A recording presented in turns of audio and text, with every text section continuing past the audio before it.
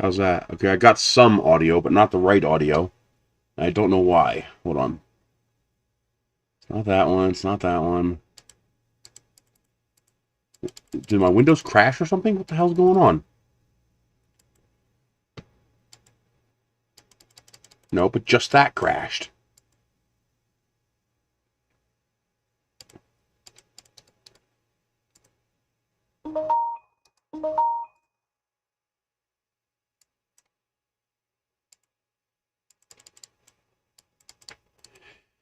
My sound control panel keeps crashing.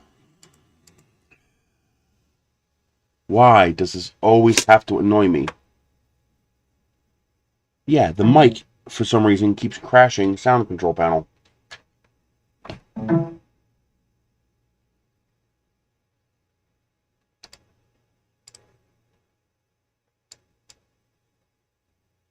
Oh, you gotta be freaking kidding me.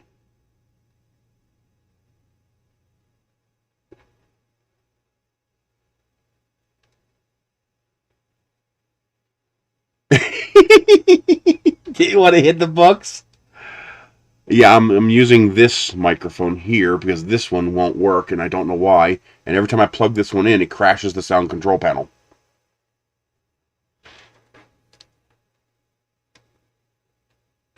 I cannot change USB plugs because it took me 4 restarts to get all the cameras working. Come on. Why does this have to be a nudge? Oh, nope, it still crashed. Yeah, for whatever reason, sound control panel is completely crashed. I cannot interact with sound control panel at all. And as soon as I unplug the mic, then I can interact with sound control panel. And there's... What the hell did it do that for? Why did it do that?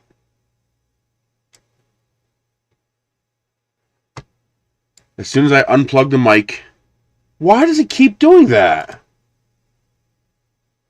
That must be a stupid Windows feature thing. Where if you jiggle a window around, it minimizes the other windows. How annoying.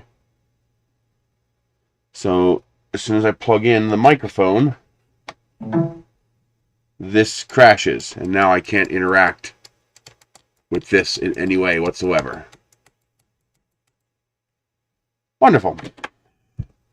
And now I unplug the microphone and I can interact with this.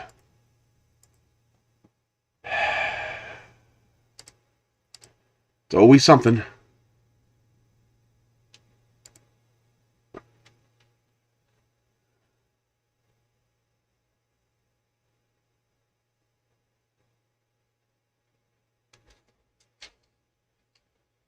What did I miss here?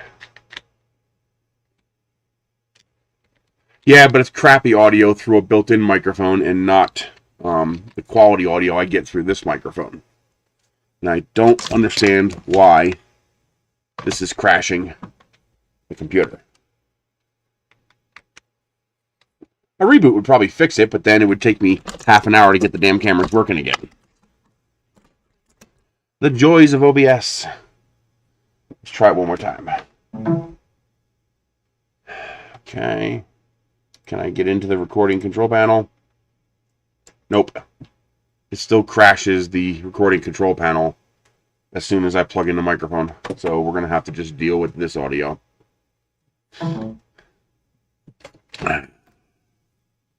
That's extremely annoying.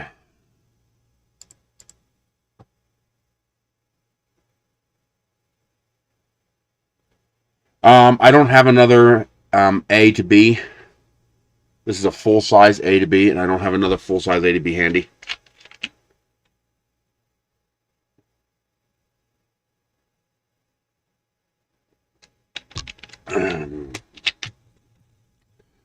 The problem is I'm using all 5 USB ports plus a hub.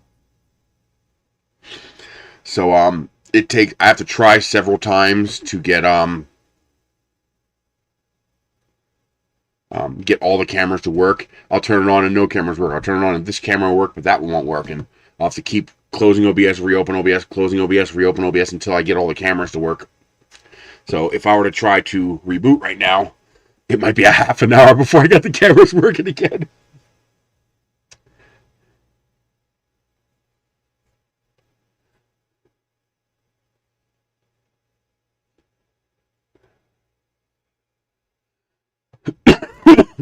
So how are my critters today? How are you guys doing?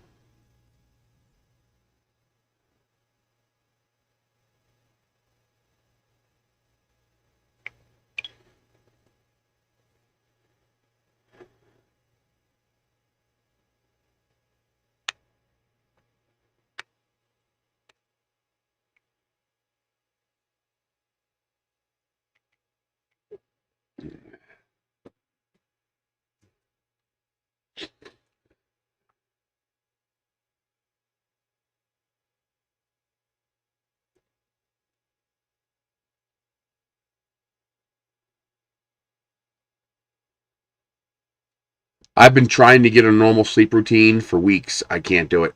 I just no matter what time I get up in the morning, I end up getting like ultra sleepy by midday, and then I'm awake until 5 or 6 o'clock in the morning again. I mean, last night I went to bed at 5 o'clock.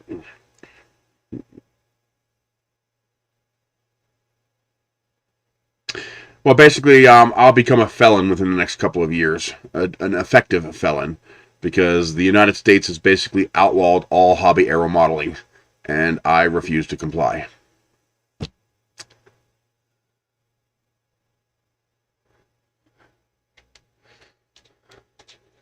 I will not give up flying toy model airplanes because they created some stupid laws to outlaw toy model airplanes because companies want to own the 0 to 400-foot aerospace for their delivery services.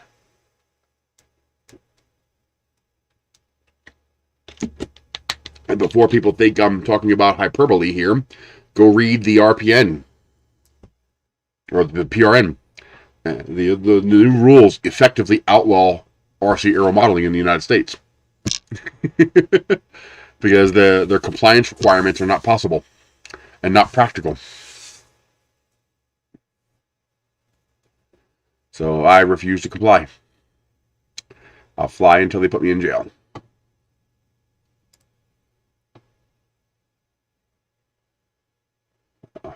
What are you going to do? The world is going insane. Literally.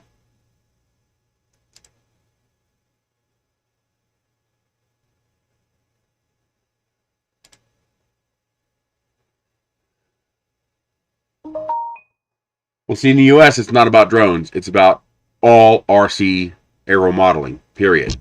Everything from the $30 little toy styrofoam RC airplane to $5,000 drones. Doesn't matter. There's no difference in the U.S.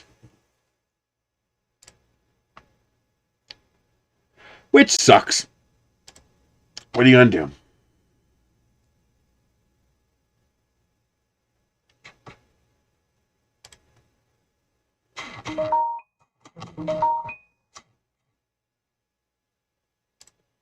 Just seeing if anything new dropped last night. Well, see, the thing is, they don't want to reclass. They want to ban.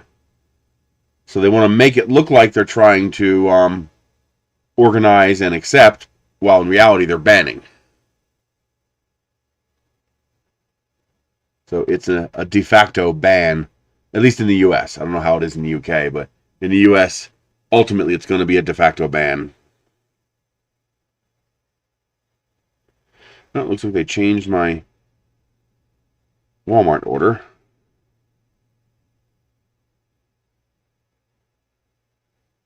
Oh, perfect. I'll take that.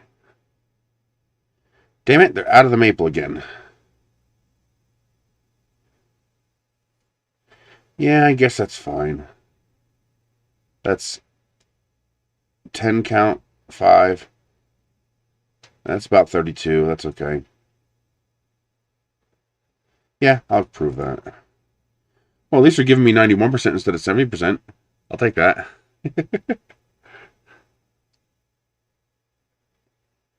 But it looks like everything else got approved. That's good. Placing a Walmart online order. grocery delivery is the only thing I like from Walmart. I hate Walmart. I don't like going into Walmart. Hate those logos.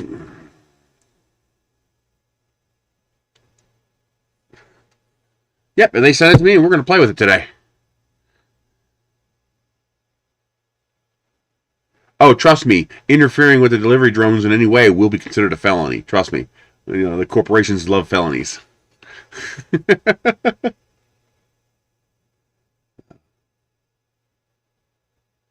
So far, the only hobby of mine they haven't destroyed is rocketry. Theoretically, I can still get away with flying RC in a rocket as long as it actually boosts as a rocket, because then it's classified under FAR 101 and not the aero modeling rules. What are you gonna do? Country's going to hell in a handbasket. I just hope I'm not here when it really gets bad. I want to be long gone when that happens.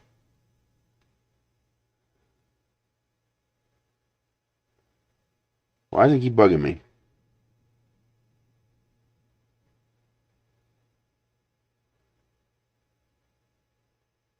Get rid of that, get rid of that, get rid of that.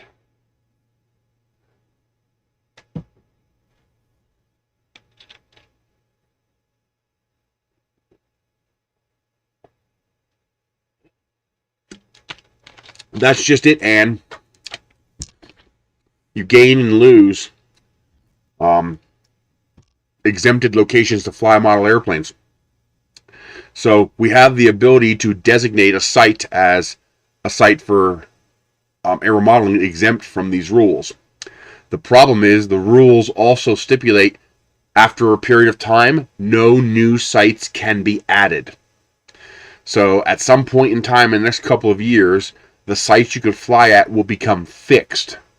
And as you lose those sites, the rules will not allow you to add a new site, which means eventually there might be like 1 or 2 places in the whole country where you could fly an RC airplane. And that's the reason they did it. They make it look like, you know, the rules are reasonable, but when you actually read them, you realize that they're totally unreasonable. Well, rockets are free flight. So a rocket is a ballistic vehicle. You know, it's going to take a predictable trajectory, like a bullet being fired up and coming down under gravity and acceleration. So a rocket is only in the air for 60 seconds, and only about 2 seconds of that is under thrust.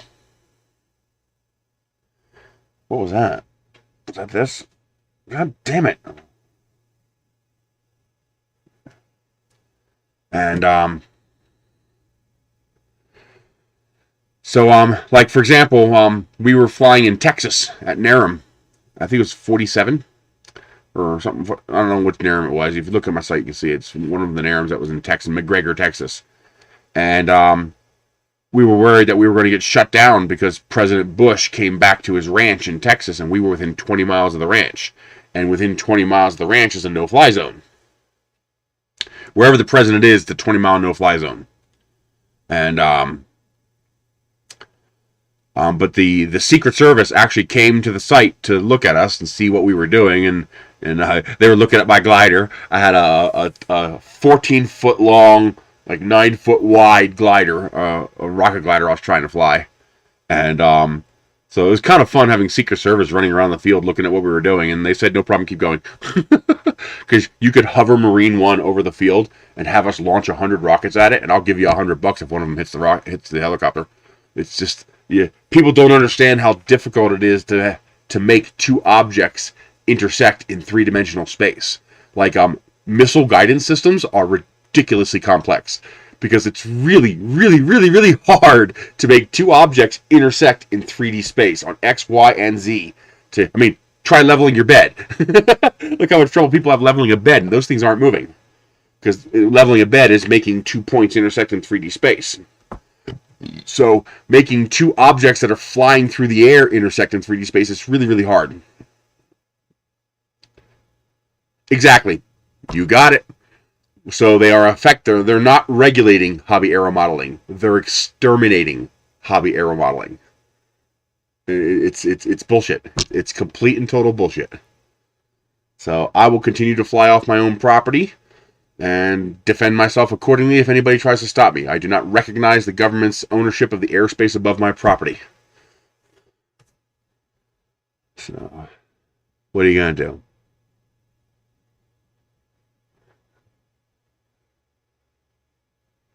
The only way to fix it now is an act of Congress. Nothing else is going to fix it. The FAA is clearly bought and paid for by the likes of Amazon and Google. You know, when people say, well, you know, they went through a process, yeah, and we didn't get a seat at the table. We got a token seat at the table, and we were ignored. They weren't interested in negotiation. They were interested in looking like there's going to be negotiation, and that's it.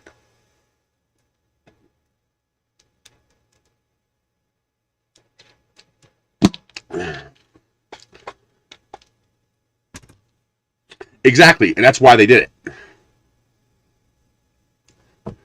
I can legally go buy a $3,000 ultralight, and with no license, no registration, no radio, and no beacon, I can get in that ultralight and go fly in the air in almost any place in the country.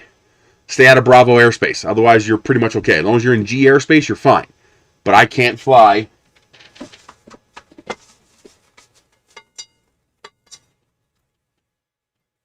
But this is now illegal, or will be in a few years. This toy, 250-gram toy, will be illegal.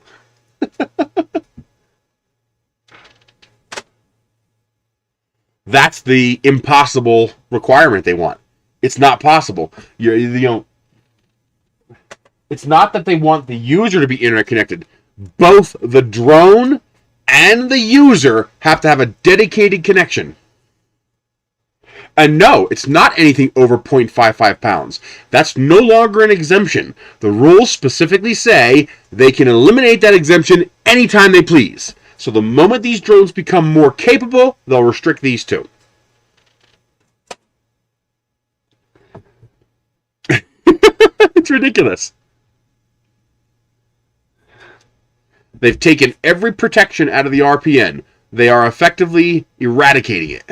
Yeah, remote ID. And it is not possible to comply with remote ID and still have hobby aero modeling left. Sure, you might have some guys, you know, who are flying $10,000 turbines, and they can afford to comply with these rules. But what makes up this hobby is people going into a store and buying a $100 airplane. Well, now that $100 airplane is a $700 airplane. Poof, there goes the hobby.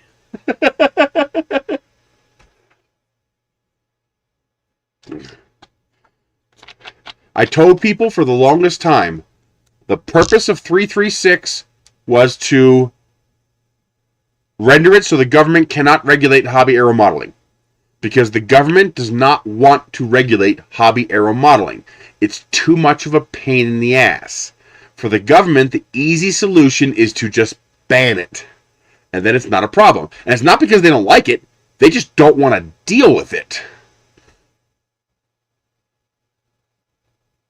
Exactly. To connect it, you'd basically have to buy a whole nother $400. Where we're estimating the equipment for the remote ID would be $500 to $700. And if you can't get an internet connection where you are, can't fly.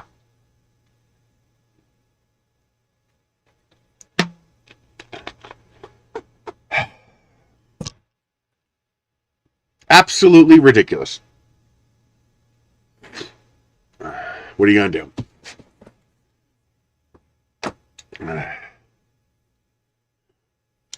Just remember, the government is functioning as intended. You just don't realize what those intentions are.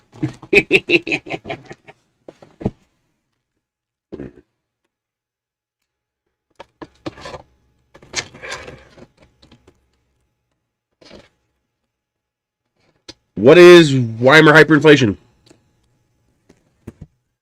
And for now, we can get away with keep flying because the police really don't care about what we're doing.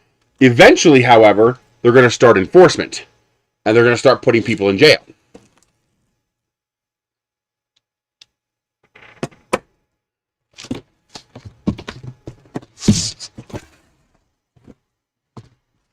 There's also massive First Amendment implications.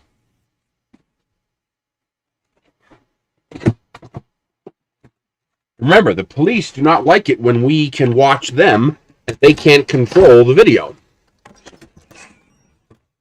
That's why they're always going after people with cameras.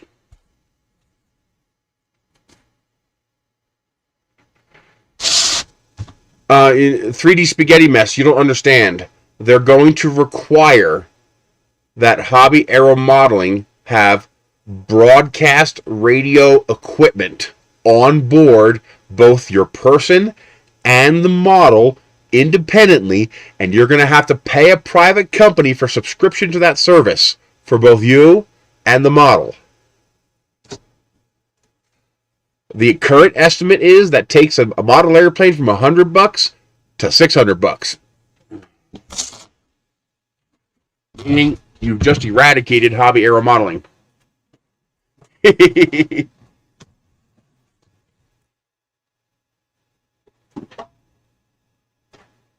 Now, what'll happen is they won't even put you in jail for flying the drone. They'll put you in jail for assault because the government's going to try to confiscate the drone. I'm going to resist with violence, and then they'll put me in jail for that.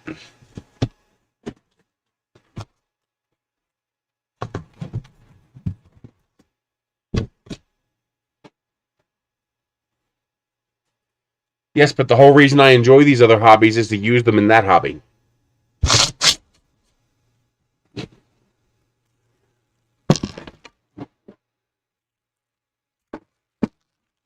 Oh, these are the corners, okay, of the shell. Oh, they're aluminum, they're not plastic. Holy crap. When do you guys see these? Well, I'm going to call it self-defense. They're just going to call it assault. Because they have a monopoly on violence. Inset picture reads backwards. Looks okay to me. Oh, wait, I see what you mean. Let's see. First, are we top and bottom? We are upside down. Alright. Transform. Flip vertically.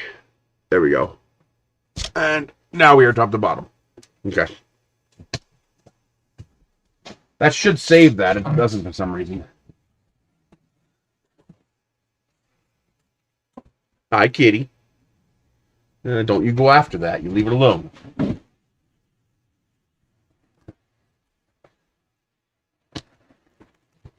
Man. What am I yanking? Why isn't it coming out? There it goes.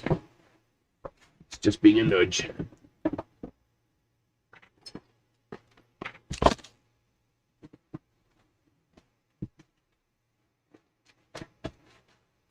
Exactly.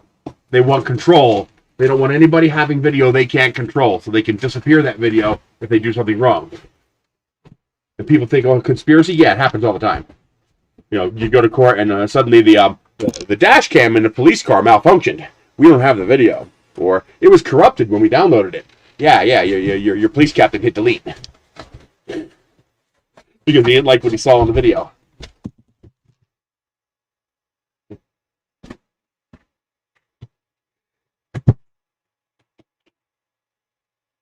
I would have flown the drone far away and said, see in court. Like, I'd rather lose the drone than give it to you.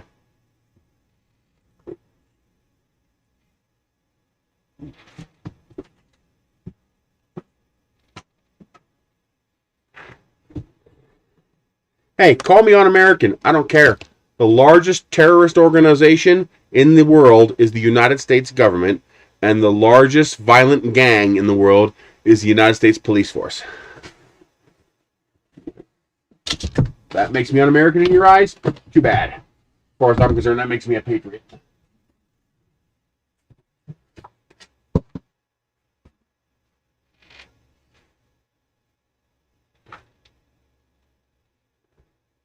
Oh man, this thing's pretty big.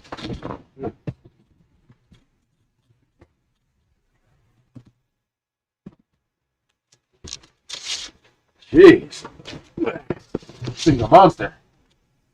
And I got someone coming to pick up boxes today. Well, they're definitely going to want this box. Come on, you son of a bitch. This box doesn't have enough integrity for me to pick it up that way. There we go. Whew. You guys want to play in that box before it goes away? You better hurry up. Yeah, you want to go play in that box? I bet you do.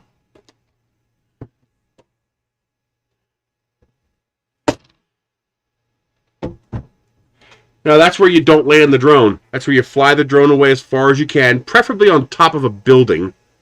You know, pretend, tell them you're going to land it. You know, lost control, whatever. Fly it out of eyesight, land it on top of a building, and hope you can get it back later. Okay, this is pretty cool. So, here's the Z-axis. You got connections back here. You have an angled screen right here. It looks like the screen stays inside the enclosure. And the SD card slot, full size. This is all aluminum. This is not a plastic. Yep, they're in the box already. Oh, he's going to get trapped. Yeah, he's trapped in the box. Oh, no, he's not. Oh, I thought he trapped himself in the box. That would have been so hilarious. Lucky cat. Because I'd have left you in there for a while.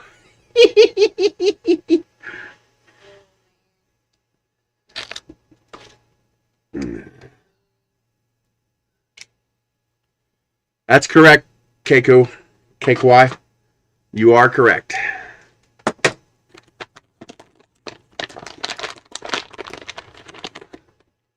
That's the one they've been using for a while. That little, looks like the Hitchhiker's Guide to the Galaxy character.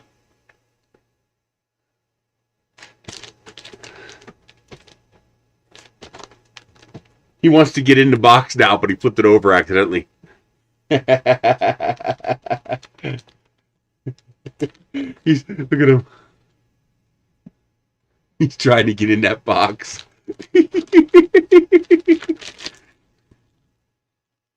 I want in the box.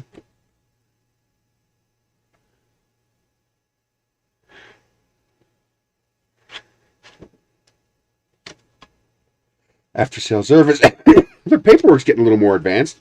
Well, I guess this is a higher end printer. So they'll put a little more effort into the paperwork.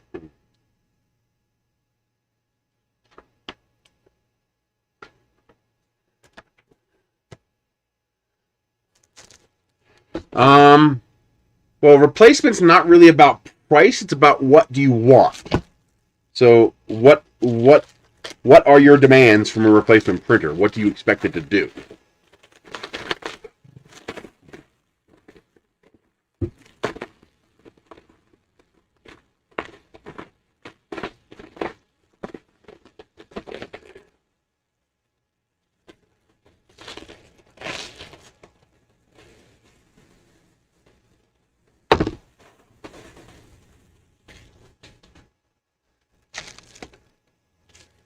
Ah, they're both up there now.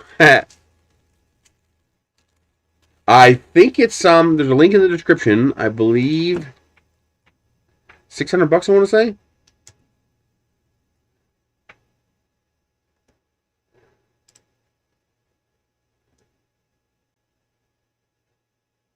Yeah, about $600. Not available yet.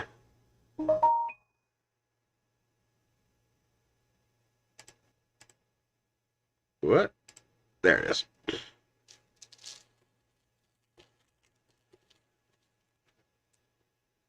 Hey, 3D Makers Hub.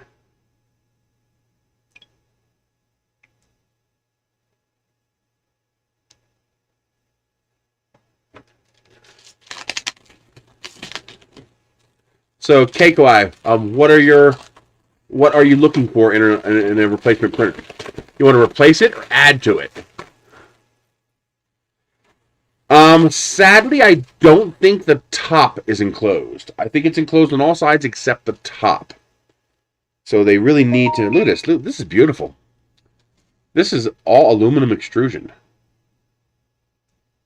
So the whole bottom frame, top frame, and these side corners are all solid aluminum. There's like gunmetal gray.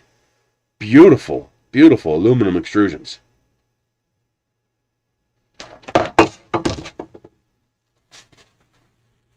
I I don't think the top is enclosed, so the top is still open, which is the part that needs to be enclosed for, like, for example, ABS.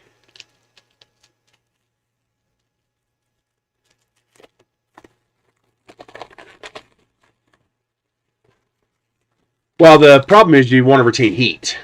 So this is not made for retaining heat. This is made for keeping people out.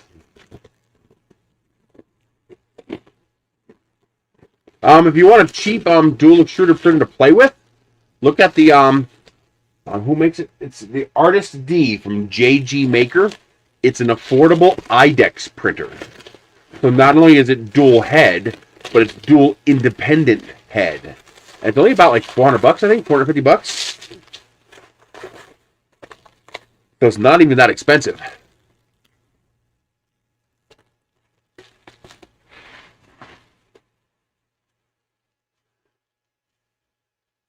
Yeah, it is. But there's also a ton of just beautiful aluminum extrusion. I mean, there's just tons and tons of extrusion on this thing.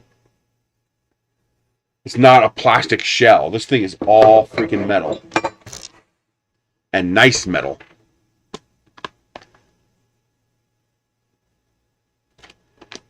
True. Like I said, this is not meant for heat retention. I think this is meant for environments where you want a good-looking machine and keep hands and fingers out.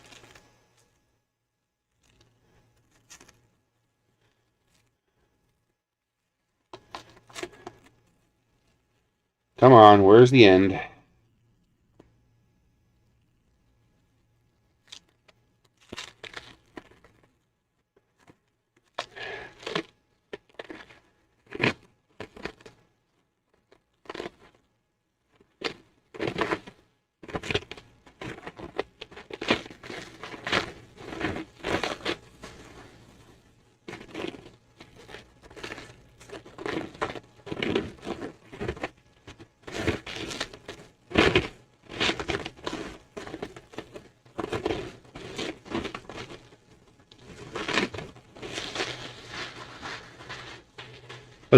The Artist D is nice because you get to dabble with mirroring and duplication while also having dual heads. It's pretty neat. The problem is the cats might try to jump inside. Which I'm actually going to have to be careful with because that would not end well for the cats. There should be 2 lead screws. Yes, there it is. That's great when they can hide the lead screws inside of an extrusion, because then you know they're not getting bent. 280, 260, 310. So not quite CR10 size, but still up there. Oh, is it really? I didn't know Kickstarters lasted this long. I don't know. We're going to find out. I hope not. I'm tired of auto leveling.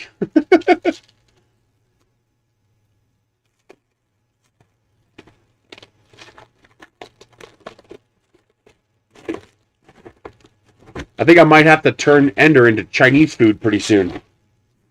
That's my latest way of threatening him. Because Silk PLA is stronger than regular PLA. Significantly stronger. But as you've noticed also correctly, layer adhesion sucks. And that's because of the, I think the word they used was elastomers that they put into it. That give it that silky look. Well, that also inhibits layer adhesion. You can compensate to some extent by using a fatter nozzle. So a 0.8 millimeter nozzle is going to give you significantly better layer adhesion. I agree, overrated. Until it's self-correcting and self-adjusting, it's overrated. I mean, if you want to do auto leveling like they did with the, oh, what's that real nice mic'd out Core XY machine that they had at Murph? It was 3-point auto leveling and 3 separate motors. So it actually leveled the actual bed, not just create a mesh. You know, that's true. That to me, that's true auto leveling.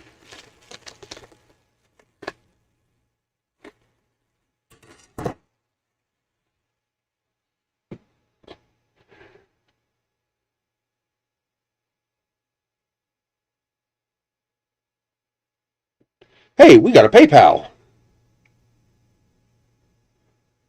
Holy living crap. Big shout out to Emery. $100. And make sure I'm not going to show anything I'm not supposed to show. But $100 from Emery. You rock. Thank you very much. You guys make this possible.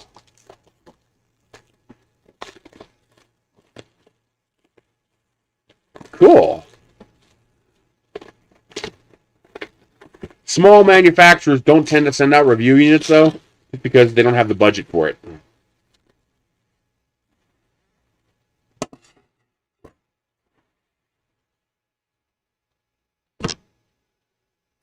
Thank you very much, Emery. You rock. I really should have turned that off the video. I'm sorry.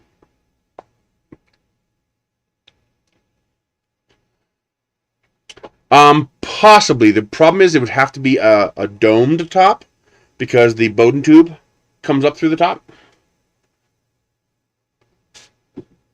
But yeah, if we could figure out why does that look like a shrunken down roll, like it's not full. Don't be cheap. It says 200 grams.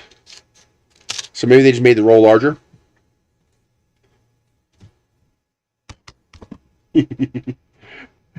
He's getting up on the shelf. There he goes. They love their perch up there. That's the best thing I got for them. They absolutely love that perch. I think thanks to a lot of you guys supporting with the Fetch and the Ibotta and the money I get from Fetch, Ibotta, and Amazon Shopper Panel. By the way, if you haven't got Amazon Shopper Panel, get it. There's no referral link. There's no affiliate link. Just go to your app store, download Amazon Shopper Panel.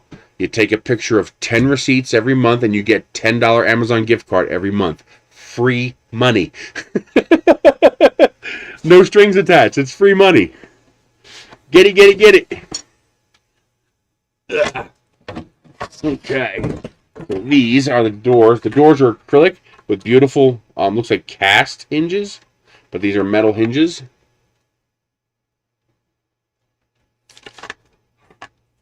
It looks like they went all out with material quality on this printer. Like they really added a lot to it.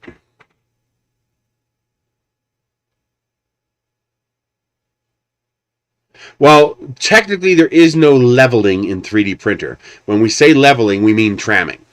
And considering it's Mic 6 spec, the bed on that printer, yeah, it's trammed well. Oh, really? What kind of device are you using?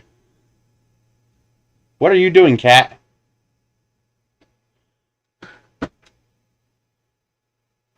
Are you really going to tear apart that box? Do I have to throw something at you? Yes. This is almost certainly Amazon or US only. It's almost certainly US only. Railcore. That's it. Railcore. The Railcore has 3 lead screws, and it actually, you can see it actually move the individual independent motors to level the bed. Yeah, this is going to be a US only thing, I'm almost certain. I'm going to throw something at that cat. Hey, stop it.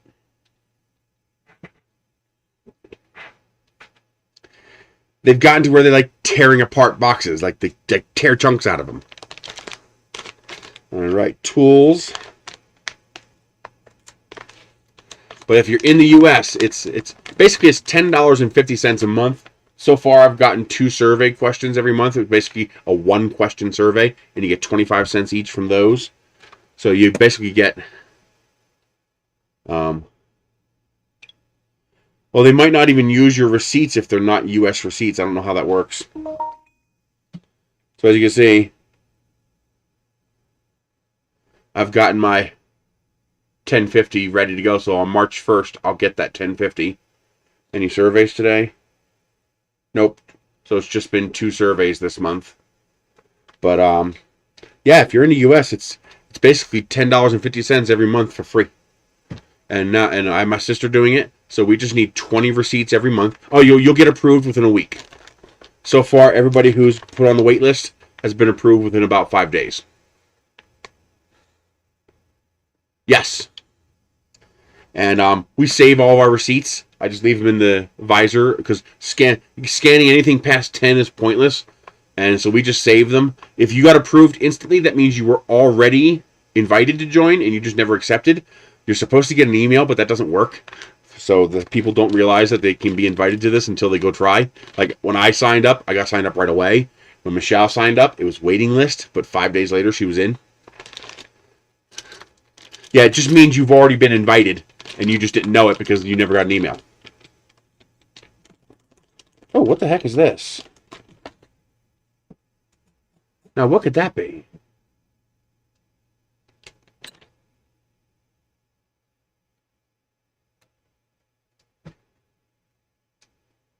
Oh, is that a pass-through to pass through the enclosure? Does this have a top? No. 1, 2, 3. That would be the 3 sides plus the doors for the 4th side. So I wonder what this is for. It looks like a pass-through. Well, that'll be interesting to... Why are you doing that? Stay there.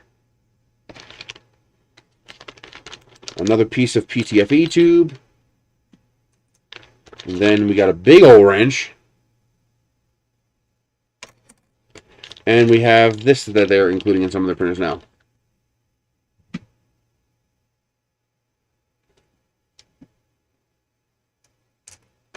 And then, of course, the stabby nozzle cleaner. I always have to keep them separate because you end up stabbing yourself with them. Yeah, it sucks. Hi, kitties. Are you having fun? You having fun? Ya weirdos.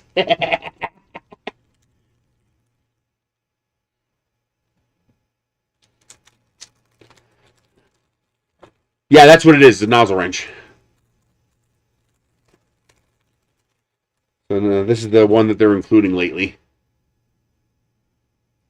Because it's using a full-size SD card, which I appreciate. In fact, we might as well load that up and see what's on it later on. Okay. Alrighty. M48s, M635s, M414s. These are the end caps for the corners. So those keeps the square corners, makes them round. A spare nozzle. You know, Creality, it'd be nice if you included a larger nozzle with some of these printers, especially the larger one. So include like a 0.6 or a 0.8, and then people can experiment with that. Oh, some grease. Hey, they're including grease for greasing your lead screws. At least that's the only reason I can see to include that. M414s, M48s. That is a spool holder. That is a... Oh, look at this. Now, this is something that people have been asking about, and they listened. See, this is why I like... One of the reasons I like Creality. They listen. Off topic is totally fine here, buddy. Just don't talk about modern politics. Ooh, sublimation printer. Cool. You talk about one of those UV printers that like it prints from a distance. You can print on anything. Those things are freaking awesome. Expensive. So there is a filament guide. So you have two bearings that almost touch. And you can run the filament through there. And there is your filament guide. Now that's pretty cool. They should sell something like this for people to add to their existing printers, because a lot of people would buy that. You know, for like their Ender 3s and stuff like that to help guide the filament in. Spool holder. Some zip cords, zip ties. And they include some tape. Wonder why. For the print bed? Now, I've always been a fan of telling users to print on tape first. This way, when they inevitably screw up, they damage the tape and not the bed. And that's interesting. Oh, it's got tape on it.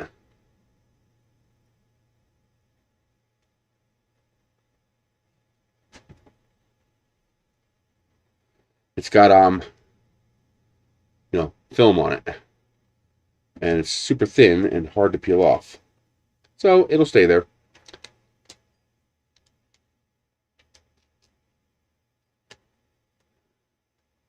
ETP.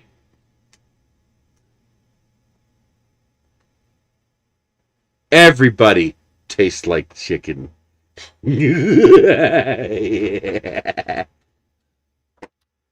I gotta remember to keep extra windows closed so we don't overstress the CPU.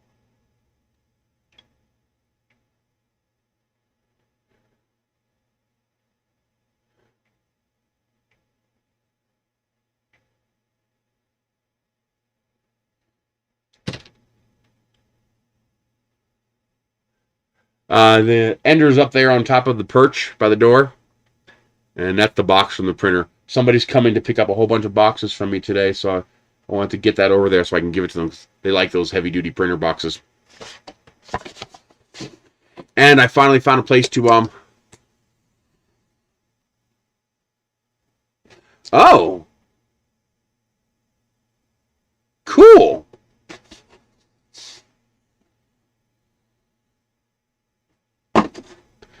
So it's designed to make more permanent t-shirt transfers.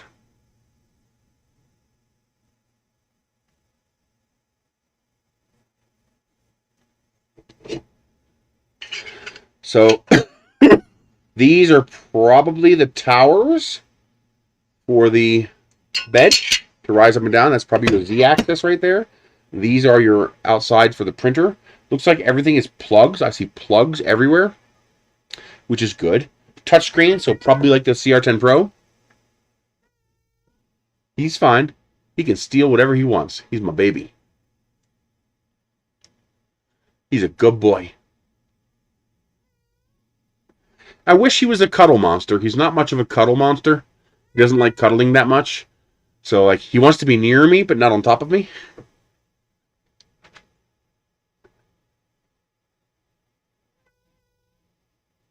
Well, I say people taste like chicken, so I don't make a religious offense. Some people are very pork is an important part of religion, so I don't use pork. Technically, yes, we would taste like pork because we are very close to pigs. But it's more it's more tactful to say we taste like chicken. Hey, Ragnar. So, yeah, so these most likely ride right on here like this. Yep. So they will ride on these rails like that. So that should be a nice strong Z-axis.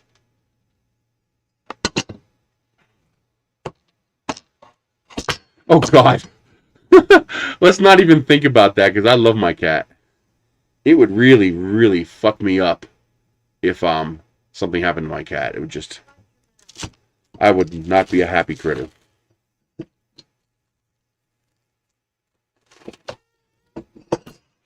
I am really, really attached to these cats.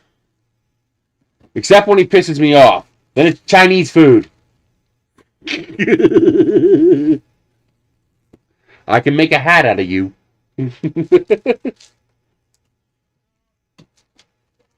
Where is the end of the plastic?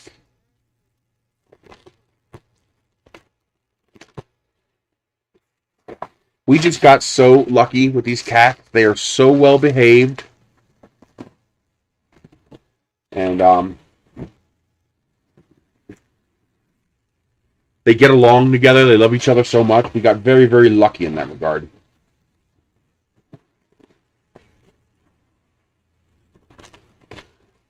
Now, I am surprised they didn't put their nice aluminum wheels on this. They did use the correct springs. So they did use the proper heavy-duty yellow springs, which I appreciate. There's no tension relief on the bed, but this is not a bed slinger, so that's not as critical. Should be able to just attach the bed to the frame and secure it that way, and that will be your tension relief. Although I would have liked to have seen a little bracket for attaching it to be more efficient. Yeah. Okay, I am glad to see that they use clips to hold the silicon dioxide plate on. So replacing this with a sheet of Wham Bam will be very easy. The plate also looks pretty thick. Looks like a 4mm plate instead of the crappy 3mm plates they sometimes use. That's good. I'm surprised they didn't use their nice aluminum wheels that they have. Creality has a set of aluminum wheels you can get. They had them real cheap in the beginning. I got a whole bunch of them. So I'll probably end up putting them on here. Figure nice printer, put some nice wheels on there. And because this one is a ZY swap, like the Ender 5, the bed moves up and down. So weight on the bed is not a big deal. And unlike the Ender 5, this has 2 Z screws. Why?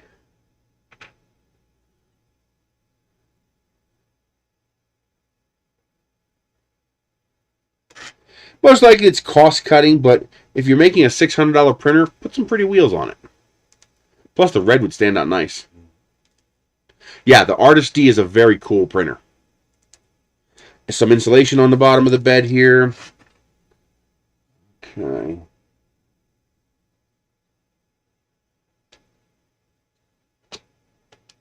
Okay, so those need to be adjusted. These are adjustable. This one doesn't move, but this side here, the frame here, can be adjusted in and out. You can see they've CNC'd some travel for these screws here so they can slide in and out to adjust it. Okay, pretty cool. Now, I believe this is this a Core XY or is this a swap? This is a swap. So this is just a Cartesian like the Ender 5. Oh, wait a minute. Yeah, it's a Cartesian like the Ender 5. They just swapped the Z and the... Ooh, it's direct drive. Oh, this is direct drive. Oh my god, look at that tiny little... This is a whole brand new hot end.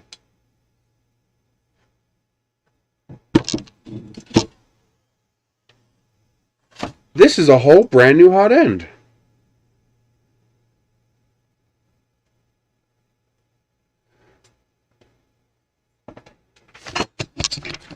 Let me show you guys this.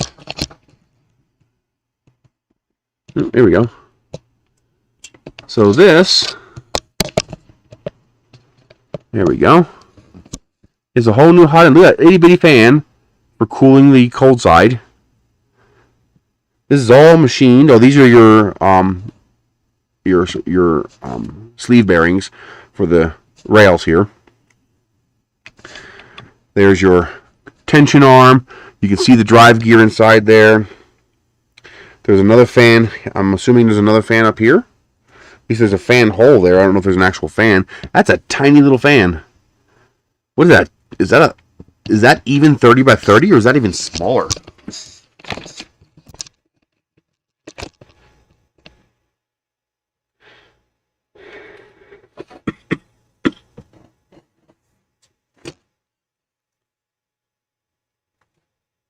Cool. Okay, so, yeah, see, this here is going to prevent you from... Let me get a better view for you guys here. There we go. So this here is going to prevent you from being able to put a flat top on this. Because you can see this whole assembly sticks out the top a bit. So it would need to be a dome-like top. Like the Flash Forge.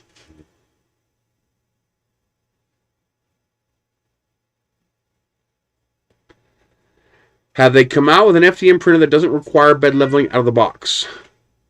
Kind of. The CR6 SE is auto leveling that is pretty close to true auto leveling. The only thing you have to set is your first layer height. Well, it kind of makes sense for this because they're trying to enclose it from the outside, and V wheels would require the wheels to extend past the end of the frame. So this type of arrangement, smooth rods, allows a more compact structure. That's what we need, the dome on top. But this has a 260 by 280 by 300, so it's a much more generous build volume.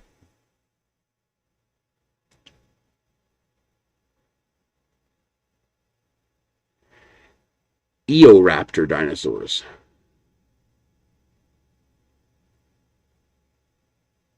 Yes, there is parts cooling. Where is it at? Right here. It's a 5015. Let me get you a better view.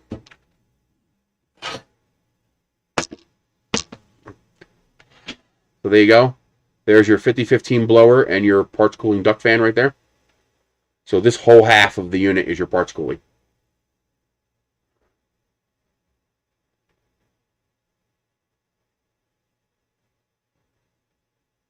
Oh, that's interesting. I didn't know that. I didn't know that was the difference between white and dark meat. Huh. So human beings are mostly dark meat. Except politicians. They're veal. Yeah. So this here would mandate you having some sort of dome to handle this. So you have a dual belt drive on a shaft here that moves this entire assembly front to back, just like the Ender 5, except it's a smooth rod. There's your end stop. So the end stop is on top, of course. There is your X ends up and your Y end stop. Then you have a belt drive going across here. I was wondering why they have the belt of the motor so low, but then I realized that's because they want it inside the printer. They want this to be visually appealing to look at. Okay. Boy, this is a heavy printer. I mean, even this here, this weighs as much as an Ender 3. This piece here weighs as much as an Ender 3.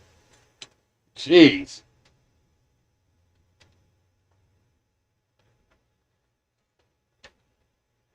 This is one beefy critter.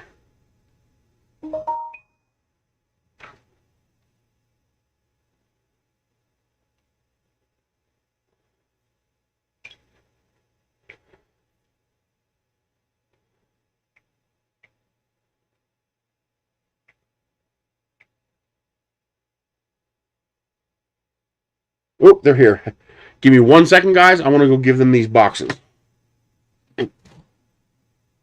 Come on, let me out. I got printer parts all over the place here.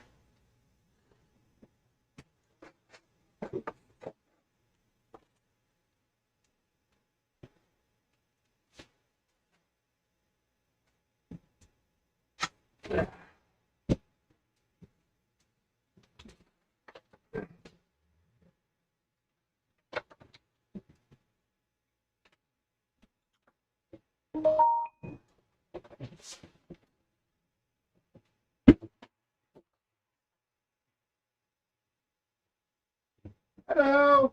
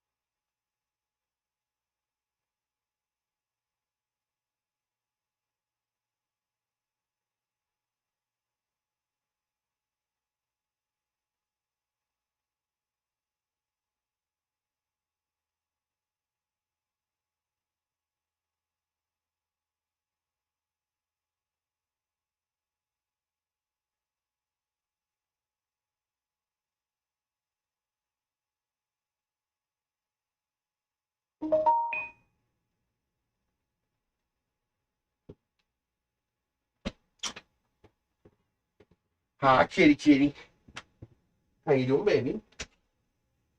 A lady got the boxes? Yeah.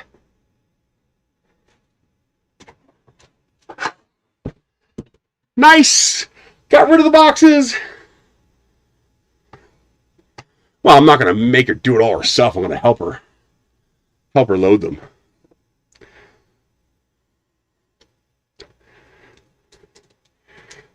Hi, kitty.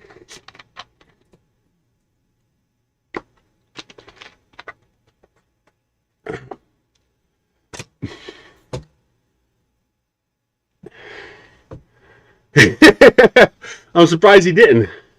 Oh, he wanted to be there to look out at what we were doing. I love turkey soup. I love turkey.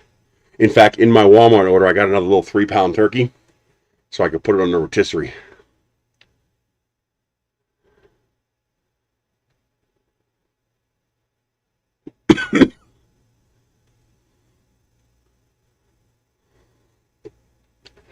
Okay, so we have everything broken out. Now, how do we assemble? Yeah, open top, closed sides. So, that's what it'll look like when it's done.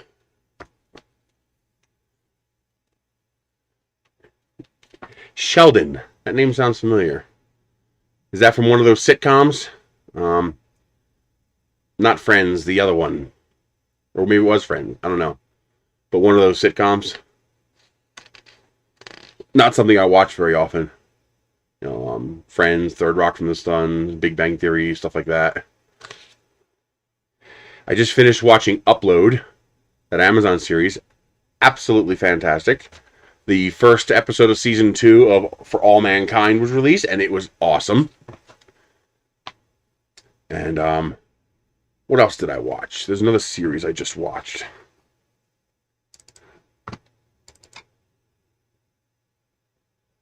He has a kitty song to calm him down. I want to watch Inhumans. I haven't watched that yet. Well, I got to watch season 3 of Attack on Titan. That was good. The new season of Expanse was good. Too short, though. Really too short.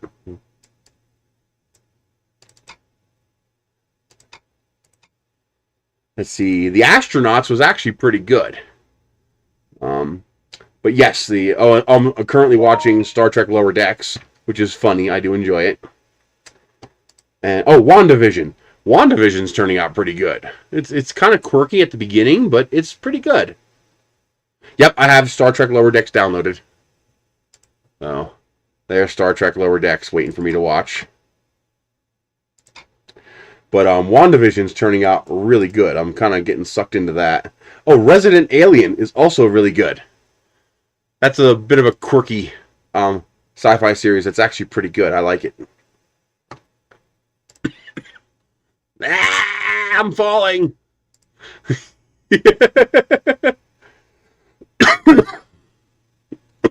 is basically an enclosed Ender 5. Let me fix this while I'm here. Let's see. Transform. Flip vertically. There. So at least that's done for later. There we go.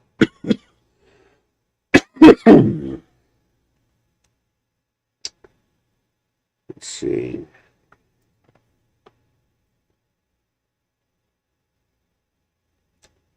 what is on the SD card. So once again, they do not have the files in the root of the folder, which means they're not going to work. So you have G-code here. Looks like a 13-hour vase, a 12-hour ship, and a 9-hour pen container, so we won't be printing any of those. But they have a couple other files here we can play with. But we will, of course, try to print a Marvin and a vase. But I'm guessing it's not going to see these G-code files because they're not in the root of the folder. So for some reason, they still have not fixed that.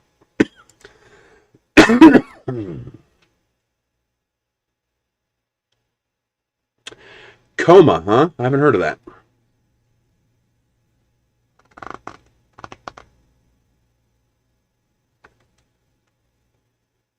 So it looks like the first thing we will do is install the 4 quarters.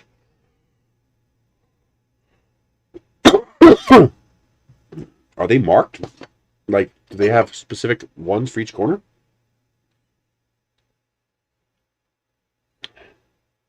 Because they are different.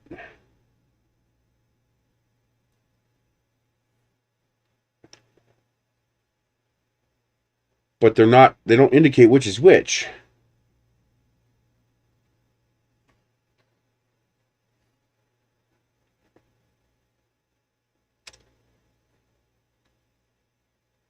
I'm guessing the ones that only have 3 brackets are the front. So these would most likely be the front where the doors would attach. Then those 2 would be in the back because they're also identical. Print the Legend on Netflix. No, I have not. I've had this cough for over a month. It's very annoying. I must have some sort of infection because it's productive. I hack up that slime every now and then. So there's something going on in there.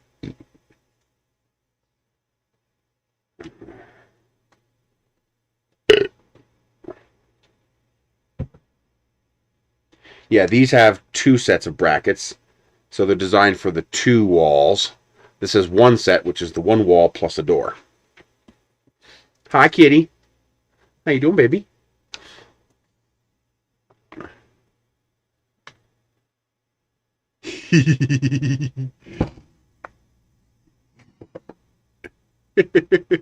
He's like, okay, I want to sit on top of this new thing. He's like, yeah, not enough space. Too cold.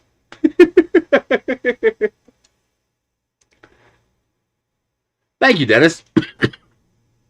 I love my kitties. They are good kitties.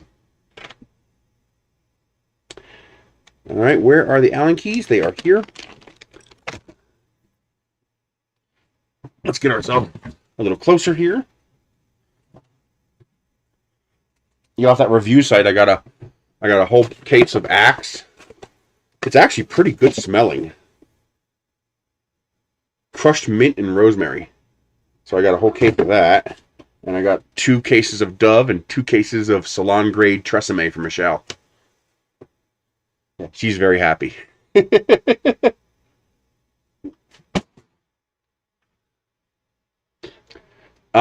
This camera here is about 120 bucks. And as you can see, it sits on an arm. So if you look at from this camera right here, you can see this whole thing sits on an arm. It's about 120 bucks. This camera is amazing. I love it. It's got a built-in light. It can do macro. It's not a super wide angle.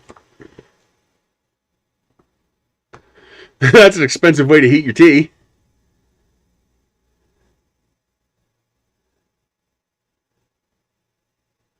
Did I miss something? Let's see. Let me get you a link for that. Amazon.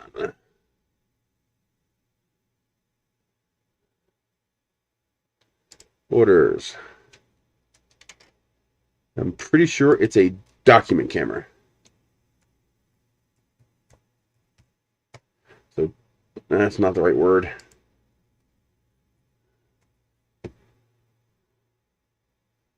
There it is. It is currently on sale for $102 with a 10% coupon. Very nice. Come on, give me the link. Give me the link. Give me the link. Thank you. It's got a Sony sensor, so it works well in low light. It has a built-in ring light. It's made to be a document scanner for scanning like pages in a book and stuff like that. But it's a fantastic OBS camera because it's on an arm, so you can move it around and aim it. You can see I turned on the light. So it's got a built-in light.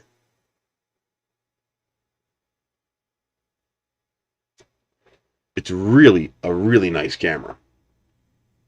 And it's just plug and play. No, it's USB, so it's plugged in by USB, and it's plug and play. Nothing, no special drivers or software needed.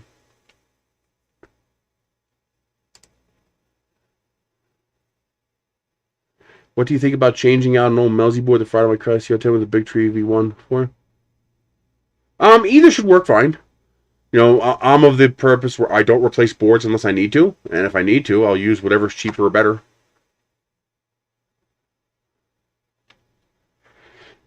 It's a nice camera, and it's currently on sale for less than $100. So it's $102.07, and you get 10% off if you clip the coupon that's on the page. Any used ones? There's a used one for $101, but there's no point. The new one's actually cheaper with the 10% coupon. So you'll save a little over $10. If your video, is my video freezing? I see tiny stutters. I'm only at 53% utilization, so I should be okay. If you're getting freezes, hit F5, refresh the page.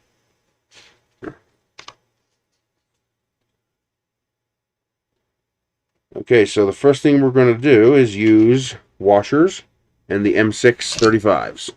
So let's get these parts out of the way. We don't need to mess with that right now. We don't need to mess with that right now.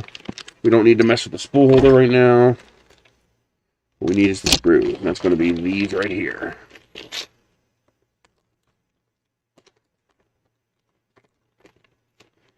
Easy way out of what? Let's get the tape out of the way. Keep all the screws and wrenches handy.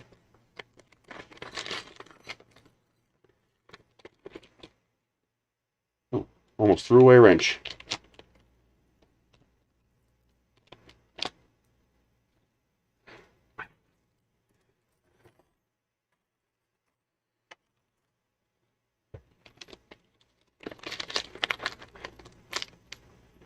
So it's going to be 4 of them with washers. Normally I don't use the washers, but on this particular printer I probably will, just because it's going into big fat extrusions. Okay.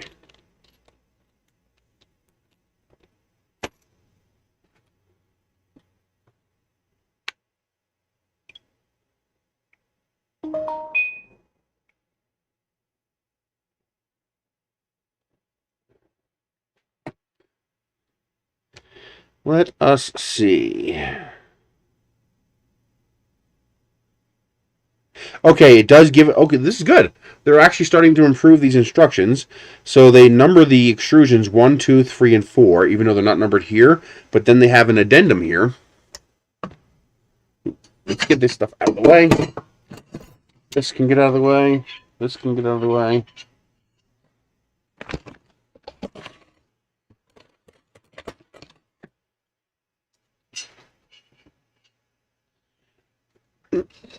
So you can see here, there's an addendum here that actually tells you what each profile is and how to identify them. So profile 1, 3 fixed plates. So that's these 3 fixed plates here. On the left, on the right. So that's good. They do tell you how to distinguish which ones go where. Sometimes they leave you guessing and you got to figure out where they have to go. Hi, baby. Are you having fun? Are you upset that I got rid of your boxes? Huh? You probably really wanted to play inside that big box. Oh, yeah. They were actually trying to chew at it. They wanted to get inside that box.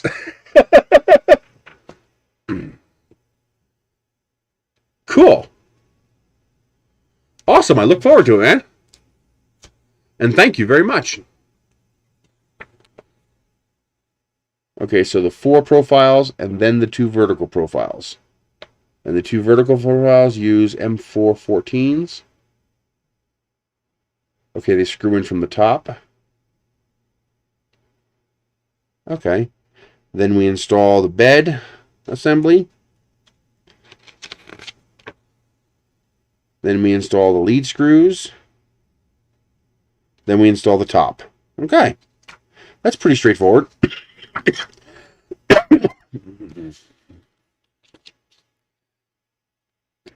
So right now, Ender, would you like to examine the instructions? You're such a good boy. Yes, you are. You're such a good boy. Yeah. He's a good cat. He's my baby.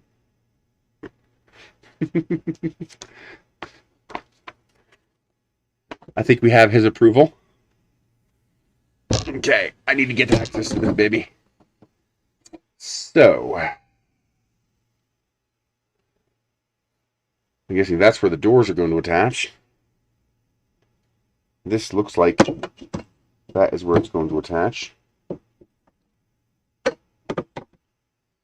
Ooh, clean. Slots right in there.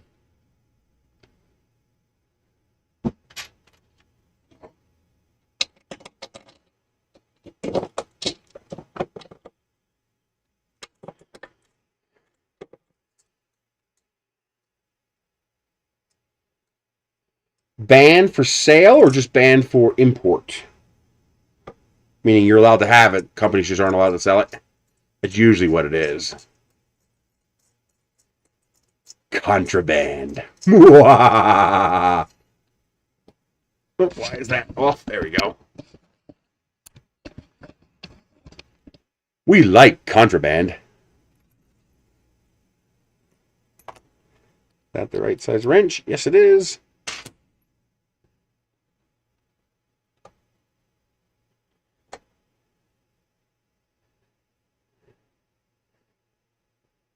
I think they made changes to the Kinder Eggs that they're allowed to sell them now.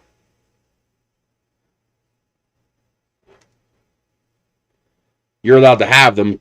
Businesses just weren't allowed to sell them for a while.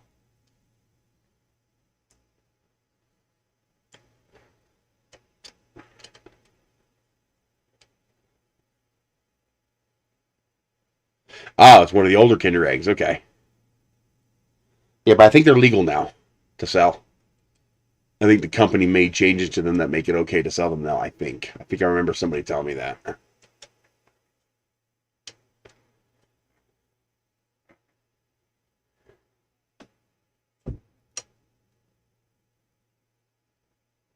Oh, is that the difference? They had to remove the toy?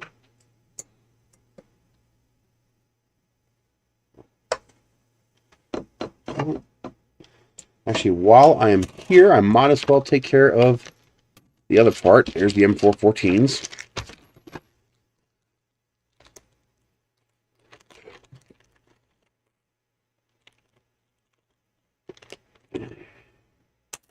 I heard you guys don't have tater tots in the UK. Are these symmetrical? They look symmetrical. Is that true? You guys don't have tater tots, like, at all?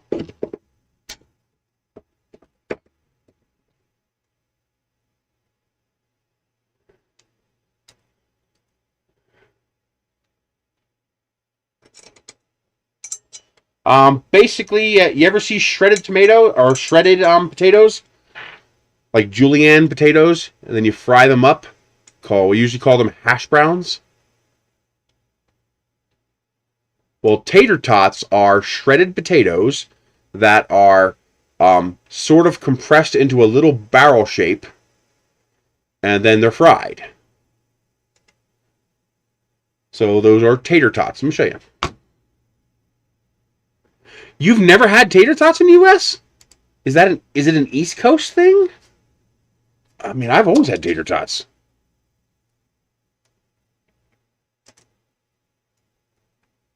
Well, no, because they're available at Sonic here, so it's not just a East Coast thing. So these are tater tots.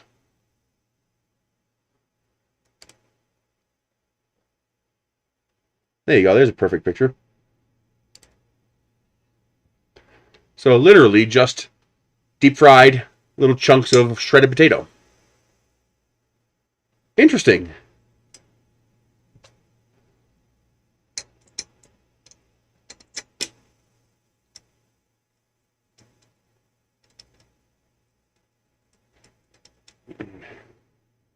Now they're basically hash browns in that configuration.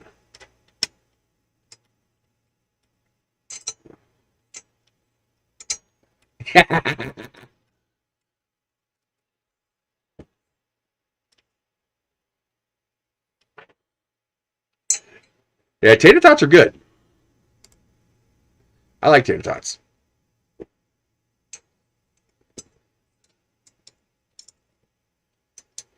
True, you could shred some potatoes and form them into that shape and then fry them in oil. That would work.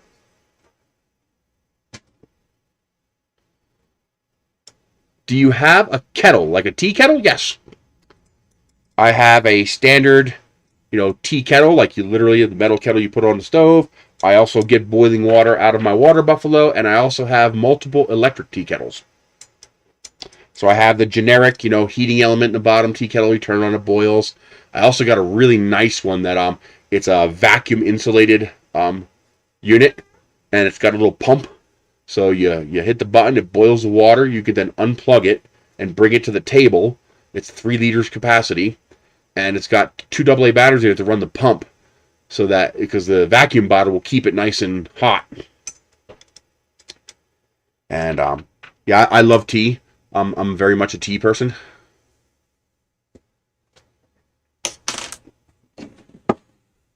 Yeah, I was watching an episode of I think I'm trying to remember. It was on the Learning Channel, Discovery Channel, about how in Britain they have to manage the electricity from their popular television programs or sitcoms.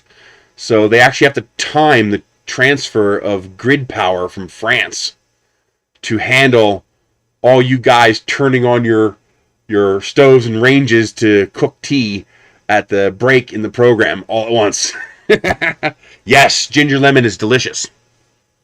Exactly. They were saying how it's such a huge draw of power that they actually have to bring in power from France outside the grid to handle that instantaneous load of power. It's amazing. I find stuff like that to be absolutely fascinating.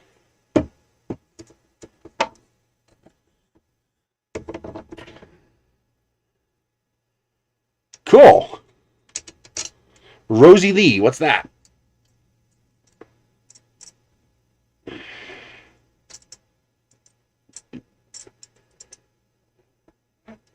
Huh. Oh, really? I didn't know that. Well, I know it's tea, but what kind? Is it just a regular black tea, or?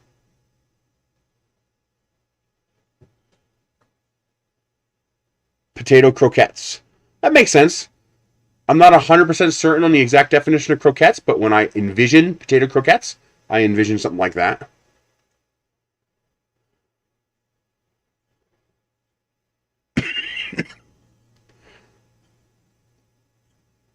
I got, from what I understand, PG Tips is a popular tea there.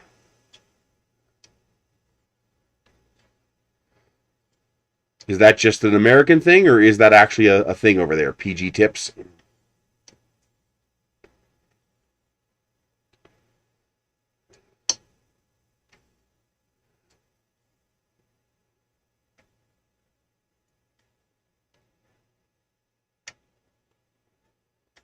Well, I have more PG Tips tea than you can shake a stick at. So I like tea. And even though it's sacrilegious, I cut my tea just because it's expensive. The nice flavorful stuff. So I always make a 24-ounce tea, so I need 3 tea bags. So when I use my expensive flavored teas, yep, pyramids, I have the pyramids. When I use my expensive flavored teas, if it's an unusually strong tea, I will cut it with black tea. So I'll put 2 of the flavored tea bags and 1 regular black tea. And it extends my supply of my specialty teas. It makes them last longer. And, well, I went to that Bensalem Wholesale Foods that I showed you guys last week. In that place in Bensalem where I get the cheap. food. Oh, I don't want a new window open. I got too much crap open.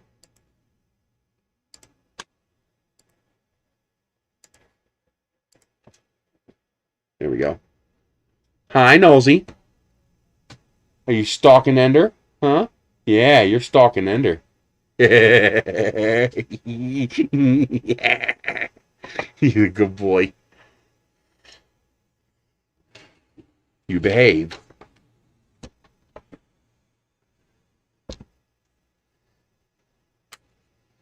Well, they had PG Tips, the big big boxes of them, like 144 tea bags in a box, the pyramids, and they were $1 a case. I bought 30 cases.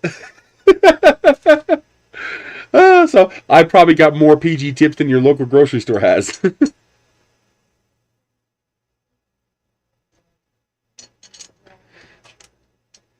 Yeah, I find a good deal, I grab it. I don't. It's like no bullshit. I just grab as much as I can. I will.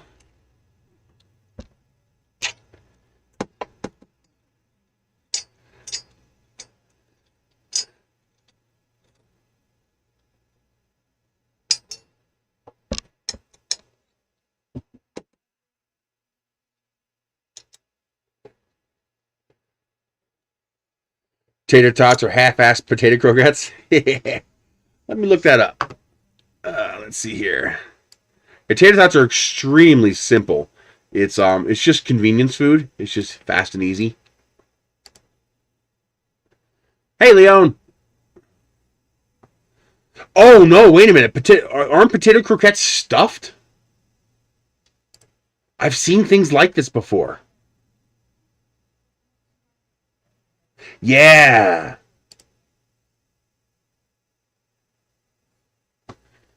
Talk about stuff like this.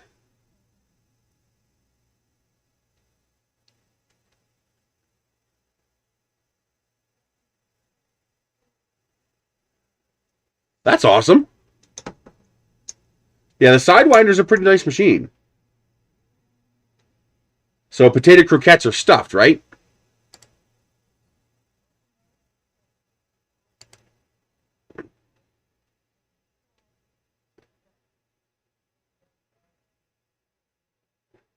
Yeah, these look a lot denser.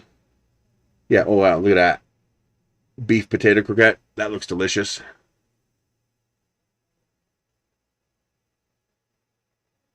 Yeah, so you're I don't know what they call them here. I think they call them croquettes.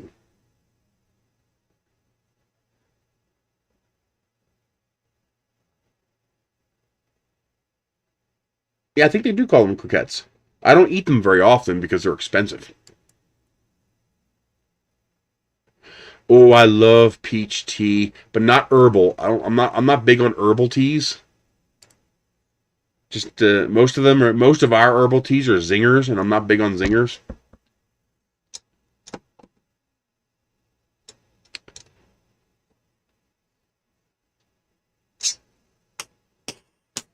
Hey, Robbie Mac.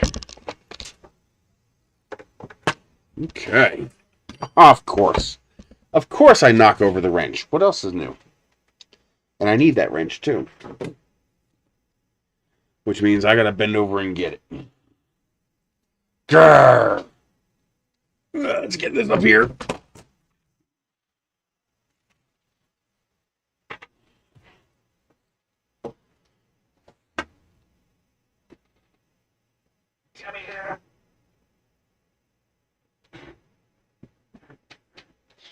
Gotcha. Twinnings is very good. I like Twinnings tea.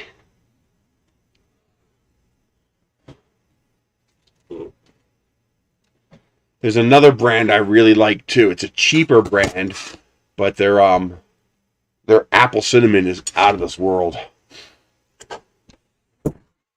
I like strong tea.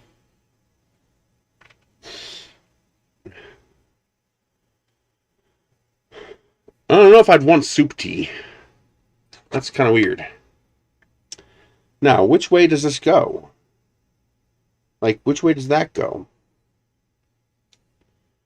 Does it distinguish?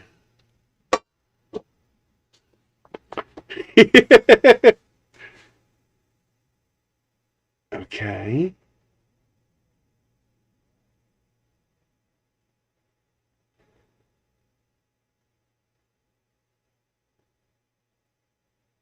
Yeah, but they're not symmetric. Oh, yes, I love hot ciders. Bigelow and Celestial are good, although a lot of Celestial teas are the Zinger teas, which I'm not a fan of. But yes, they are both very good brands. And there's also if you're in the U.S., I'm pretty sure they don't do the U.K. But there's another what's it called? What is it?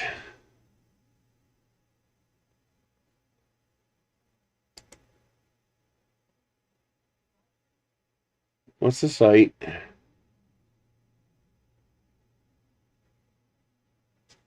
I should have a link for it. I don't have a link for it. I gotta fix that. Yeah, that's a mistake. Okay.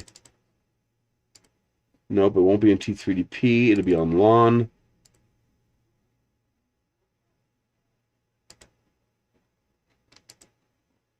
Where the hell is my T link?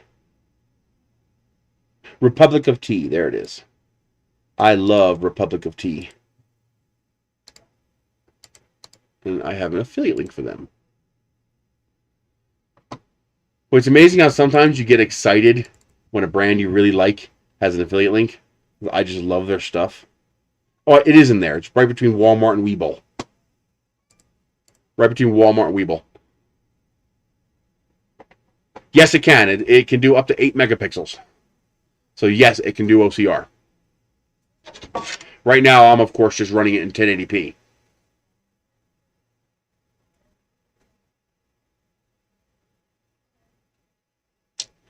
I am going to guess on wire management being toward the inside back here.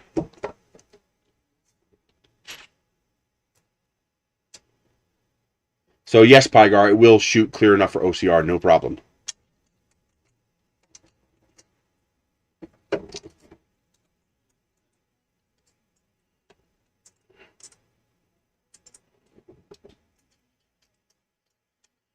I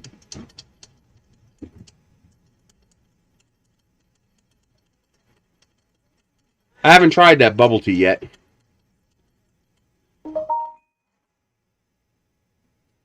I like mint. I don't think I've ever tried mint tea, though.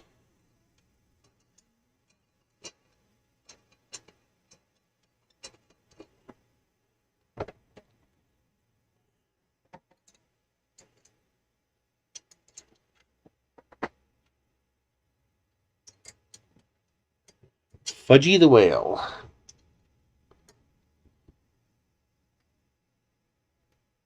Okay. Go get him. Go get him.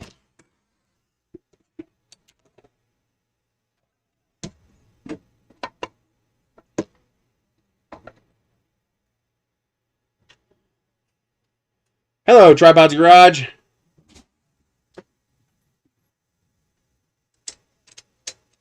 So what is Fudgy the Whale? Is that like a brand or a type of thing, or?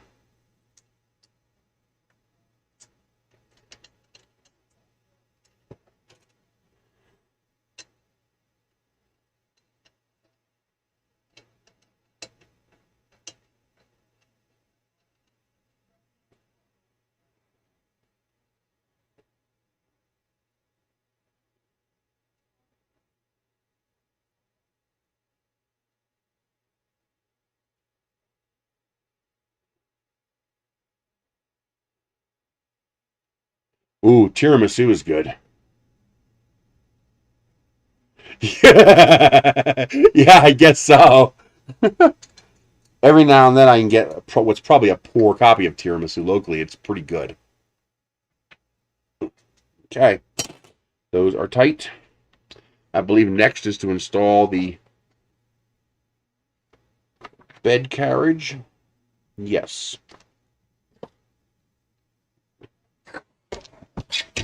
Whoop. Okay. And we're going to want to align this with that. Okay.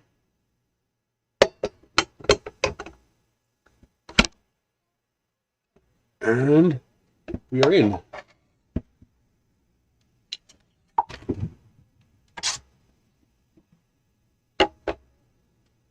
Okay. So move this up and down a bit. Make sure it's aligned right. And then I should be able to tighten these. Yeah, something that can't be turned upside down, that's not going to make it here intact. Tighten these up. I hope.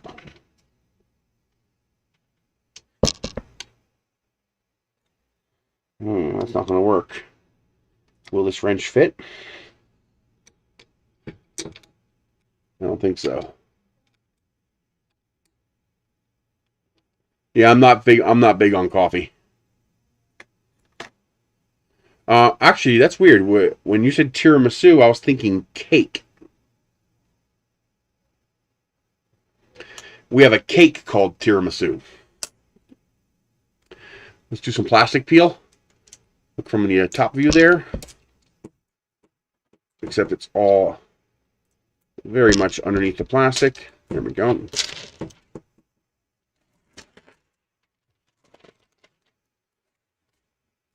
If I didn't know better, I would say they changed the chemistry for the silicon dioxide bed.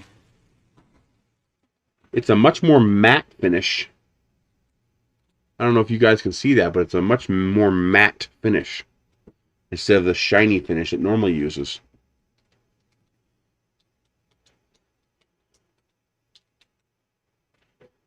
Yeah, I wish I liked coffee because coffee is very cheap, has a ton of flavors, and everybody always gives it away for free. But I hate coffee. Well, I half hate coffee. I've tasted so many different kinds of coffee trying to find one I like. No, it's the silicon dioxide surface, that glass surface with the little black pattern on top that it makes it stick, like Ultra Base, like Anycubic Ultra Base. So there are plenty of coffees that taste fantastic when you put them in your mouth. Like you take a sip and it's like, wow, that's good. And then you swallow it. I cannot stand the aftertaste of coffee. I hate it so much. That aftertaste just makes me want to gag. It's like I want to scrape my tongue to get rid of that aftertaste. And that's the same problem I have with beer. I can't stand the aftertaste of beer. Ugh. I can't use the good microphone today. It keeps crashing my soundboard. I don't know why.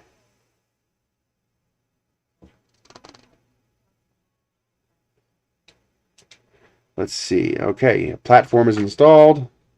Now we do the lead screws. Lead screws.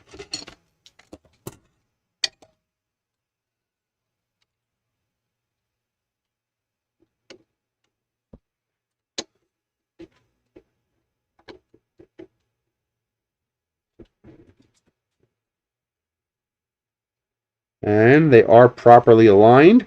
It dropped right into the hole like it should.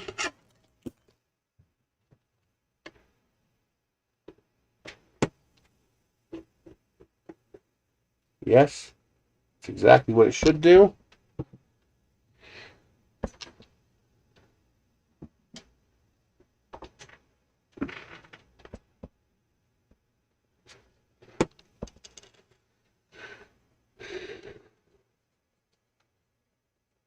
Burnt toast scrapings? Yuck. That does not sound pleasing.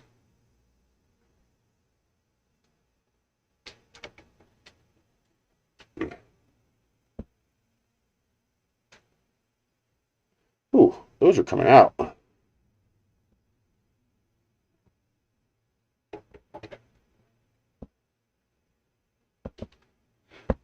And this wants to slide down. So we're going to use the phone as a stop.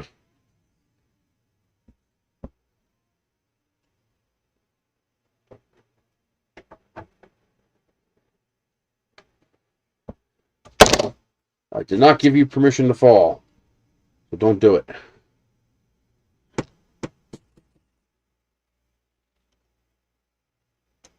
Next size down.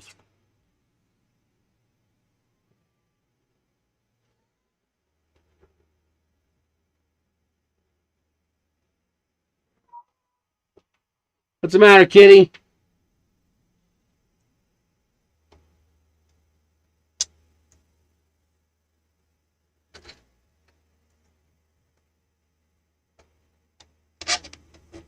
So that's tight. Okay. Make sure that is fully inserted.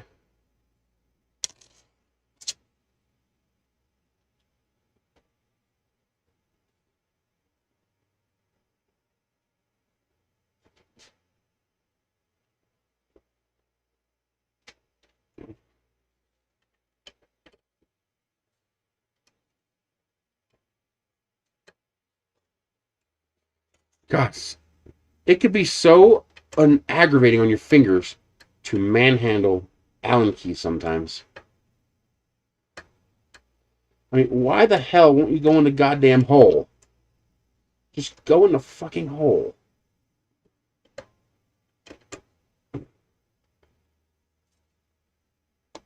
Mm.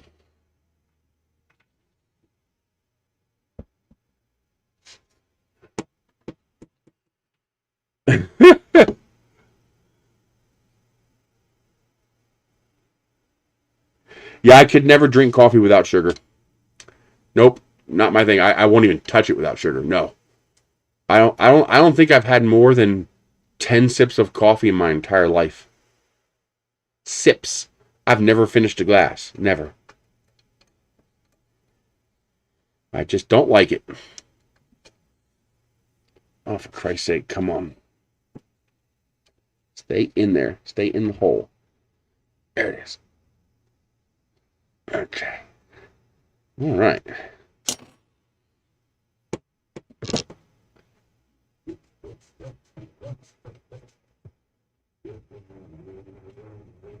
Okay.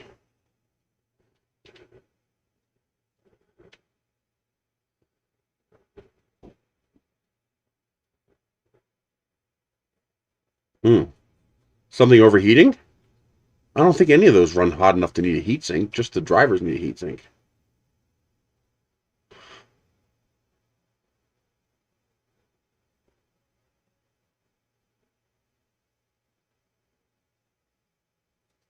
Yeah, I'm guessing it's an acquired taste that if you drank enough of it, you'd eventually like it.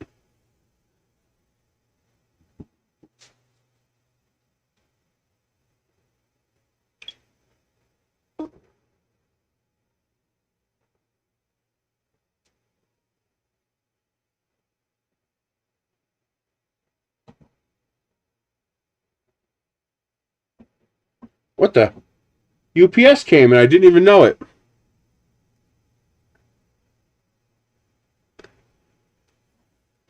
Never tried Irish coffee. Didn't know there was a difference. Okay. We might as well start connecting. Now that's a weird one. That looks like an XT60 connector, but it's 3 wires. Huh. I wonder why. Like, what's the 3rd wire do? That goes there. And this would obviously be the thermistor. This is almost certainly going to go to the gantry up top. I don't know what this goes to.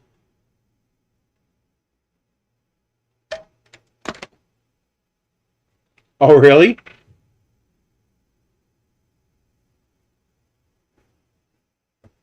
Brains, sugar, and cream. Hey. No zombies yet.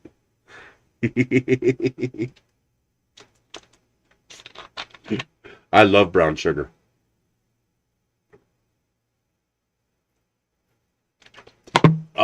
Excuse me. No, cheese and mustard taste amazing.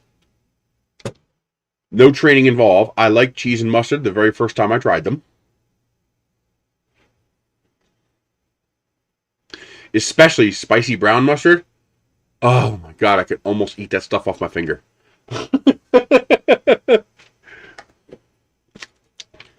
Alrighty. Gantry goes on top.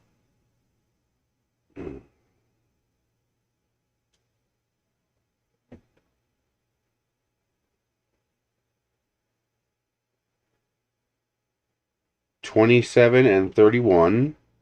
So we are using the M635s. Yeah, exactly. The like I don't know what you call it. We call it deli mustard here, or it's got the bits of seed and material in it. The very first time I tried cheese, I loved it, and it did not taste sour to me. I've never tasted cheese that's sour. Huh. I've never actually tasted a cheese that's sour. Okay. Next up, gantry top. I'm guessing Creality will go forward.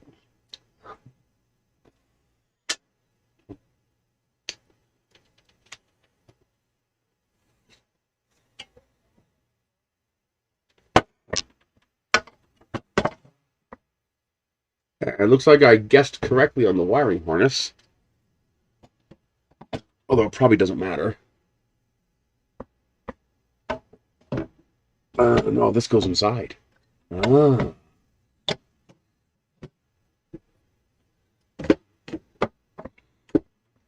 That goes in there. That goes in there. There we go. Did I pinch any wires? Nope, no pinchy pinch. Okay.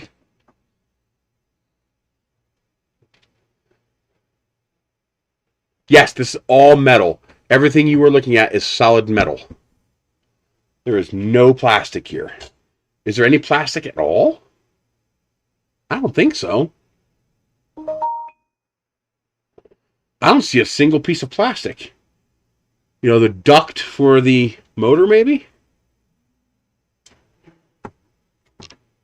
Yep, that's plastic. The fan duct is plastic. And molded, not printed. Yeah, it's all metal. Everything you're looking at, except for like grommets, that's rubber. Yeah, everything is metal. This thing is built like a friggin' tank.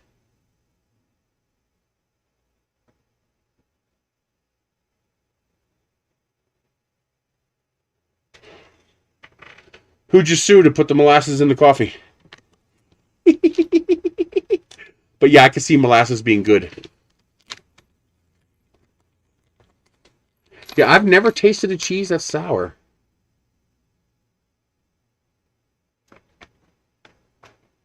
But see, I love dill. I think dill is amazing.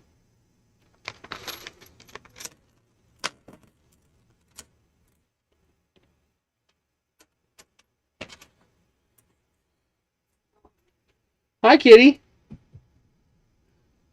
Hi. I heard that little purr. Okay, this is not sitting correctly. Why not? Oh, there it goes. Nope. What's pushing against it? Okay, that can't work. The bracket is impacting the other bracket.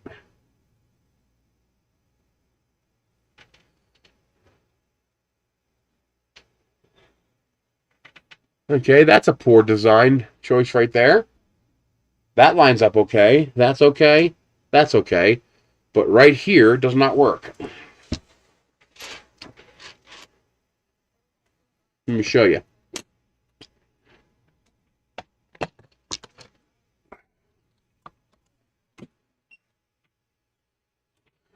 So, there's the first issue we're going to have.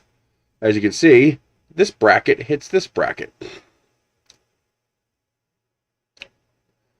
And I think the only way I'm going to be able to fix that is to remove this bracket.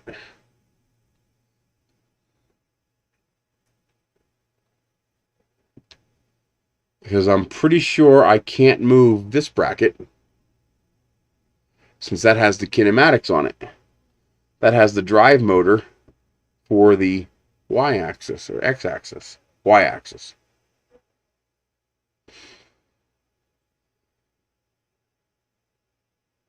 Huh.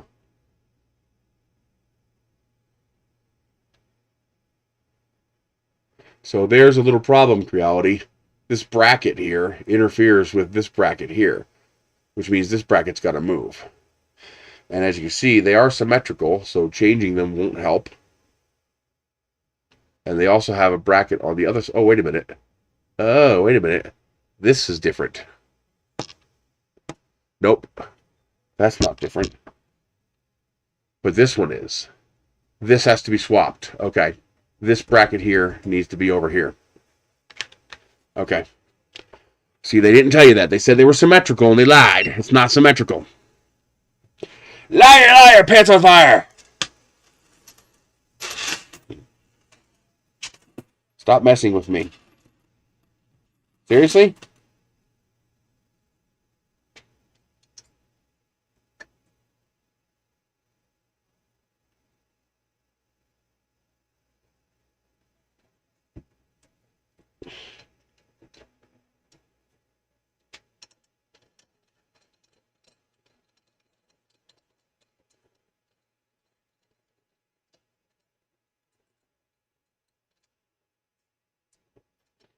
Yeah, that is interesting.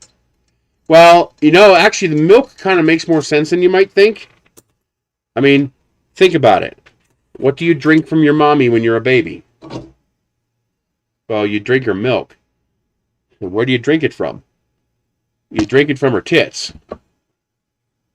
So, when you see a baby cow feeding off mommy cow, you're thinking, I wonder if that's the same as what my mom gave me. I could see people trying that. I could absolutely see the logic of that. Hello, Asger. Nope, gotta go this way. Yeah, udders. Cow tits.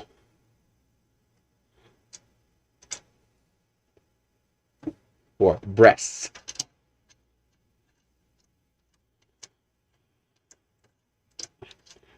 Okay, so these are not symmetrical. They are slightly different. So they will want to update their instructions to accommodate that. So you can see on this one here, these two are both up at the top. But this one here, they lowered one. You see the one is further down? That is in order to clear the Y-axis stepper bracket. So they goofed it up by not including that in the instructions. Yep, there it goes. Fits perfectly.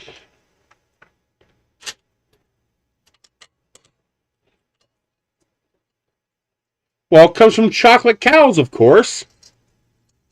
And you also have strawberry cows. And don't forget the incredibly rare banana cows. I finally got a hold of some banana quick. It's very hard to find. I love banana quick.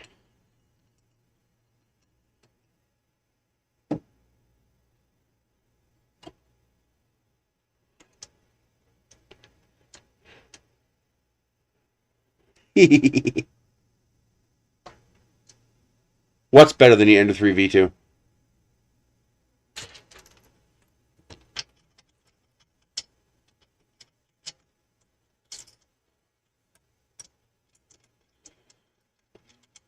Yeah, vanilla milk is very good. I will agree with that. You scumbag. Come here. Am I not all the way in? Nope.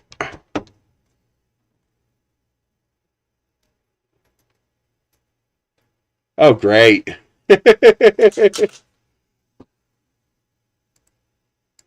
That's not someone you want to be live against.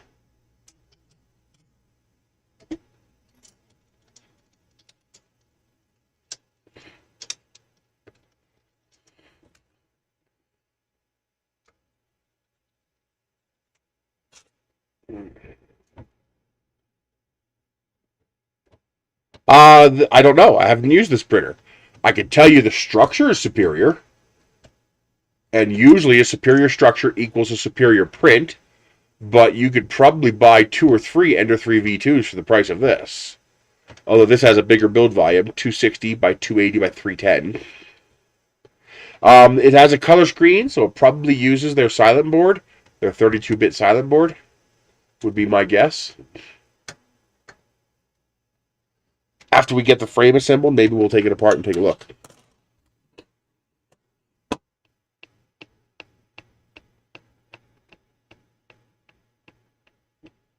Assuming this goes this way. Nope, goes that way.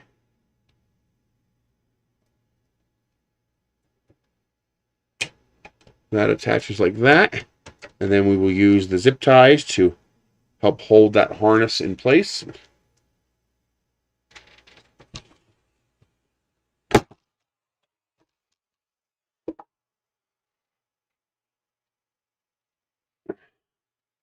I don't know. I haven't seen one yet. Is there orange milk? That would be a good indicator. I've never seen orange milk. So I would question whether orange cows exist.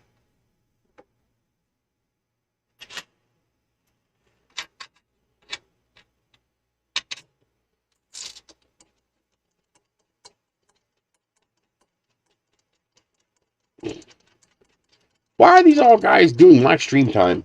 I'm going to have to bite them. I'm the Wednesday guy. I've always been the Wednesday guy.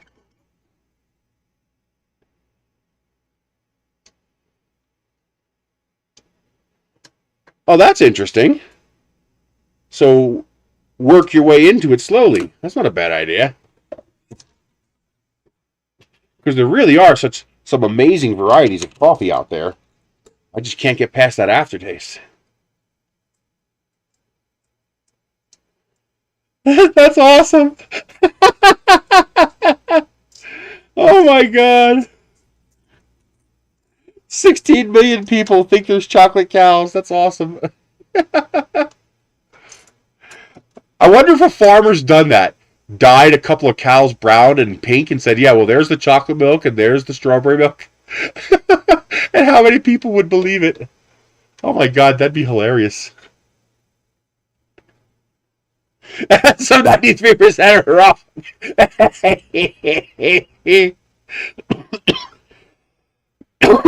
That's good.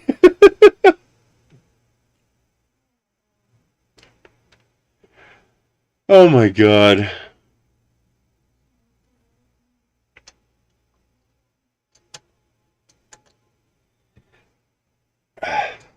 Alrighty, those are both in. Now we just gotta do the front too. Boy, this printer is beefy.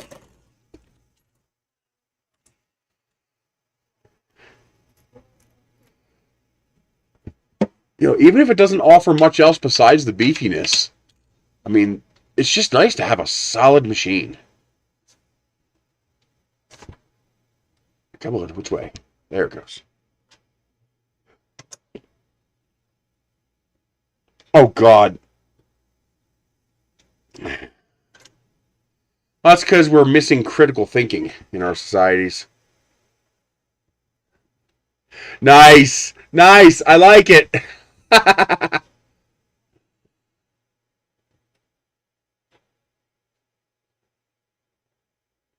Oh, my God. Rubberneckers.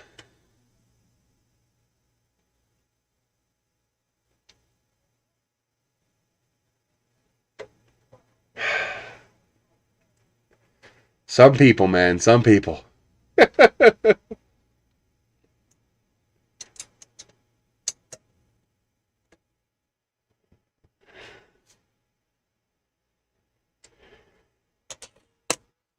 GearBest can be slow, but they are reliable.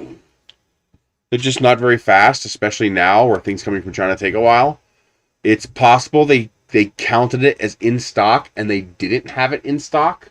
So inquire with them, ask them what's going on. Just be polite and you'll usually get a usable answer.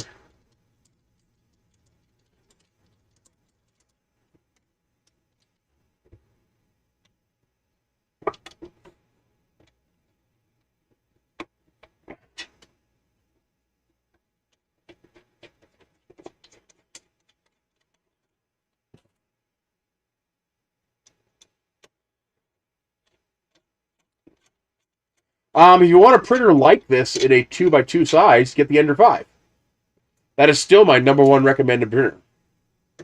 It's only $350.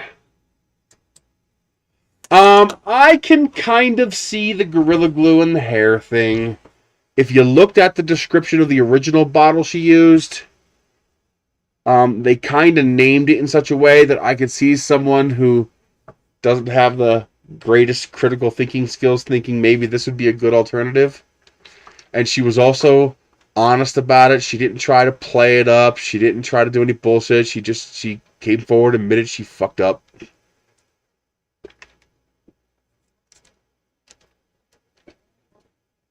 This is a more industrial printer, so it's very well built. This entire box frame you're looking at is all aluminum. There isn't a piece of plastic on this printer. As far as the frame, it's 100% metal, color screen, full-size SD card. It probably has a silent board. It's got a dual lead screw bed, and so instead of slinging the bed, it slings the kinematics up top here. It's got a direct drive, and it's just very, very well built. So this is like if you took an Ender 5 and just built it really, really well, like a really high-quality structure, a high-quality build. And so far, that's what it looks like, which to me is a good thing. They need to start putting out some high-quality printers.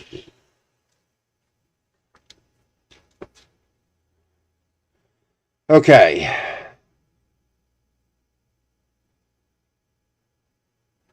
What the hell? Oh, that's what they're pointing to. Okay. So, next up, that all goes there.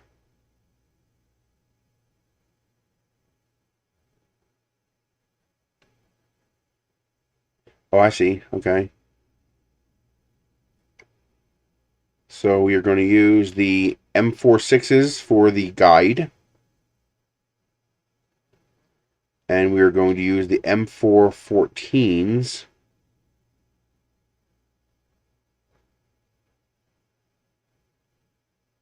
to secure the rails. Okay. M414s.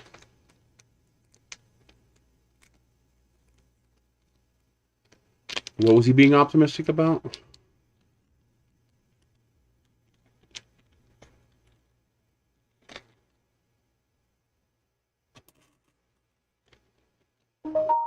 Well, once we get a critical mass of the population vaccinated, there'll be no reason to lock things down anymore. If we'd have all just put our damn masks on, like the real doctors around the world said to, we'd have been fine. But no, we had to turn it into a political game.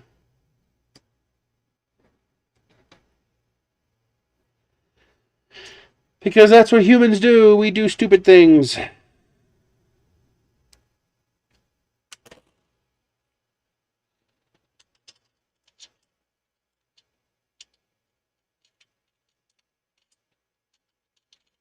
Tell me I have this backwards. Oh, wait a minute, did I find a hole?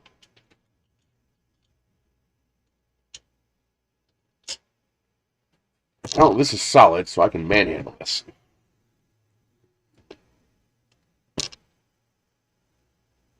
Oh, I see the holes.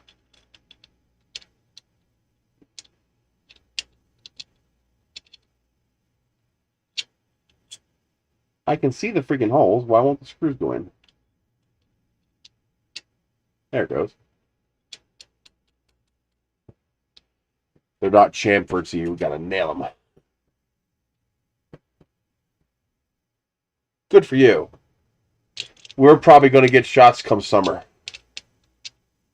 Although we've already vaccinated 25% of our population.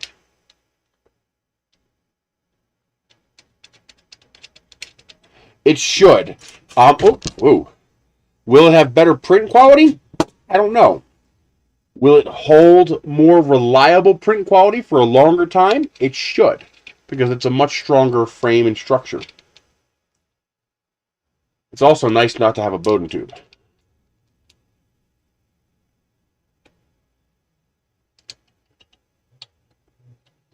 Not really. We've been going for 2 hours and 10 minutes. And we've probably got another 2 hours to go. Okay. Welcome, Ben Tolley.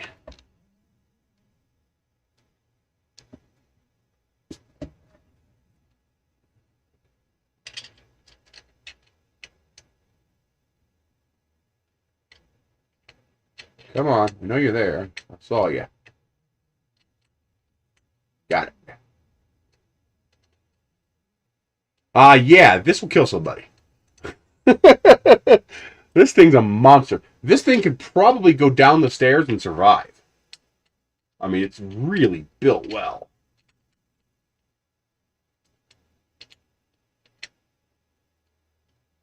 Got it.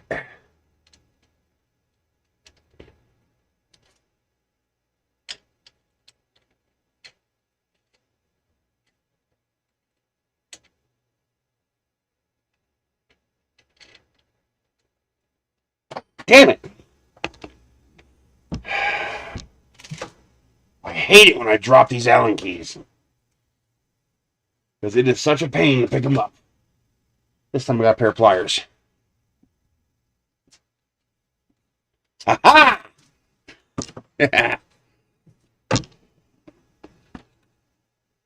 I have outsmarted you, Allen keys.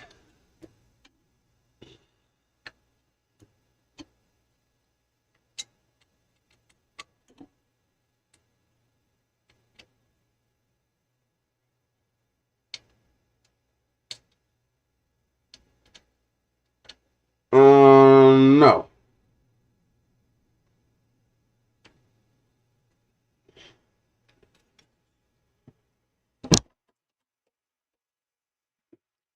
Let's see. Filament guide. That goes in next.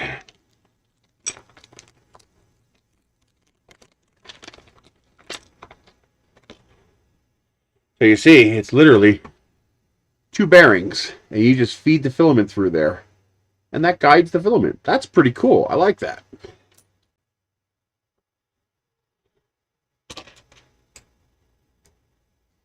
I'm pretty sure that's in the back corner here. Yep.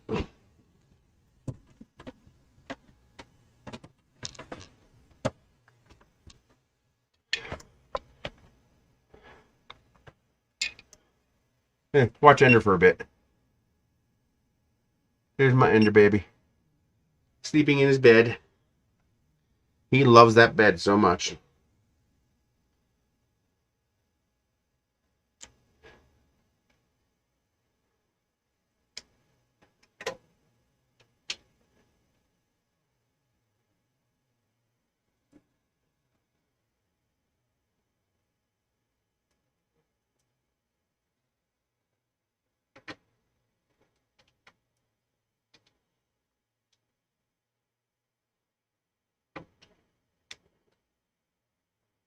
Well, it works. It's simple, and it should be effective.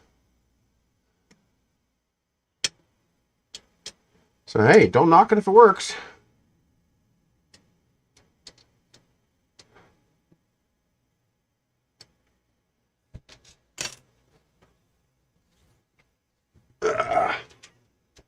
Okay.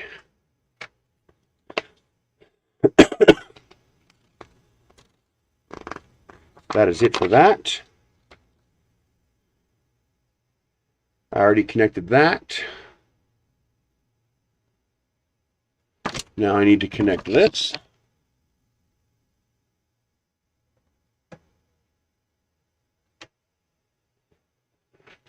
And we have wire guides to help organize these wires. So it'll be nice and neat.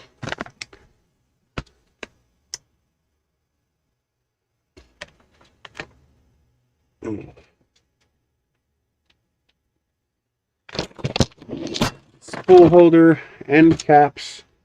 Where's the zip ties?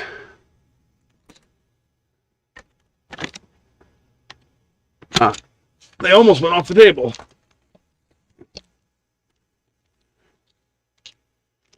Record him breathing. Little ASMR video. Okay. So these are actually pretty neat. These little tabs that you feed the zip tie through.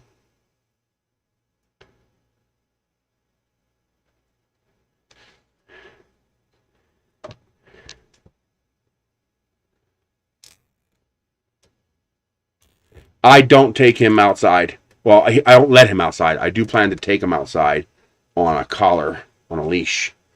Because around here, outdoor cats don't live very long. There's a lot of predators that will eat cats. We have multiple bird species that'll pick a cat right up off the ground and take him home to dinner.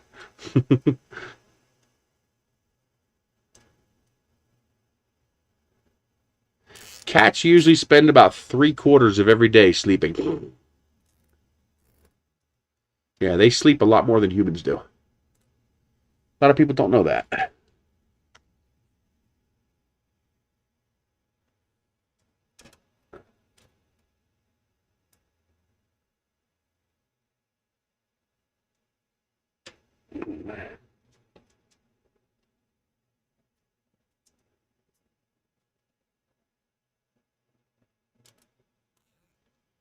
Oh, really? Yeah, ferrets are cute. They are mischievous, though. You have to literally ferret-proof your house because they get into everything.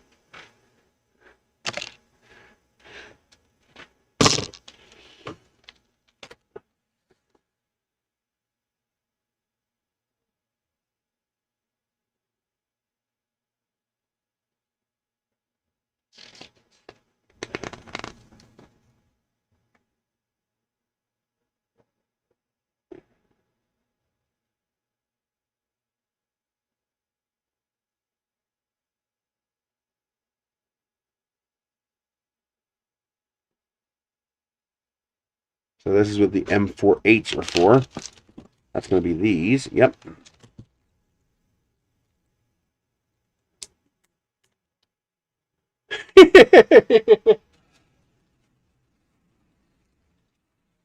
We're talking about strawberry and chocolate cows, ferrets and spaghetti growing on trees, Ender sleeping, and we're building a 3D printer. And that's just a side thing we're doing.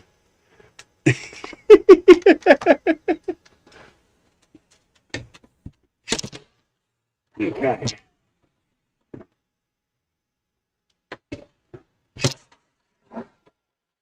Hello, drone shots. Wow. That's how you make more cats than strawberry cows.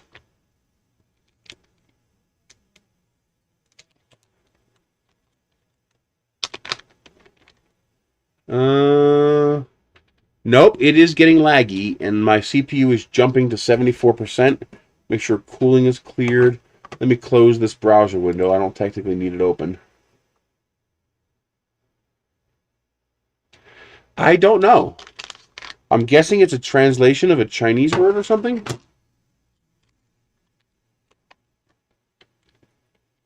I think you meant who is up for a battered Mars bar? I don't know.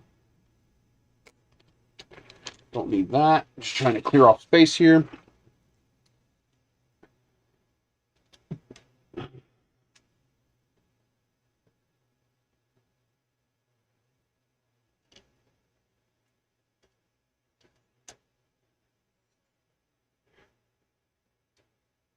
No, it was my end. My CPU utilization was getting a bit high. I don't know why suddenly it's taking more CPU utilization. I mean, I got 32 gigabytes of RAM, and it's a Core i7 running 3.6 gigahertz. I should not be having a problem. What I might need to do is I might need to take apart this laptop and see if my cooling fan is getting dusty. So if the cooling fan gets dusty, well, then it's going to start throttling your CPU.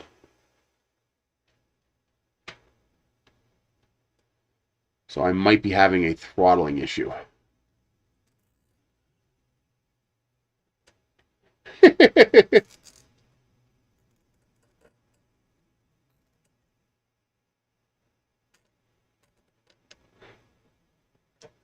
I don't want to squish this one too tight. This is a more delicate ribbon cable.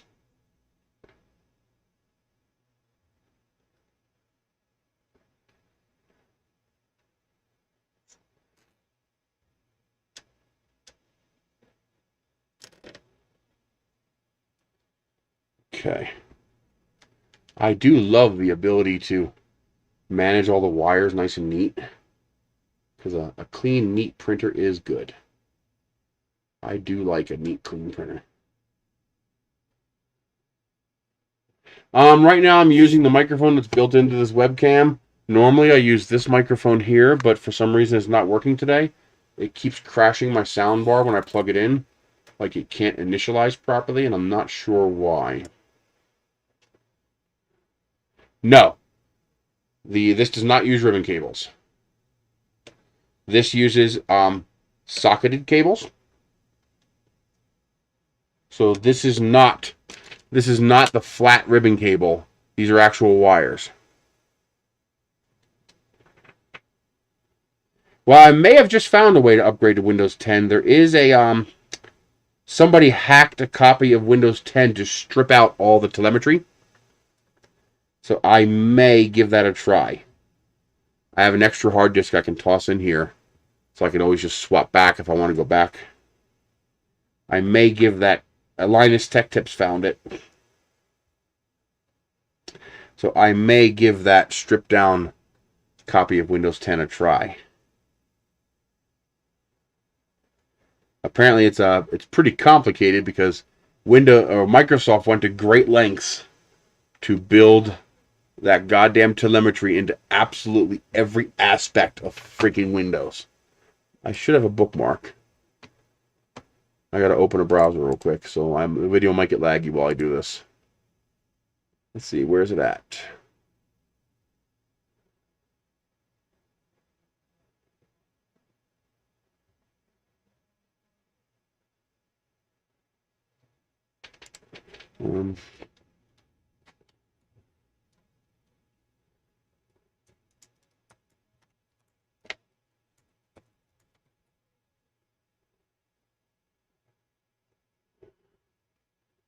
I'm pretty sure this is it.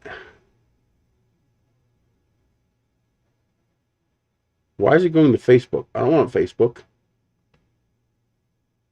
And where's my goddamn back button? Why don't I have a back? How the hell does that work? How do I lose the back button?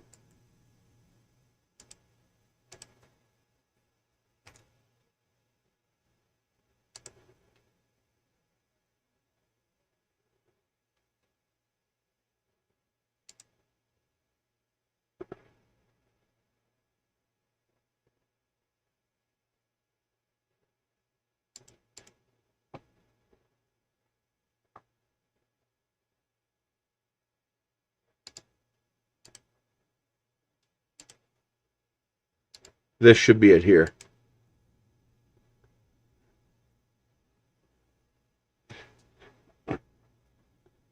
Okay. Oh, is that micro or is that C? It's micro. Okay. Okay. This looks nice. All clean. I like this. The breakout boards are a little sloppy.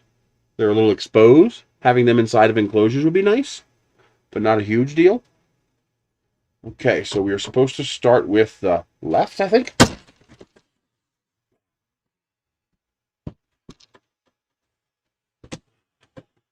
What's the bottom look like? I never looked at the bottom. Just a plate.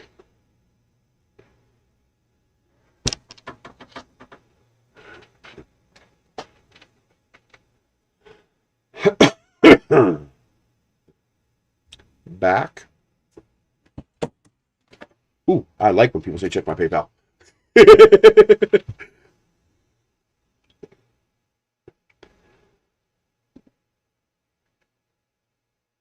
JG, 20 bucks on PayPal. You rock, dude. Thank you very much. So far, Emery has sent 100 bucks and JG sent 20 bucks. You guys are amazing. Okay. There's the filament sensor. So that's definitely going to be the one to go over here. What's this hole for?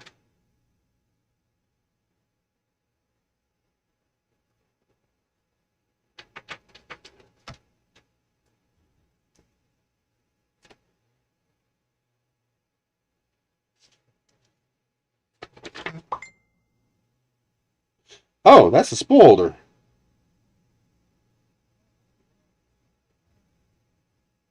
No. Oh, but it goes through there. Okay. Okay.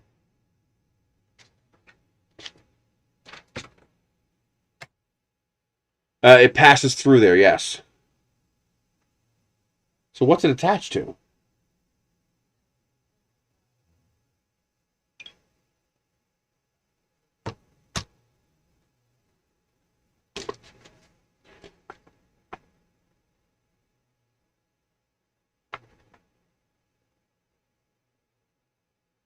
Oh, it attaches to the side.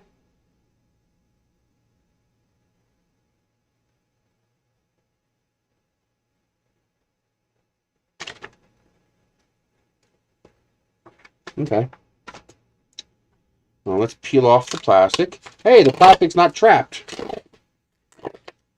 Not yet.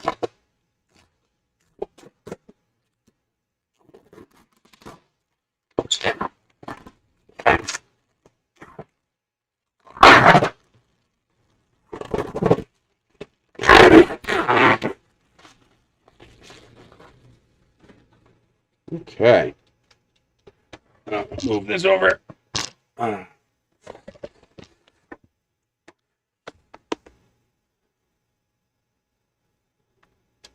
Okay, that's where the spool mount goes.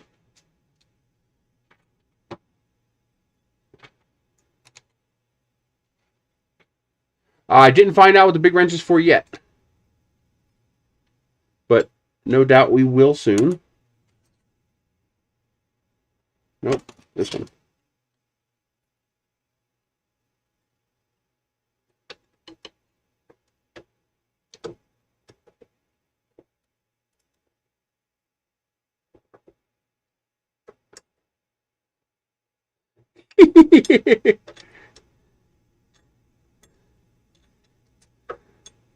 "3D printing Pornhub"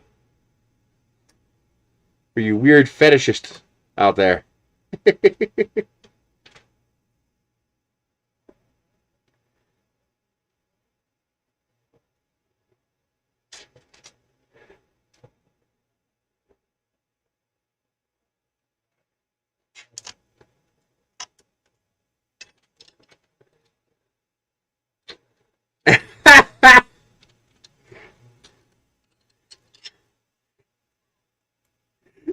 Let's keep it clean. We're real borderline here.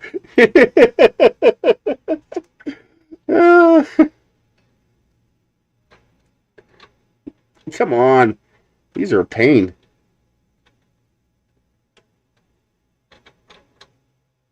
Actually, there's 5 left. Because the front is 2 pieces. No, 1, 2, 3. No, there's 4 left. You're right.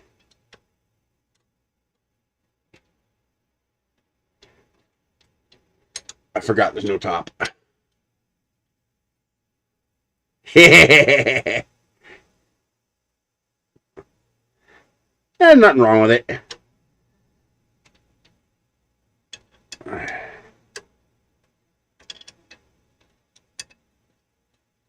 It's all in good fun.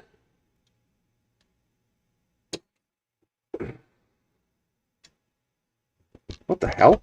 It's like stuck in there. Cool. That screw's stripped. Cheap wrench, cheap screw. There we go.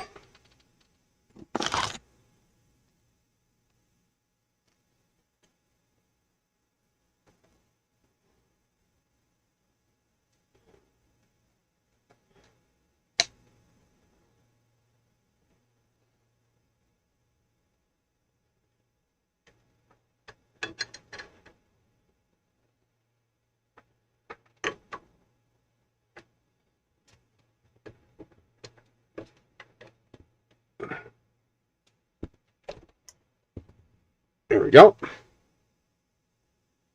And now, this fits on here. Wait a minute. No. There we go.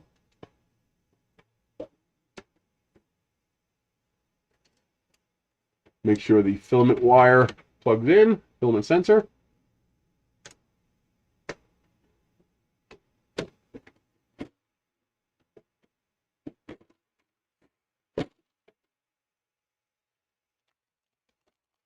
Looks like all the holes line up.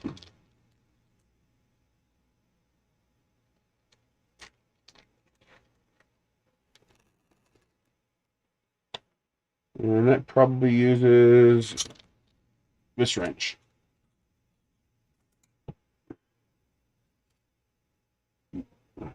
Yep.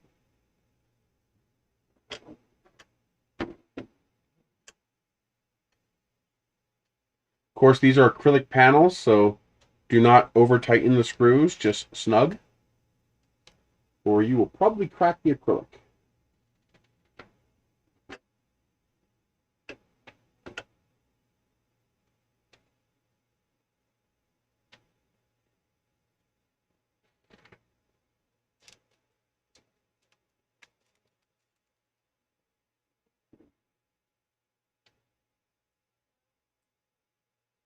Yes, which is fine. This is not designed for keeping heat in. This is designed for stopping drafts and for keeping hands out. So keeping people walking by from sticking their fingers in there.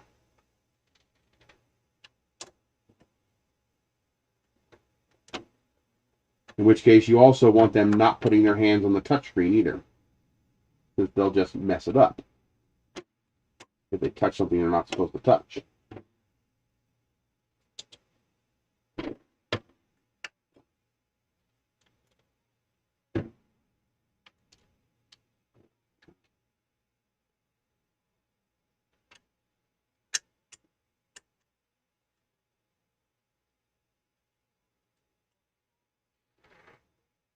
I watched Wonder Woman 1984 last night, and that was actually pretty good. I like that movie. A lot of people crapped all over that movie, but I thought it was pretty fun. In fact, the only part that I didn't like was they had a fantastic scene where she learns to fly, and then she starts grabbing lightning bolts with her lasso. What? Like somebody in the CGI department just said, "Hey, this will be cool."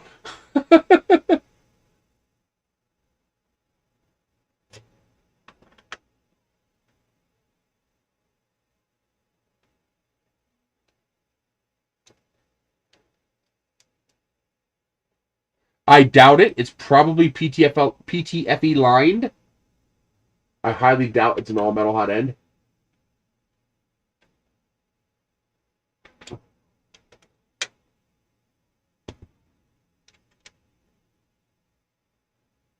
I thought it was enjoyable. It's very campy. It's very 1980s, which I think is what they were going for. And I tend to like that kind of movie. I thought it was a lot of fun. Was it Marvel's Iron Man? No. Was it Avengers Endgame? No. But it wasn't supposed to be. If you want to watch Endgame, go watch Endgame. Which I also watched the other day. It was fantastic. I saw it before, but I watched it again. Just because it's good shit. Okay.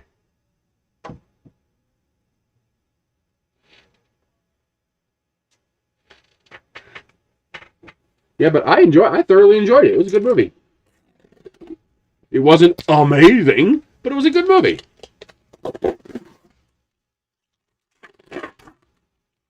Where's it at? There it is.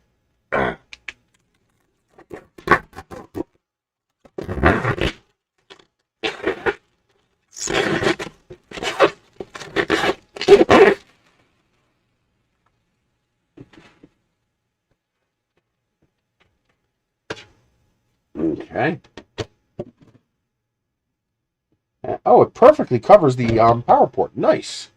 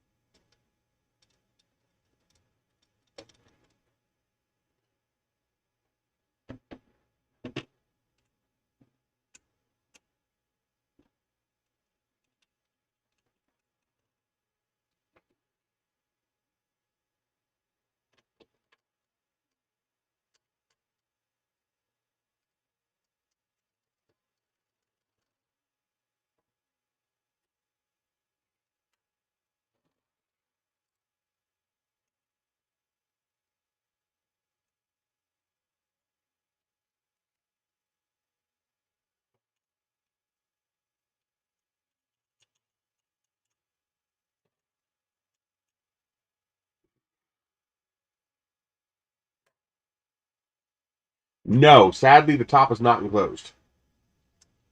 I wish it was.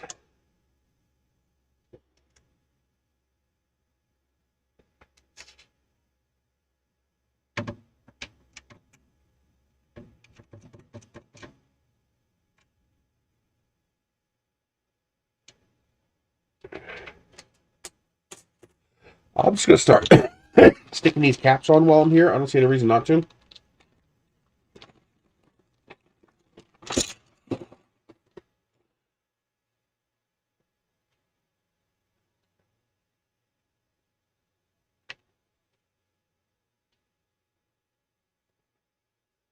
So,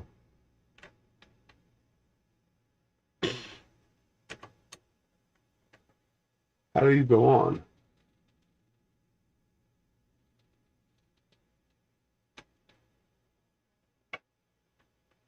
Ah, like that? Yes. Okay.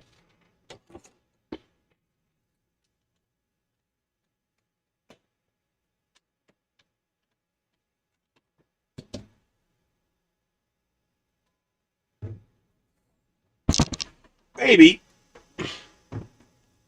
Now, the only bad thing is, once you put these caps on, it's a lot harder to move the printer. Because now you can't grab the rails. You have to actually carry the printer from the outside.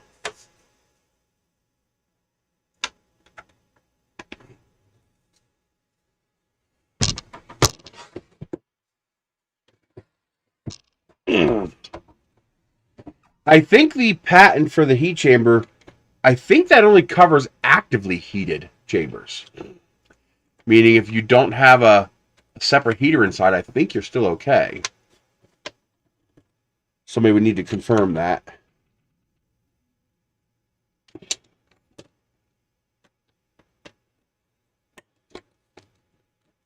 I think these end caps are the only plastic parts on the printer.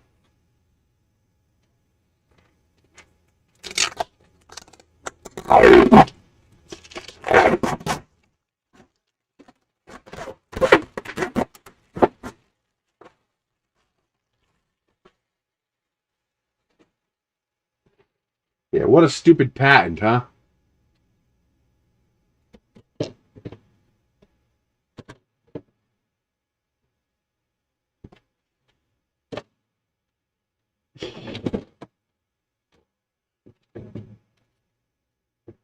Yeah, most people only print PLA. And those of us who are going to print more won't have a problem modifying it. Yeah. Strata sucks. You got to call them by the right name. Strata sucks.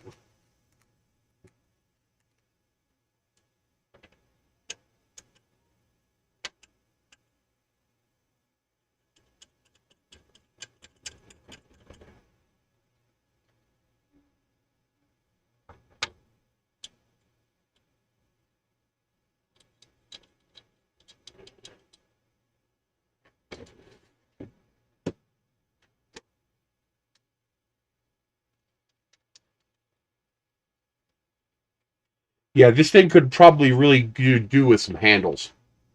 If you try to move this thing. Although you can grab it by the top.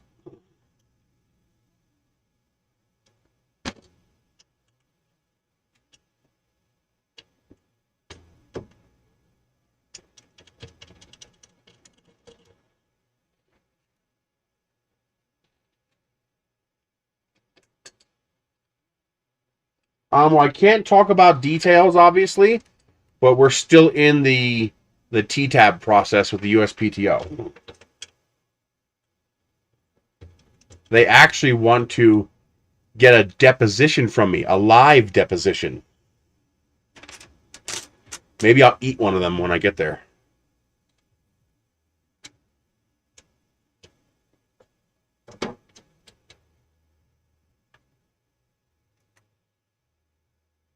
I don't know. I don't think so. I do not see a CR6 style bed leveling thing.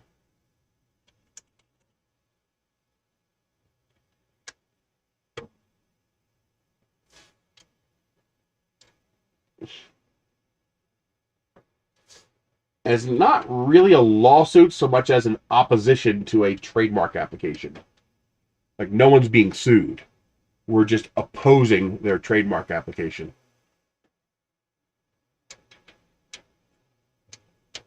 Okay. Those sides are on. Boy, this thing's really looking nice. This just feels like a high-class machine. It just feels high-end. Like they put some real effort into this.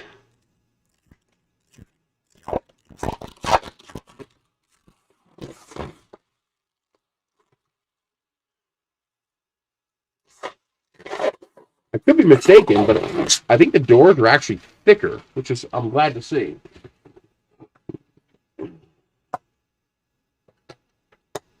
Oh, that's cool. Nice hinges. I'm guessing these will be for that.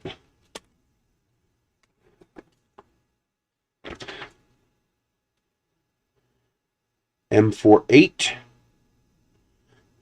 Yes.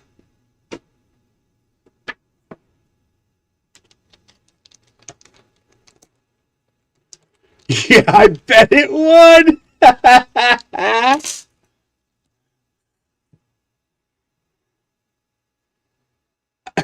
I guarantee you that would get demonetized. Oh my god.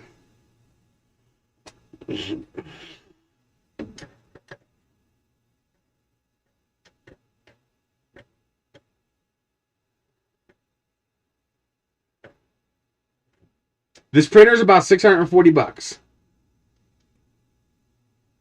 And to be honest, that's really not a bad price when you consider what a CR10 costs and how much aluminum is in this thing. And it's not a bed slinger. That's really not a bad price. That's actually not a bad price at all. It's only what $150 more than a CR10.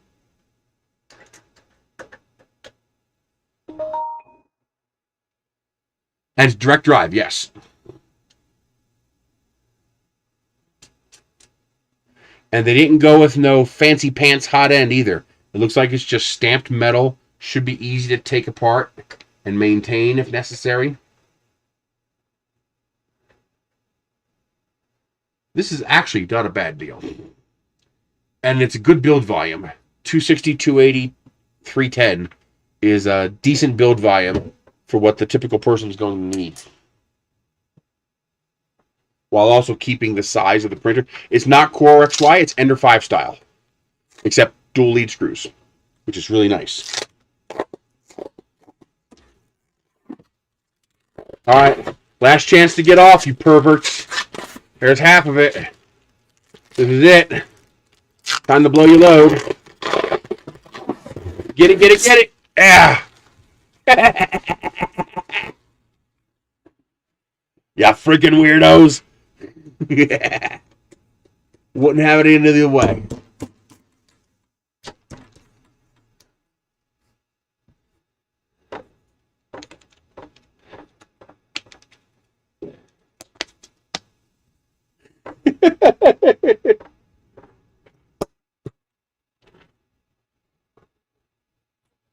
Gotta keep it weird.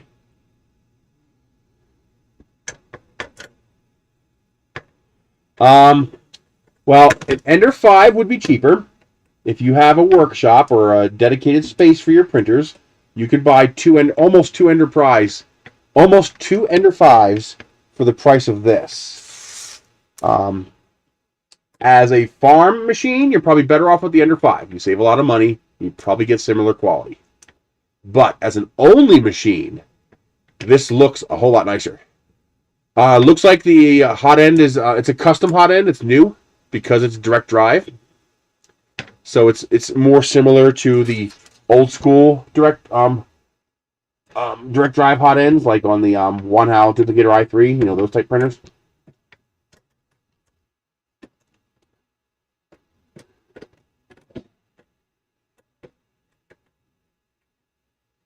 Hang on.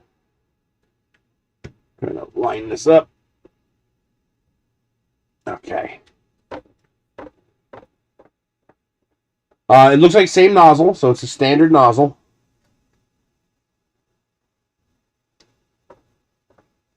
With a custom fan for the hot end, a very tiny one. And a 50-15 blower for the parts cooling. So parts cooling should be good.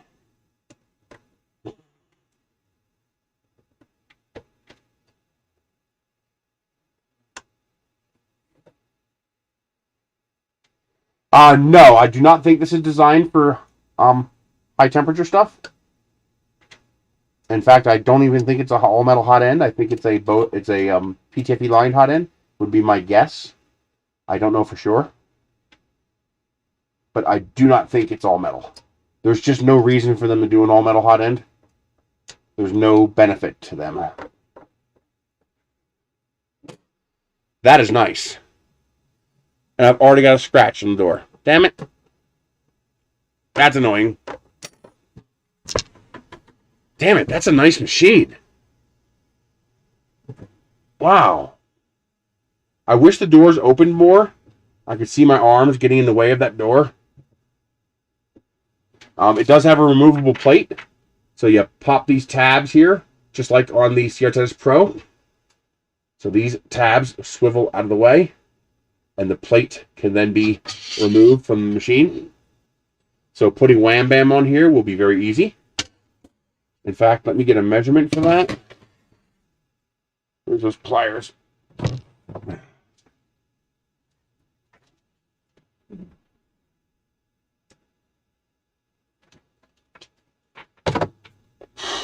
This doesn't have metric. That's no good. That tape measure is non-metric, which means it's useless for getting measurements. Okay.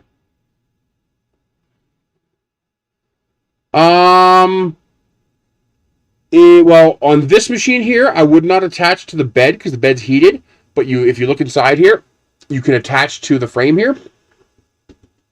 There's a rail here. You can use a 3D printed hammer nut to attach to this, and yes, you can get away with that. That would be no problem to attach a camera to this rail. It would not get hot enough to bother it. But I would not attach directly to the bed.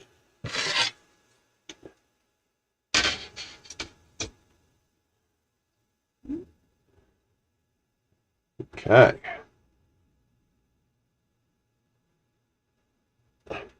I'd be careful, though. You have these rails. You have 4 of them to attach to. I would attach to that.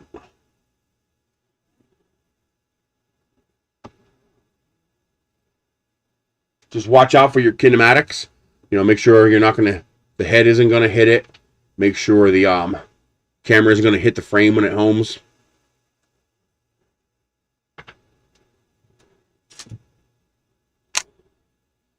Now remember, it might not actually melt the plastic, but it'll soften it enough that the weight of the camera will probably bend it. I gotta say, that's impressive. That is really nice. Now, I do not know if this is 260 by 280 or 280 by 260, so I'm just going to make a 260 by 260 profile. Keep it simple.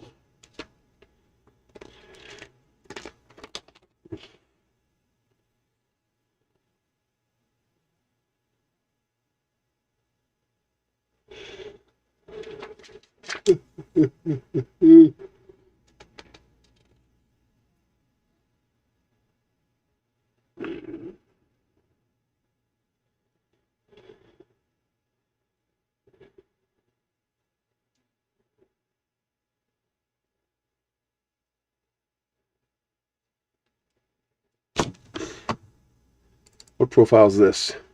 Ender 5, close enough. It'll be off center, but it will work fine.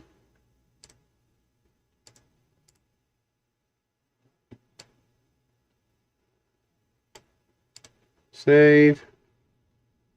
Low poly vase. Oh, wait a minute. This is going to be save as new.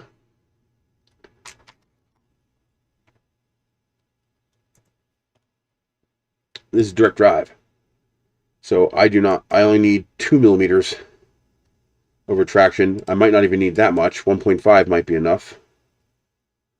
And we probably only need maybe 5 millimeters of wipe.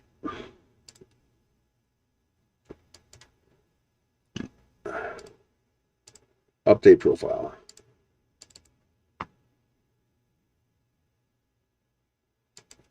One 1.5, 25, and 5. Okay.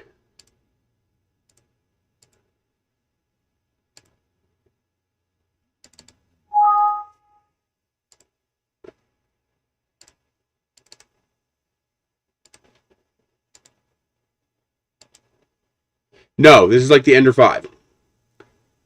Yeah, I know it's 280 but 260, but I don't know which way is which. Why don't I just measure it? Even if I don't have millimeters, the bigger one's going to be the 280. All right. So that's 10 3/4.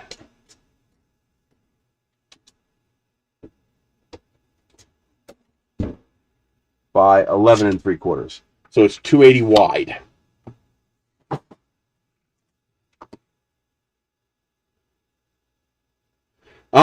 No, I actually think the Ender 5 would be a better print farm printer, except for the bouncy bed. But this would be better in an office. So if you have an office or an area open to the public and you want to see a really nice machine doing its thing, I think that would be good for that. Alrighty. Let's see. G-code? Yes. So we are 280 wide by 260 deep by 310 tall. Update profile. Get rid of that. Where is my Marvin? Downloads. Marvin.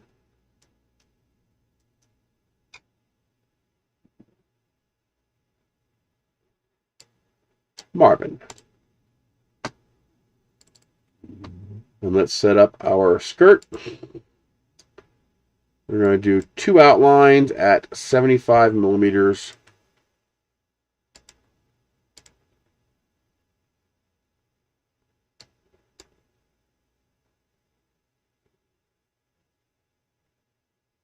I think I'm going to do a bigger skirt.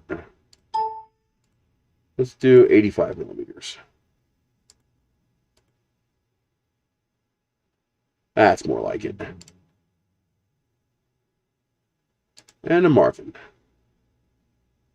And that should only take 23 minutes. Let's close this all up so we don't overstress the CPU, which we're already doing.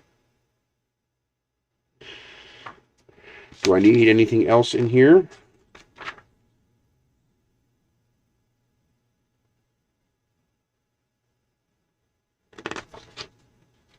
I don't think so.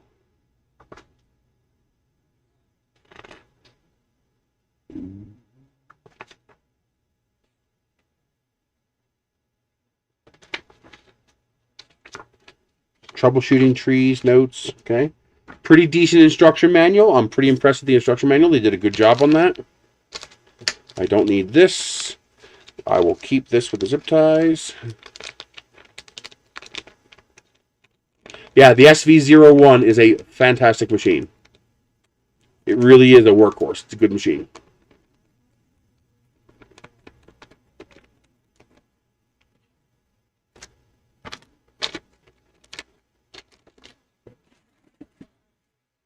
Okay, let's jack in. That's going to be this cable right here. Nope. This one right here. Yep.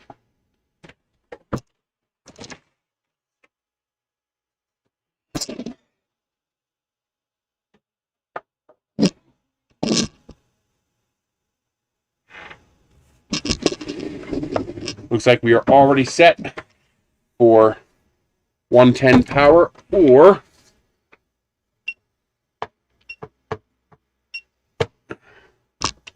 nope, the BIQ has not arrived yet. Actually, I need this closer so I can level it. Okay. I'm not a fan of that style sock. It makes it hard to see the nozzle tip. Let's see, temperature, leveling.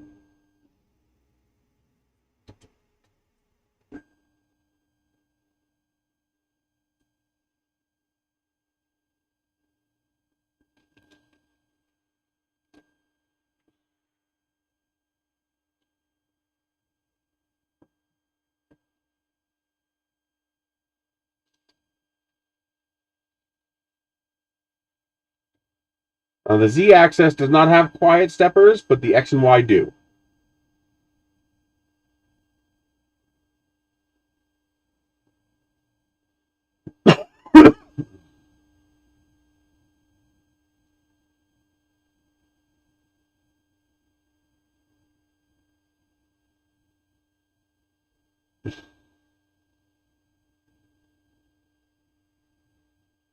I still have no idea what this is for. The instructions did not reference this at all. I'd rather the Z-axis be stable, and I'm totally okay with the Z-axis being noisy. That does not bother me one little bit.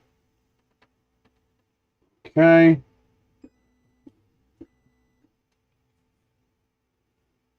Oh, I nailed that.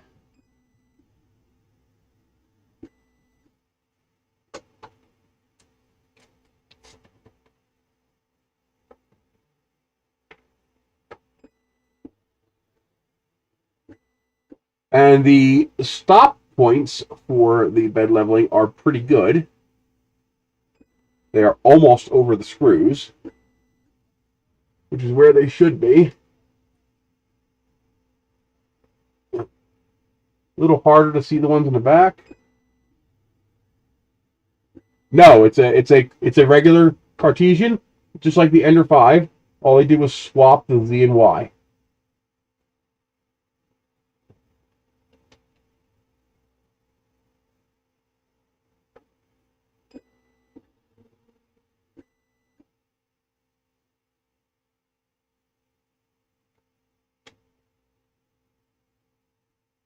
There we go. That should be good.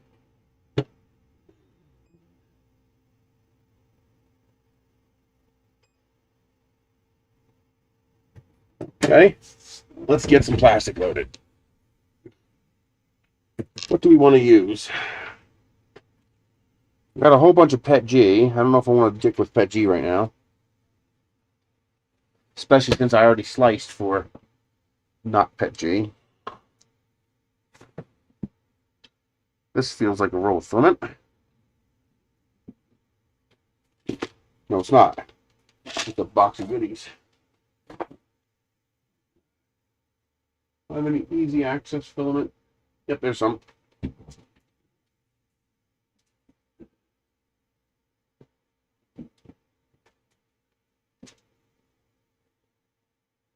Some Filamentum orange glitter. We will give that a shot.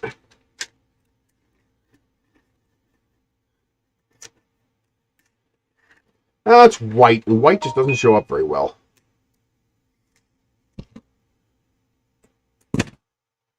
Hey, it didn't get brittle at all. That's impressive.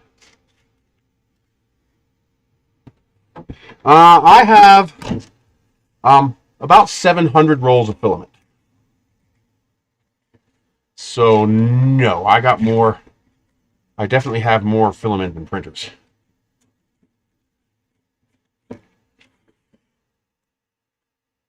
I have a simply stupid amount of filament.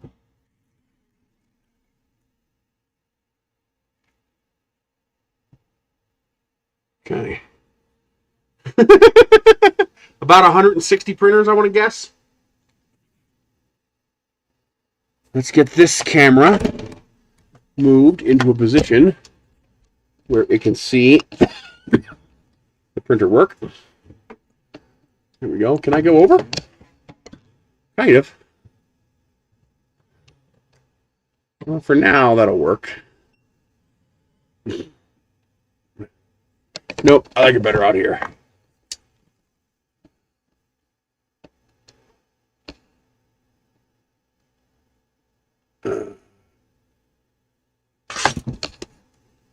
Stop it.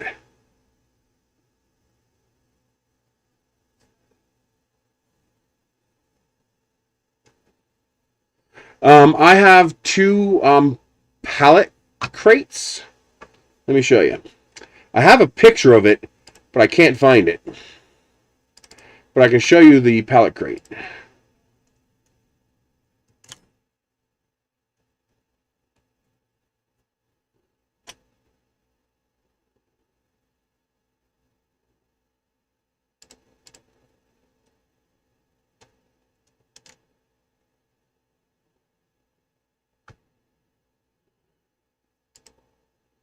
Oh, Jesus, come on.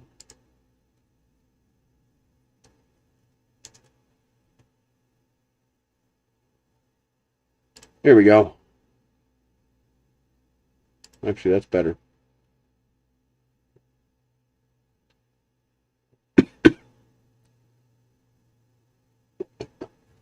So, I have 4 of these inside my bus. This is roughly 4 by 4, 48 by 48 inches roughly. It's the size of a pallet. Here's a good picture. You can see a partially open one right here. And they stack like this. And I have them stacked in the bus. I have 4 of them. 2 next to each other, 2 on top. The 2 on the bottom have about 500 rolls of filament, about 250 rolls in each. Plus I have a whole bunch of filament in boxes. And the top 2 contain printers. All broken down. No, they're not 3D printed, but they are strong as hell. Actually, mine look a lot like this. Except my opening here is a little bigger, I think.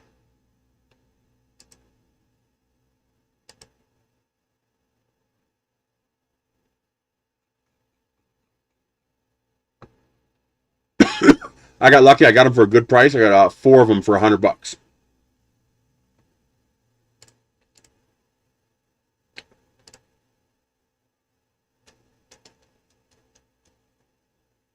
Let me see if I can find a picture.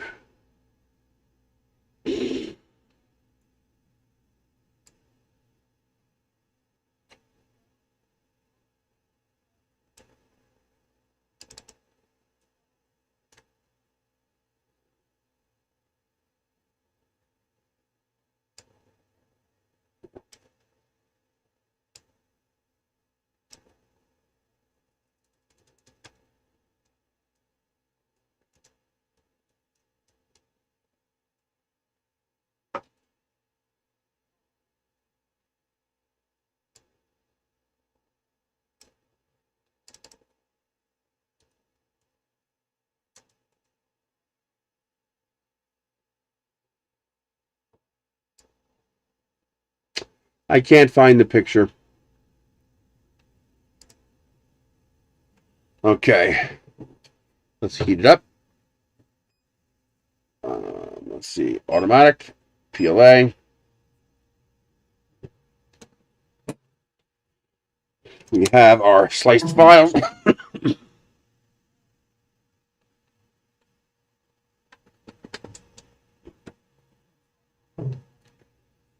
We are now waiting for it to heat up.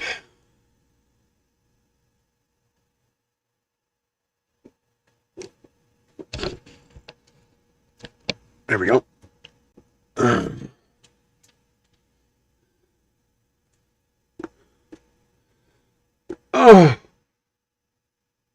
I disassembled all of the gantry style printers into 2 components. Well, 3, the brain box, the bottom, and the gantry. There was just no way to fit them otherwise. You're going to hit close to your maximum when you're initially heating up, depending on how cold it is in your house. While operating, it depends on the printer. One of these, probably around 200 watts.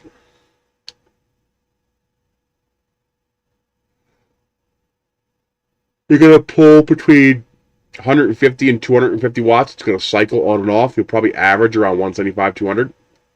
My guess for a printer this size. It'll be a little lower for a printer like an Ender 3. That's why I like using print surfaces that do not require heat, because I could then turn the heat off, and now the printer's drawing like 50 watts. As far as amps, I don't know what that is. Let's see.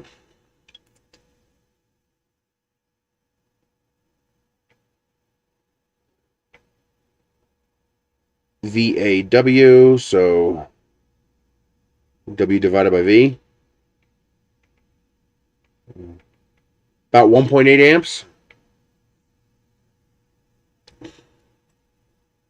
Oh, that's cruel, dude. You don't do that.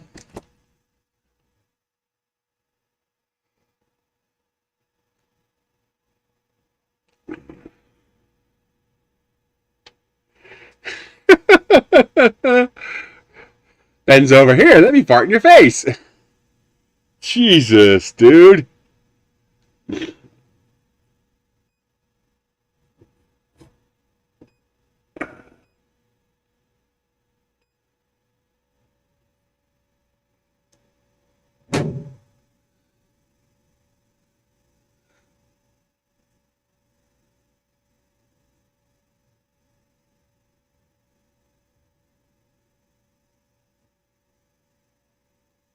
So I'd say you're going to draw between 1.5 and 2 amps at 110 volts. 15 amp breaker. Well, first of all, is the 15 amp breaker just for the printers, or is it running half of a wall on your house? So you need to find out what else is running on that breaker and account for that power draw.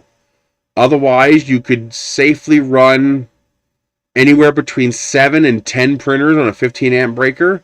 That's really pushing it, though. You know, I would think safe would be 5 or 6 printers, especially if they're larger like this. And that's only if that's a dedicated circuit. Like, for example, I have an extension cord running to my utility room right now to power this table so that I'm on a dedicated 20 amp circuit just for this. Because if I were to plug into this wall here, that's running this wall in that room next to me, my sister's room, my sister's bathroom, and my outside outlet. So as you can see, there's a lot running on that circuit. So you need to verify what actually is running on your circuits.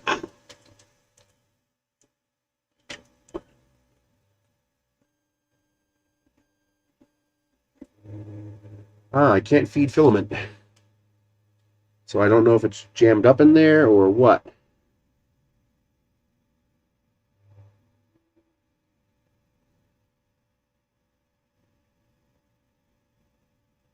I think it's feeding.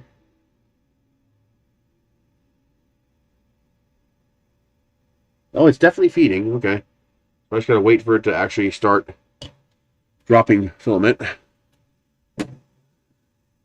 We are definitely too low.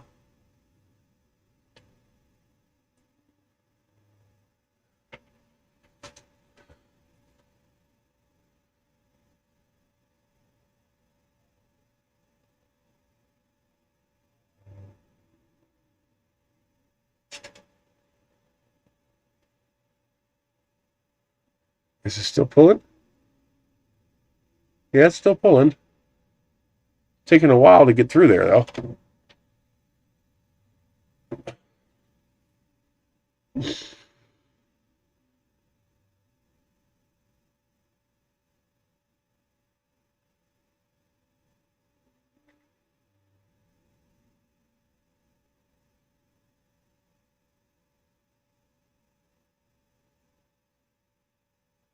Still not extruding.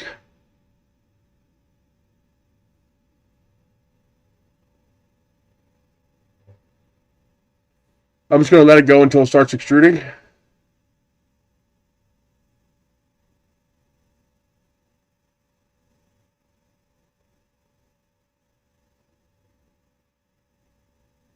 It's not extruding. Why isn't it extruding?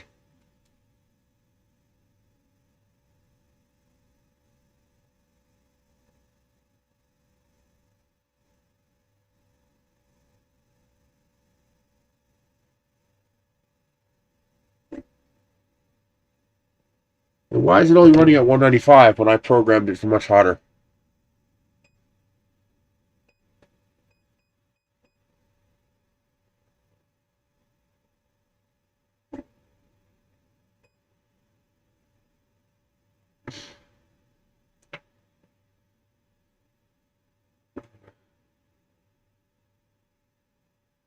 Yeah, but it's not extruding any plastic. And I don't know why.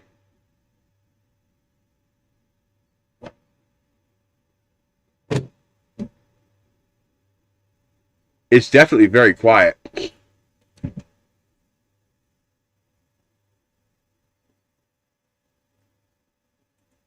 And I can't get the filament out either. Oh, it was curling up in there. It was not going where it was supposed to go.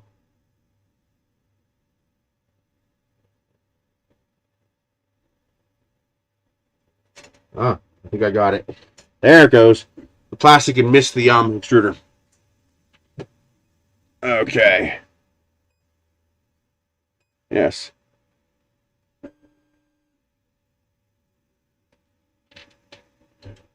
I don't know. This should be able to go a little bit faster, but I tend to print for quality, not speed. But we will definitely test it. Okay. And now we have the new filament coming out. Good. I just missed when I inserted the filament. My bad.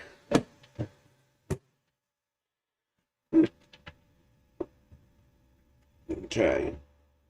Now we see what it does.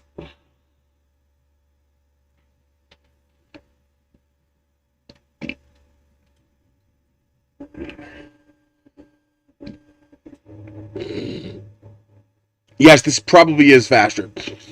And yes, it's a Marvin.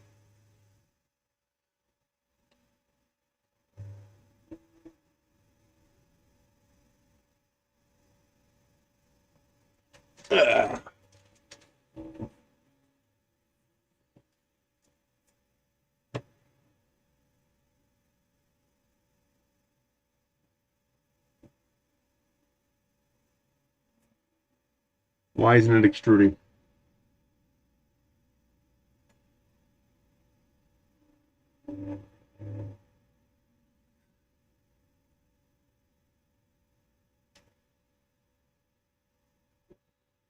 What the hell? Did it miss again? No.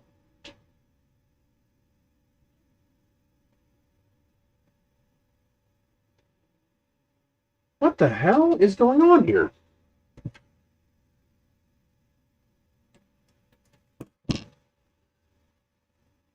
Yeah, you might be right. Oh, there it goes. It went in.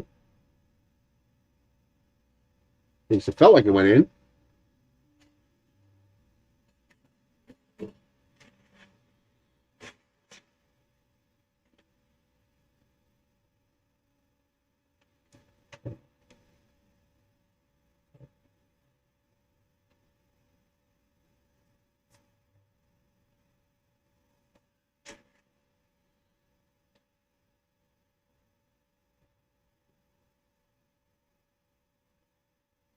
That fan's working.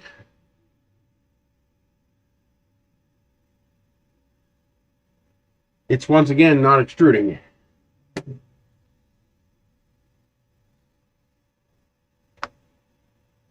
Oh, looks like it went in.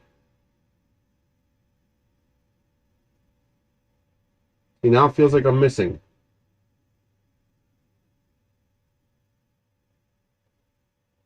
You could feel it when it doesn't go in right.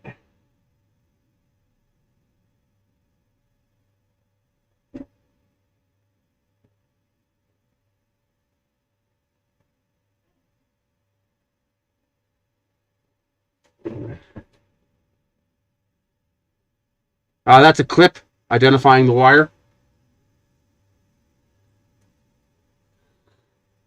What the hell? The hot end is off. I know why.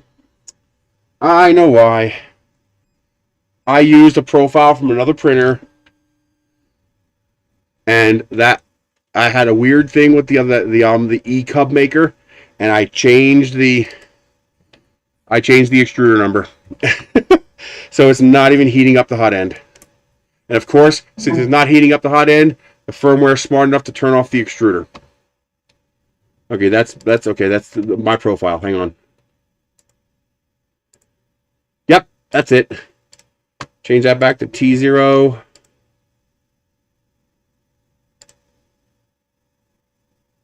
Okay, that's exactly what it was. Well, see, it was heated up. But then when I started printing, it turned off the heat because I had programmed it for a different hot end.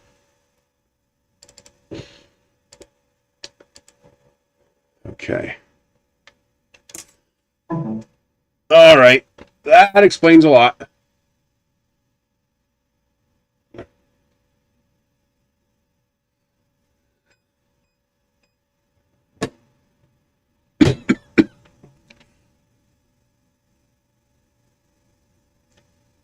Well, my G code told it not to. Now, it did stop advancing the filament. Once the temperature got too cold, the extruder stepper motor stopped advancing. That's what kind of led me to believe something was goofy.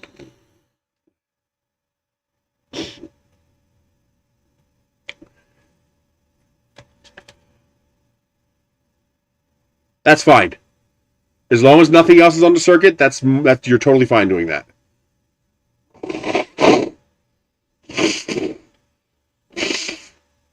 Even if we assume 2 amps each, you're looking at 8 amps plus the LED lights, which is going to be less than an amp. So you're fine.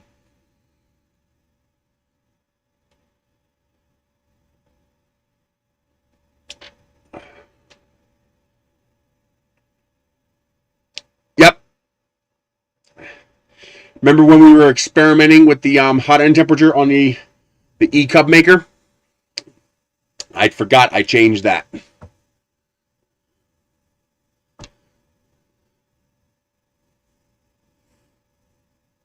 Yep, now it's heating up. That explains it.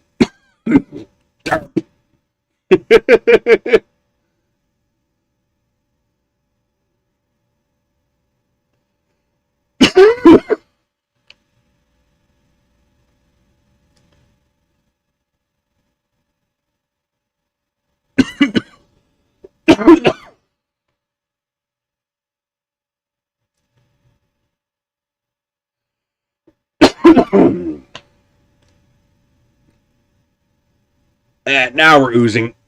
That's what I want to see.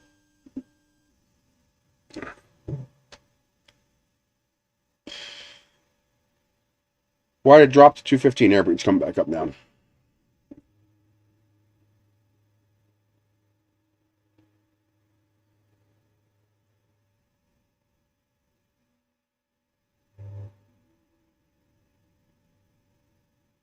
It's balling up, but I can see it extruding now. There we go.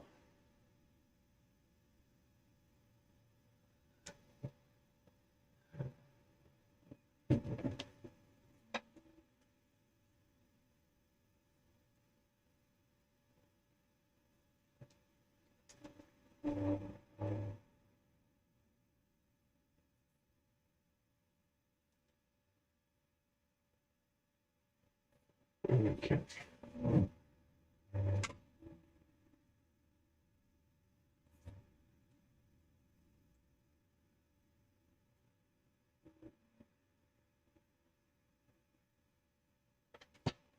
That's looking better. I have about $100 in Dogecoin. Just waiting for it to go back up again so I can sell and rebuy.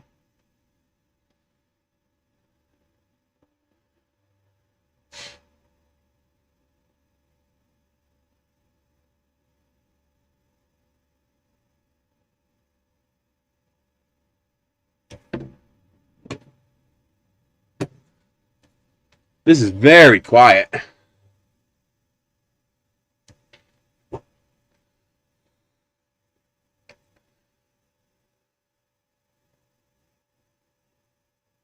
Can I zoom? No, that's light. My stock portfolio is actually doing really good. No, we're not. The vaccine's not available for us yet. No, it's not. It's at a 20th of a nickel. Are you kidding me? I'd be rich if it was a nickel. Yeah, it's currently Oh no, you're right. It is a nickel. I thought it's $0.05, which is 5 cents per Dogecoin. You're right. 5.4 cents.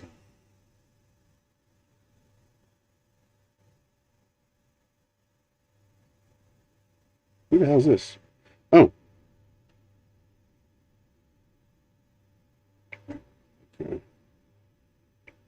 Yeah, I have, I think, 1,570 Dogecoin. Yeah. It's currently at 5.3 cents. My stocks are actually doing really good. Whoa, AMC is climbing. AMC jumped to $9.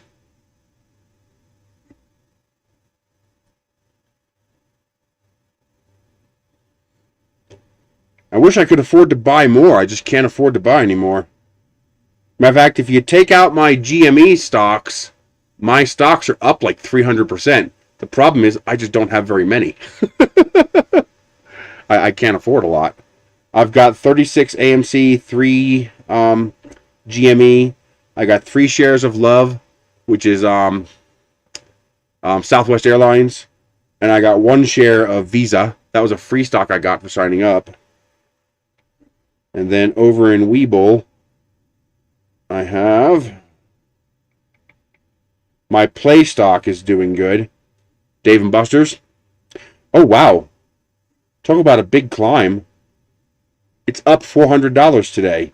What the hell is up so high? Holy shit! GME is cruising! $113!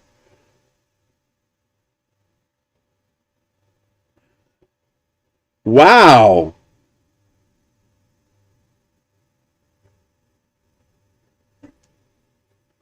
See, the problem is I can't afford to buy enough to make a big difference. You know, if I could afford to buy 1,000 shares of it, I could. Yeah, I know, $200 free stock. Yeah, but my other free stocks aren't worth much. Although, I got Regions Financial, which I got at $12. It's worth $22. And, Grenworth Financial, I got it at $270. It's worth $3.1. Yeah, I get about 16 cents a quarter. Hey, it's pretty nice.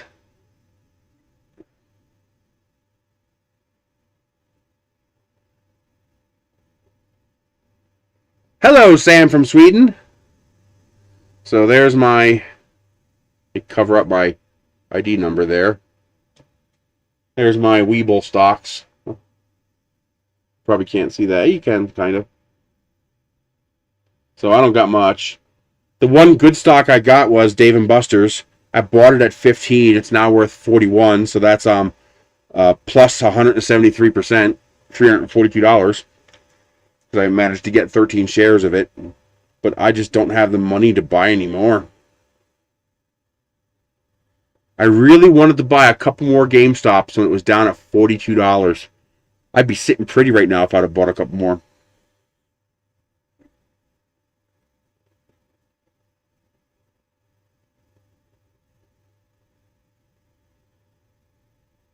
Huh.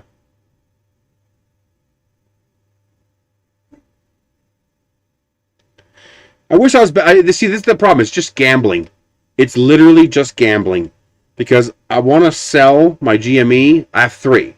I want to sell 2 the moment it's positive. Wait for it to dip back down again. And then buy them again. But the problem is, it might not dip back down again. It might keep going up. And then I'll have lost that opportunity. Because I'm always going to keep 1. No, I bought after the big spike. When it came back down again. I plan to keep 1 GameStop forever, no matter what. Like, one of them, I'm going to keep forever, no matter what. But I bought 2 more in case it skyrockets. So if it really goes to the moon, I can make a little cash.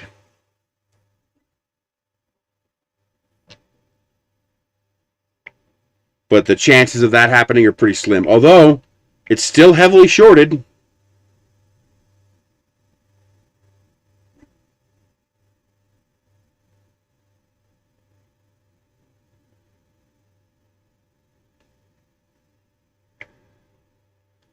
Remember, diamond hands, baby. Diamond hands.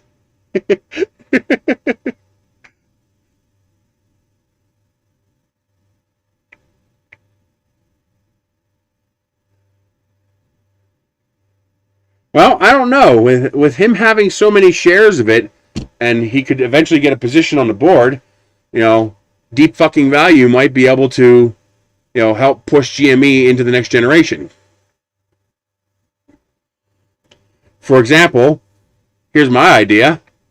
What if GameStop and AMC were to work together to have LAN parties where you bring in your game systems, hook them up to the theater's projection systems and a network connection, and have LAN parties from theater to theater? Do they sell dirty iPads? I'm seeing a little bit of butt lifting from the cooling. Not much, but a little bit.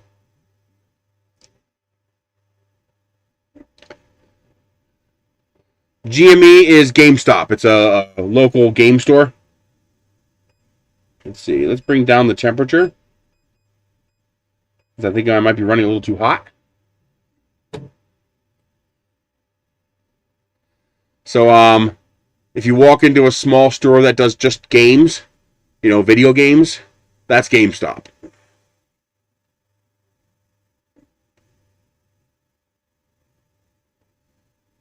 From that distance, I wouldn't want to have multiple games going.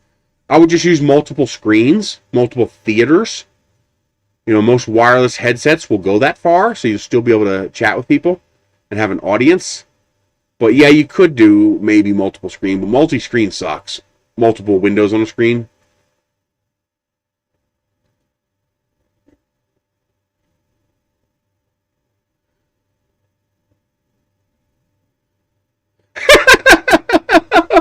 I love IHOP. I've never had a bad experience at IHOP. I hope the IHOP in town here survives because I freaking love IHOP. It is one of my all-time favorite places to go for breakfast. I think even two people would be pushing it. Remember, even though the screen is big, you're a lot further away from the screen. Why switch the two sides? Just move that bracket around. What do you mean? What do you mean, Randy? Yeah, I've seen that. Maybe they'll notice me and send me one. It'd be neat to compare them. Yeah, obviously it's a clone.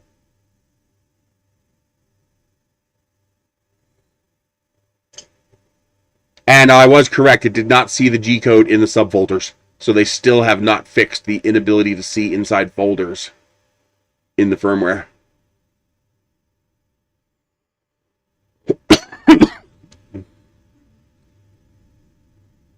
All right, while that's doing the Marvin, let's slice up a vase to print.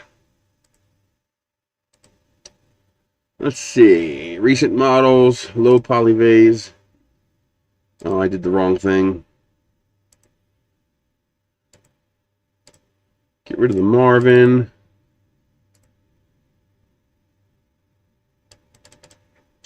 Three, 3, and 3. Oh, crap. I sliced the Marvin with no top layers. That'll be interesting. Sandwichland. There you go. I've always... One of my... It's just a dream thing. It's not something I'm ever going to do. There's no practical way for me to do it. But one of my dreams was to open my own restaurant. And I would call it F cubed. So F and a little 3. F cubed. You know, like the math formula. And the place would be all soft plastic tables with a soft plastic floor with drains built into the floor and hose connections throughout the entire place. When you walked in, you would be given the option to wear a poncho or not. The only foods we would serve would be things like spaghetti, mashed potatoes, meatloaf, stuff like that. Stuff that's soft and gooey. And F cubed stands for Food Fight Fun. The whole idea would be you'd have a meal, and then when you were done, you go the hell at it and just have a massive food fight. And when everybody was done, the waitstaff would come out and just hose the whole place down. And then the next crowd could come in. I just thought that would be so much fun.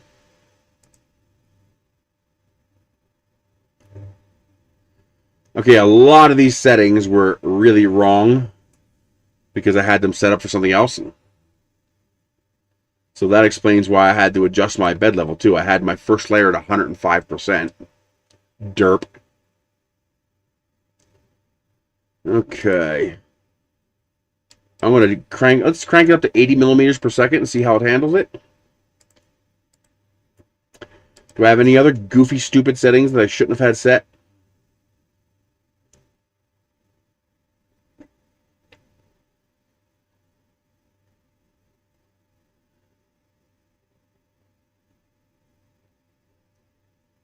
But I want to throw food at other people. I want to have a food fight.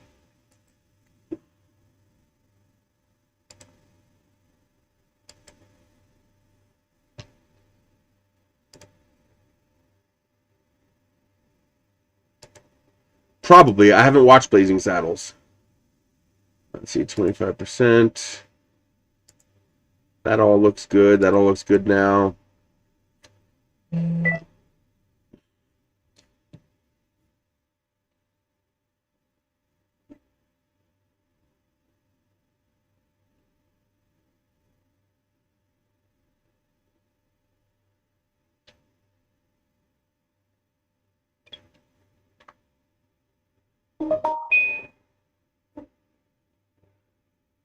Go away, go away. Go away, go away. What did I want to open this for? I wanted to see what the message was.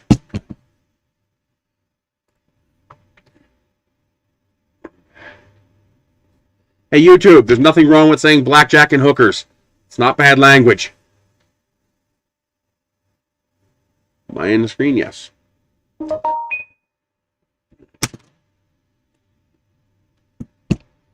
Oh my god, I saw Mash Drop had a new set of Sennheiser headphones. And I was like, oh my god, I love Sennheiser headphones. And then I saw they were $1,200 and I was like, oh my god, I don't need those. Holy shit. That's insane, $1,200. Jesus. Alrighty. Let's do variable 0.6. Yeah, 0.6. I agree. You're screwing the entire video graphics market for these stupid fucking bit miners. Just go buy an ant miner. Stop wiping out the goddamn graphics card market. Because their actual customer base is getting pissed off that they can't get the video cards.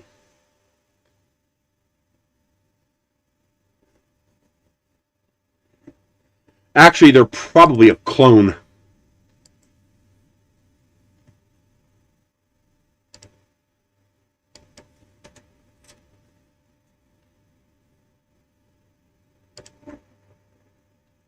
Okay.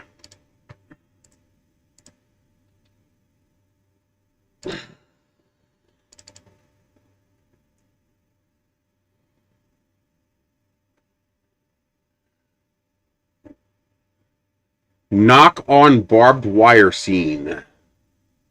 What is that?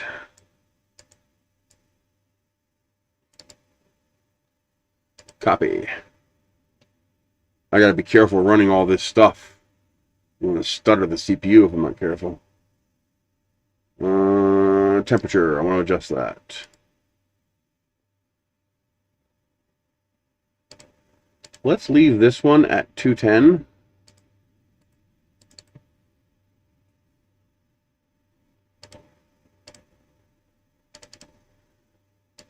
Since we're going to be extruding more plastic, I want to leave this one a little hotter.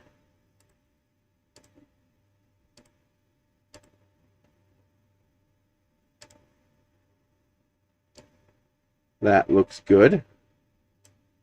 We're going to save the desktop so I can close out Simplify 3D so I don't bork the CPU. What movie is it?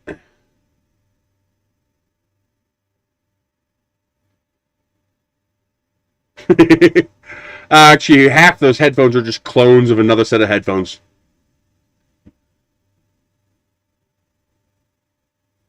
Marvin's looking pretty good. El Moriarty, how are you doing? Not just scalpers, just people looking to use it for bit mining, and it's insane.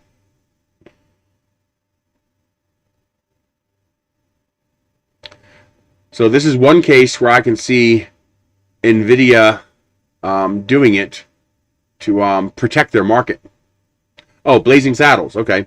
Yeah, I'll download that later.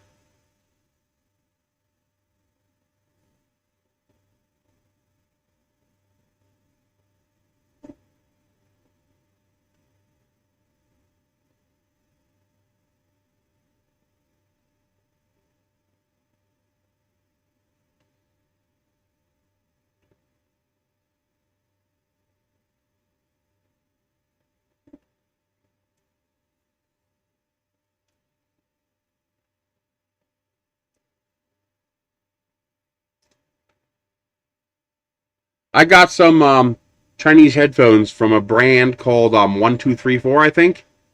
Really good headphones. I mean, they sound fantastic. They look fantastic. The quality seems fantastic. I mean, I'm really impressed. Like, they're some of the best I've gotten so far. It's one of those high-end Chinese brands. It's not like the cheap $20 headphones, like $60, $80 a pair. So it's like the mid-grade level there, or high-end Chinese. But they're really freaking good. The only thing I wish they'd make a case. I'd love to have a case for them. And they're comfortable. I have a big head.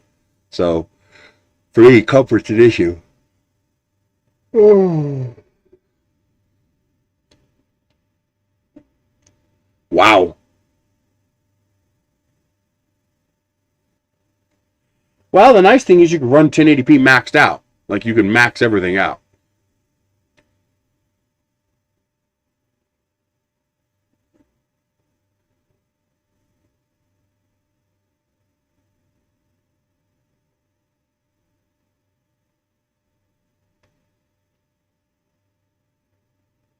Well, you scale up the text if you can. The idea is for the graphics to be high quality. But for 1080p is good enough for most games. Now, there's some games I'd love to run at 4K if I can. You know, games like Command and Conquer, because then you can see the whole damn map.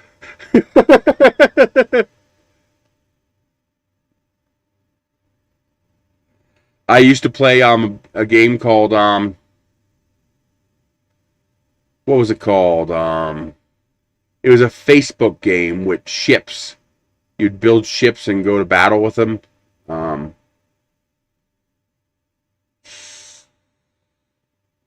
I forgot the name of the game. I have a couple videos on my channel on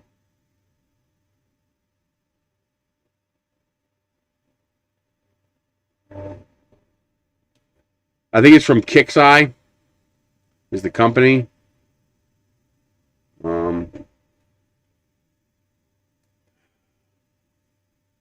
Now it's going to bug me until I know the name.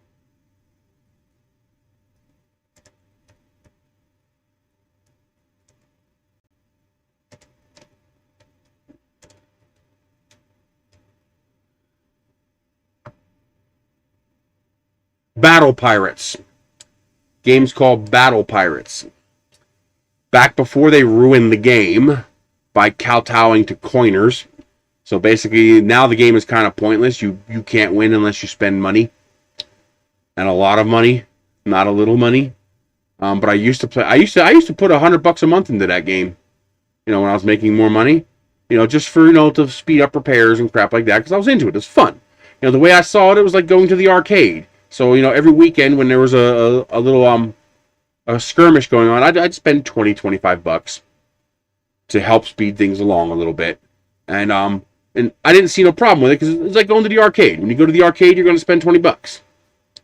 And so this was my arcade. But then they got greedy, and they kept enhancing the game for people who coined. And then eventually it got to, but up to that point, skill and strategy could still win out. You know, the guy who was coining had an advantage, but I could still give him a run for his money using skill and strategy. So if I was a better strategist than him, I could still beat him, or at least hurt him pretty badly.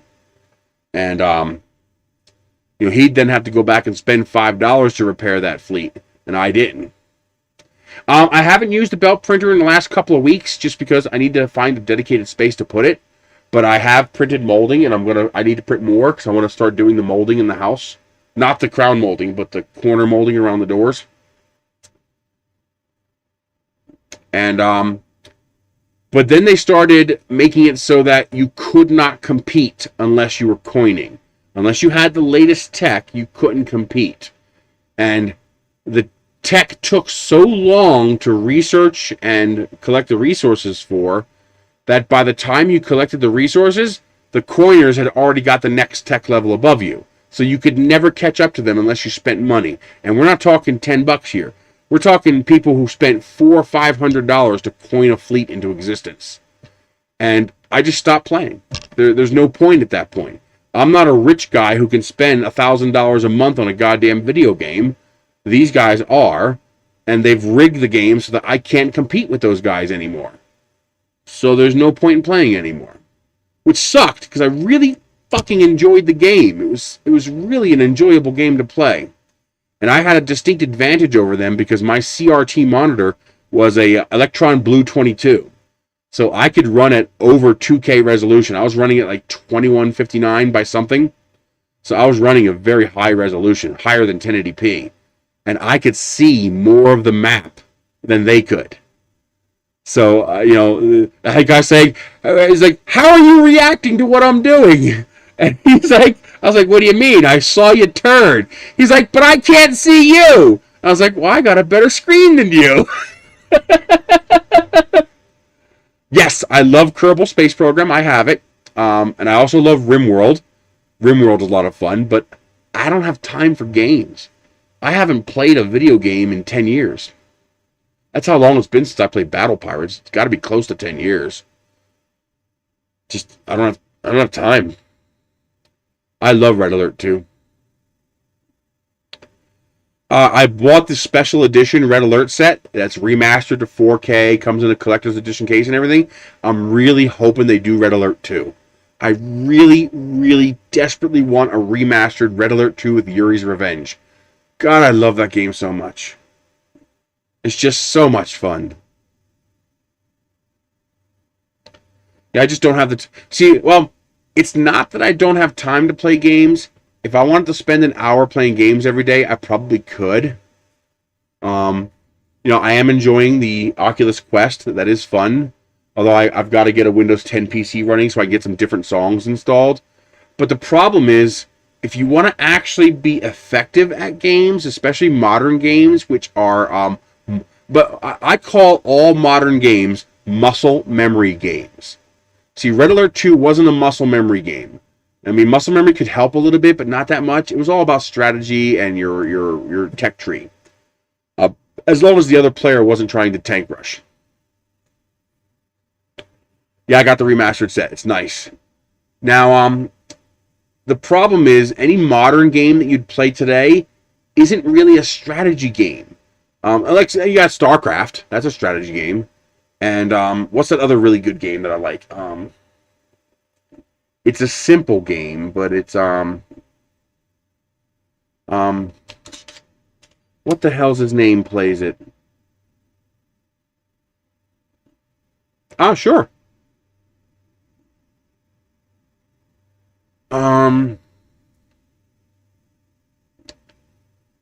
It's like Worms, but it's you both have a base with a nuclear reactor, and you got to build out your economy and kill the other guy. It's like Factorio. It's not Factorio though. What the fuck is the name of the game? It's a simple game, cartoony graphics. How do I not know the name of this game? I watch them like every week almost.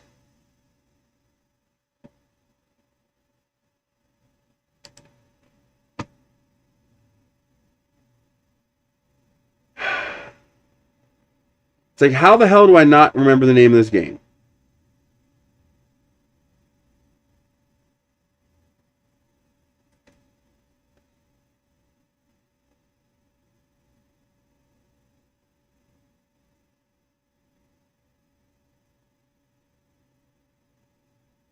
It drives me nuts when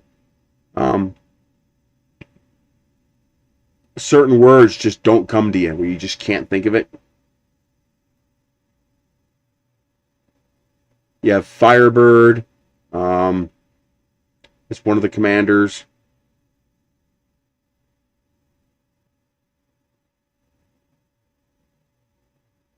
I can't even remember the name of the guy's YouTube channel. The Marvin looks pretty good. We're going to look at that in just a second. But this is driving me crazy. I need to find out what the name of this fucking game is. Project Incursus. He's the one who plays it.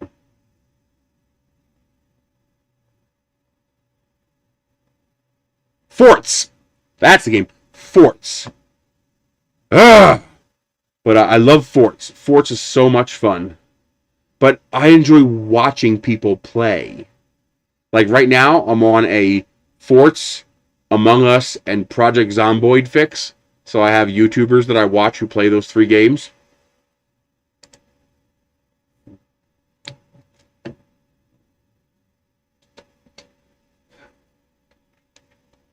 That game is called Forts. My favorite channel to watch for is Project Incursus. He's really good. He's entertaining. Okay.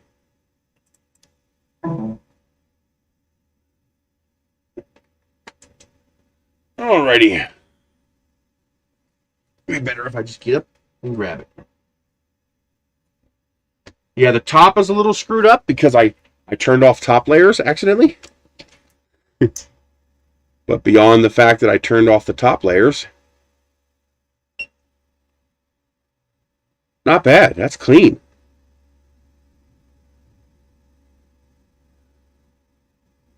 Come on, autofocus. There you go. Very clean.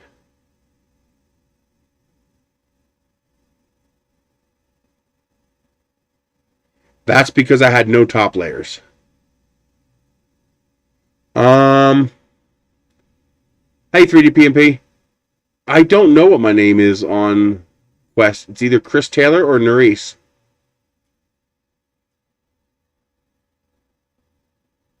That is a very clean Marvin. I don't see any issues at all with that Marvin. None. And the cooling actually is pretty good. Look how clean the eyebrows are. Let's see if I can get that to focus. Look how clean those eyebrows are.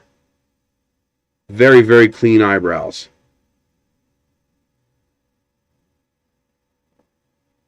Let me give you guys a better view. There we go. Totally clean. Very nice. Again, this is because I turned off, I had 0 top layers programmed in. That's my fault.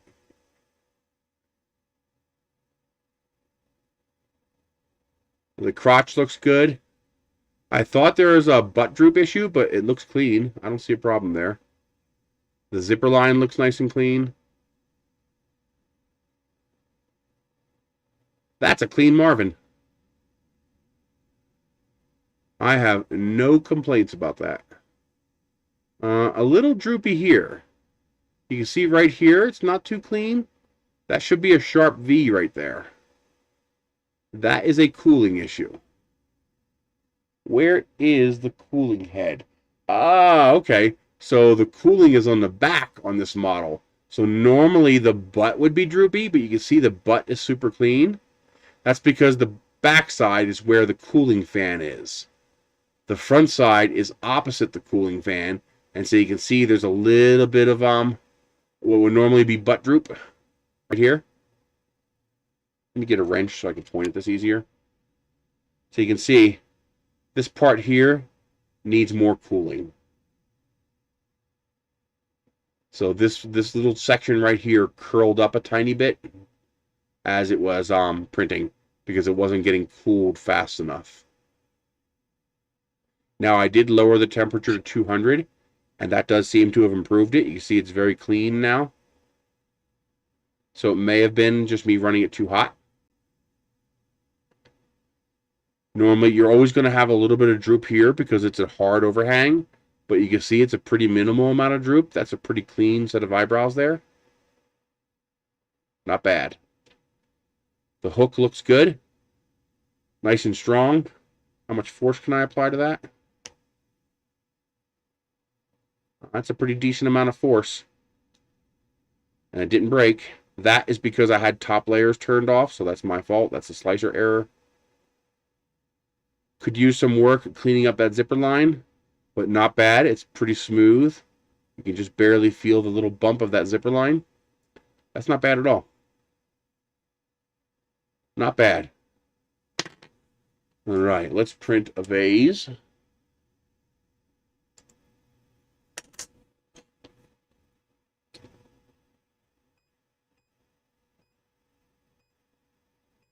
I am going to have to bring the bed down a little bit because I readjusted my first layer height.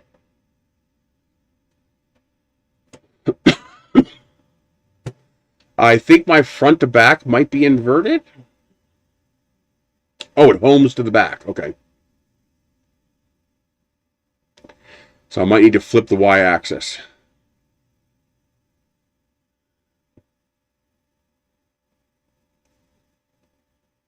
But yeah, not bad. That is a good, clean Marvin. I have no complaints about that Marvin.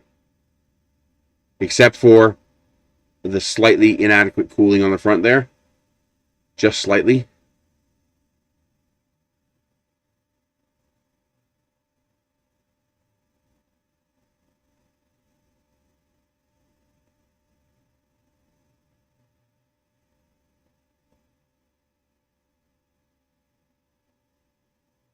Hey, we need to get a Wham Bam sheet for this printer, man. This printer is pretty nice. Look how much metal is in this printer. Let me give you guys a wide angle view here. Okay, now you guys can see the whole thing. This thing is all solid metal. This is all aluminum. The only plastic on this printer would be like the box around the filament sensor, the cooling duct, and these little tiny caps on the corner. Otherwise, it's 280 by 260, but I got to get you exact dimensions. And the problem is the tape measure I have did not have metric on it. Let me see if I can find a metric tape measure.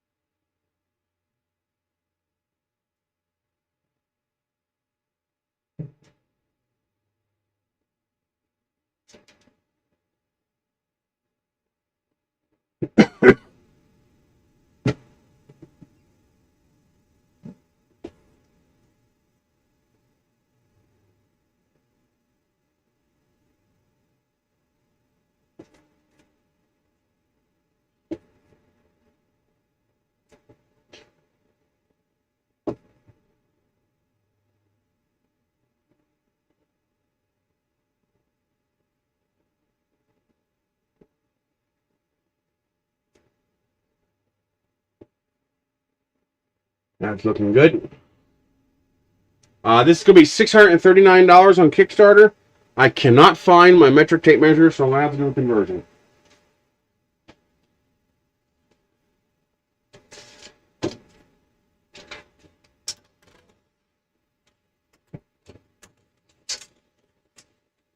Alrighty.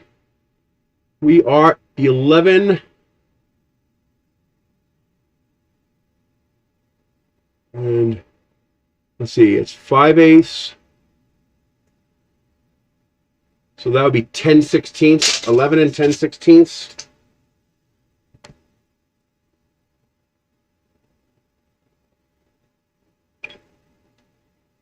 (11 and 10/16 to millimeters). These came back from a search. Hi, kitty. 11 and 10/16.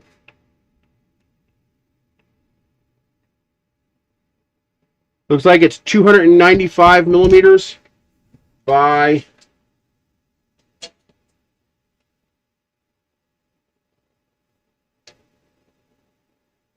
10 7/8.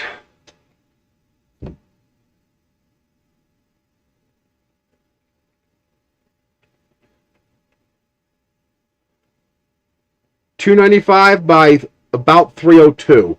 It's just a hair less than 302.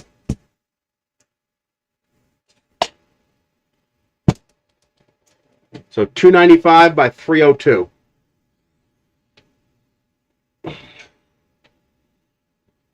It's not 11.7, it's 11 7/8. So 7/8 of an inch. Almost on the button. I believe March is the Kickstarter. I'm assuming, because it's not on, I don't see it on Kickstarter right now. Yeah, probably 295 by 300. But this thing is nice. It's basically got the Ender 5 kinematics, but with dual lead screws, which is what the Ender 5 should be. And it's a semi-enclosed. It's not fully enclosed. Yeah, that's what I got, 301.625. And the glass might be a slightly different size than the bed. No, it's not a heated enclosure, and it's an open top. Probably for patent reasons, people are suggesting. It's more to keep hands out of the machine. Yep, only top's not enclosed. So I'm going to want to build myself a top enclosure for this. Let me give you a big screen view. There we go. So there's the top. Exactly, it needs a dome top. Contrary to popular belief, most of these electronics can handle the temperatures inside a heated enclosure.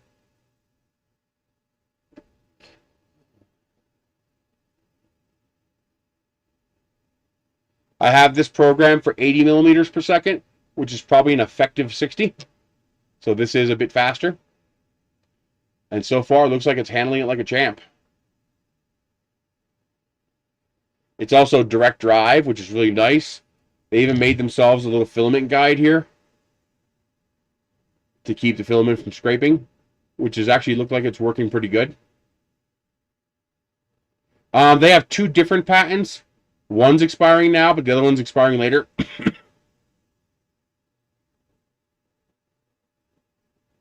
That's also relatively easy to fix. First of all, I can see fixing that by simply having a secondary door here. So you'd open a secondary door to access the electronics. So you can access the screen. Also, moving that screen to the outside would not be that difficult. There might even be enough wire in there to do it, to take this entire thing and just move it, cut a hole in here so that this sits right on here.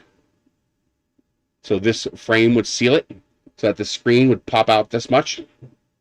That would be pretty easy to do. But all the heat's going to be trapped at the top, so it doesn't really matter if the heat comes out down here.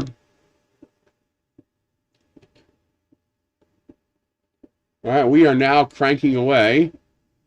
That's moving pretty fast, actually. Hopefully I'm printing hot enough.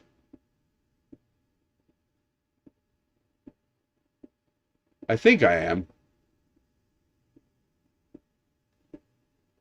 Come on, autofocus.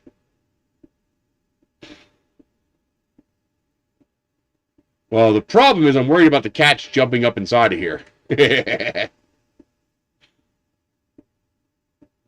But really nice printer. This is all aluminum. This is all aluminum. This is all custom aluminum extrusions. All metal, everything's metal. So far, the only plastic I've found so far is these plates right here on the bottom of that extrusion. No, that's metal. I checked, that's metal. So this filament sensor, that's plastic. The cooling duct and the blower fan is plastic. And these little caps are plastic. Otherwise, this is all metal. And this thing is heavy. About 640 bucks. That's the Kickstarter price. It's not, I don't think it's on Kickstarter yet. I think it's coming soon. I think we're seeing this early. It's also very quiet. They actually... Creality. Thank you for putting quality fans inside this printer. Every fan in this machine is quiet. Good job. Every fan in here is quiet. And it's even quieter when you close these doors.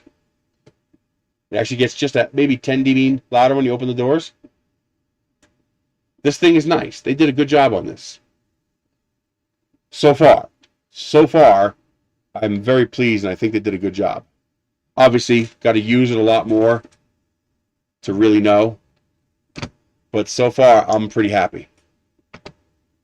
The quality control seems spot on. Really? GME hit 200, huh?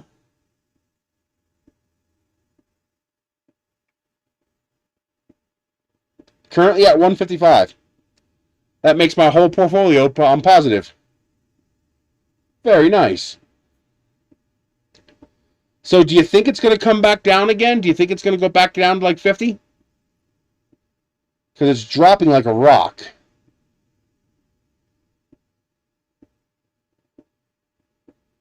I'm really tempted to sell my extra 2 and then rebuy them again when it goes lower.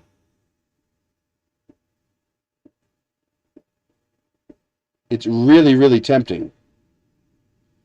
But I'm afraid I'm going to sell the 2 of them and then it's going to skyrocket.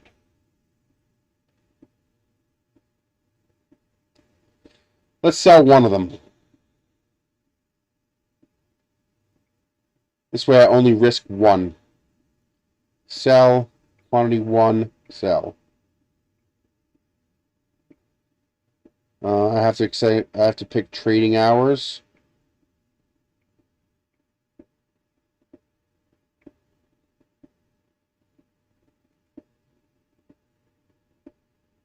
Okay, it looks like I sold one at 153. And of course, it's skyrocketing back up again. Of course it would skyrocket back up again.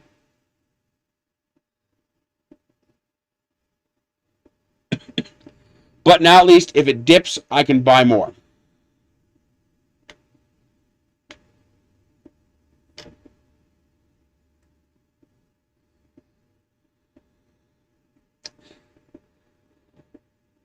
Boy, it's really volatile. I got lucky and got it at 153.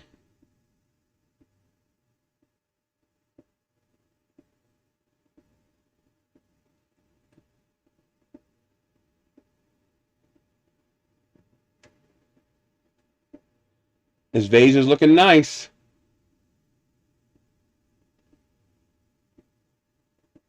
What I'm hoping is it dips below $75 so I can buy 2. And then I'll have 4.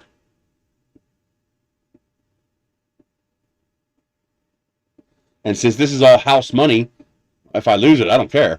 Let's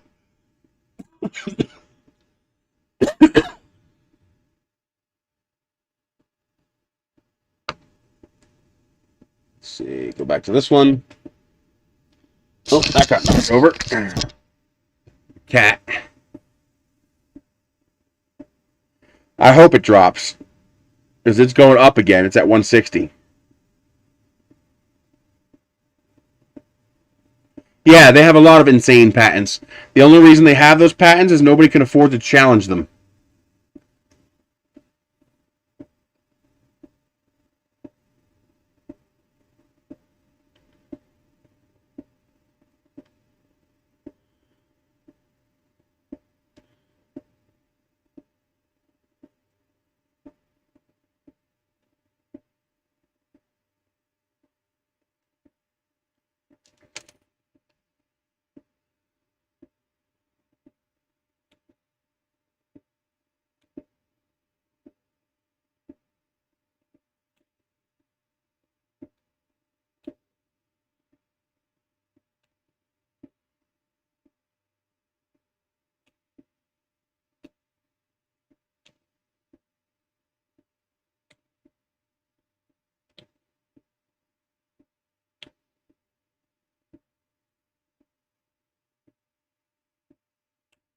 These are great nail cutters.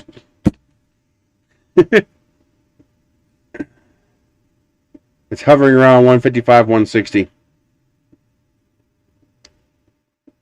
Yeah, it's after hours.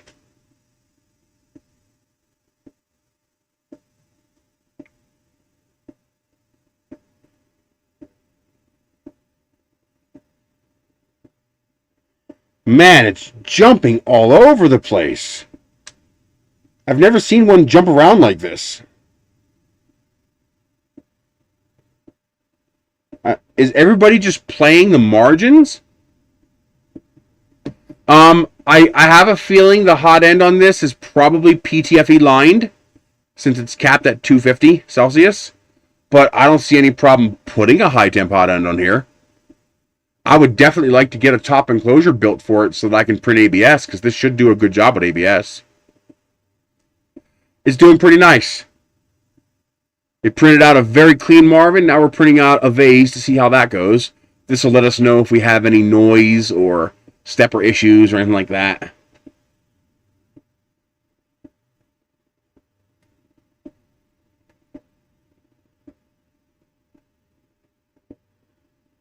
Man, it's jumping all over the place.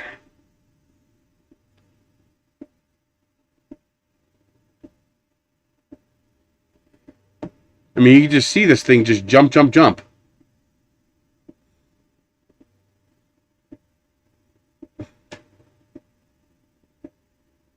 You see that green and red bar down below in the middle there? It just keeps... Come on, focus, damn it. How hard is it to focus on the screen? Oh, wait a minute. I think I have a button for focus. There it goes. Look at that thing jump around. It's like all over the place.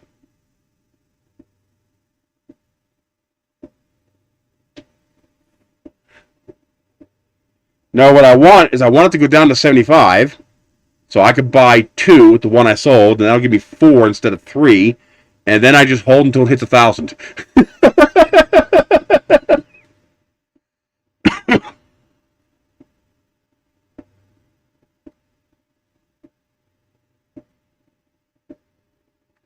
Yeah, the motion system is very good. This printer is nice. They did a good job on this. It's a very polished machine. Everything fit just like it was supposed to. Even the directions were pretty good. There's a couple of very tiny things they got to work on in the directions, but those are very, very minor. It's just really nicely done.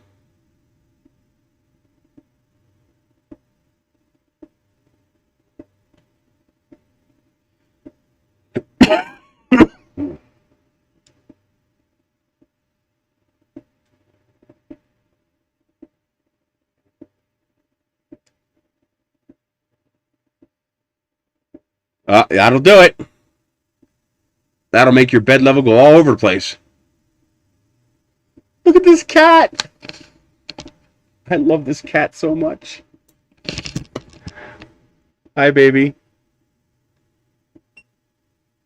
He is so adorable. He's a good boy.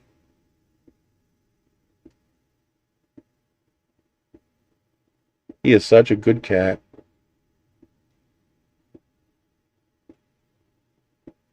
I love this cat.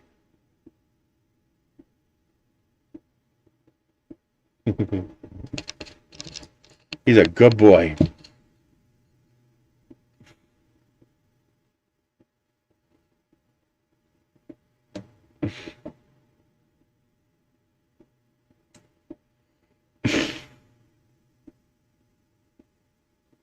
And the glass is removable. You pop the pins out just like the CP01 and the other ones. You can take that glass plate right off and slap a piece of Wham Bam on there. Hell yeah.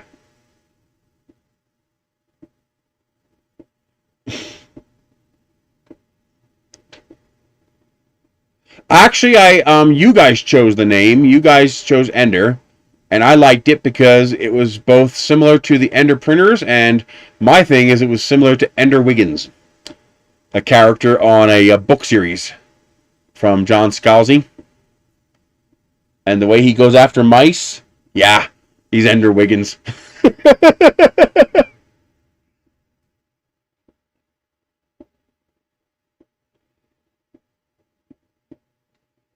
He's a mouser. He doesn't kill him, though. He just fucks with them. He tortures the mice. I gotta take the mouse from him and kill it and flush it. Because he tortures the poor things. Because he doesn't have... He has the hunt instinct, but he doesn't have the kill and eat instinct.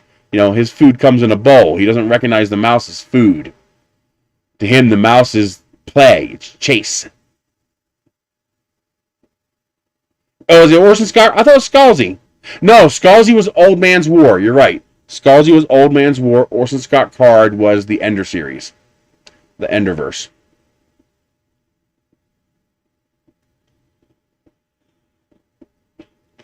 That's why I'm really pissed off I can't rename Google. I want to rename Google Hey Asshole. Let's see how many of you get that reference. Oh, trust me, read the rest. Speaker for the Dead was a little slow, but the rest of them was pretty good. Zoe's, Zoe was the Old Man's War. I liked all the Ender books. I read every single one of them, and I'll probably read them all again at some point. Although I listened to them as audiobooks. I did a lot of driving. You know, I spent 50,000 miles a year driving in a car, so I listened to a lot of audiobooks.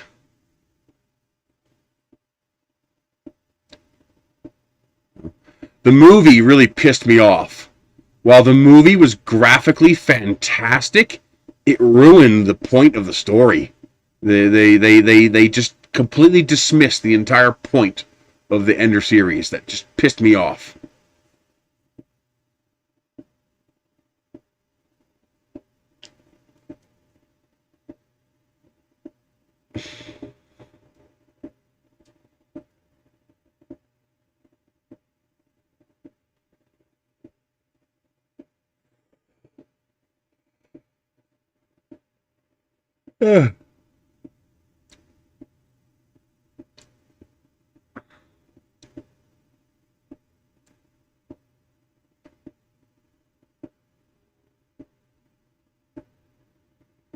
True, but it's still entertaining. I did enjoy reading the rest of the books. But the first one was the best.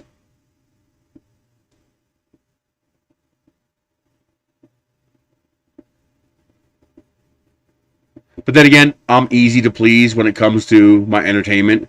Like, it doesn't have to be that great for me to enjoy it.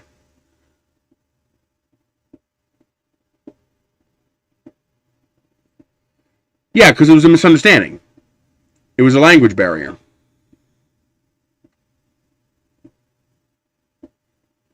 So, and he understood that. He started to understand that toward the end of the first book. He started to have suspicions about that. I have a bit of a weird imagination when it comes to reading. I can imagine what I'm reading so effectively that on recall, I'll think I watched it. Like, there was a Star Trek book I read. Oddly enough, I'm not that big into Star Trek books, but there was one that I read that was very good.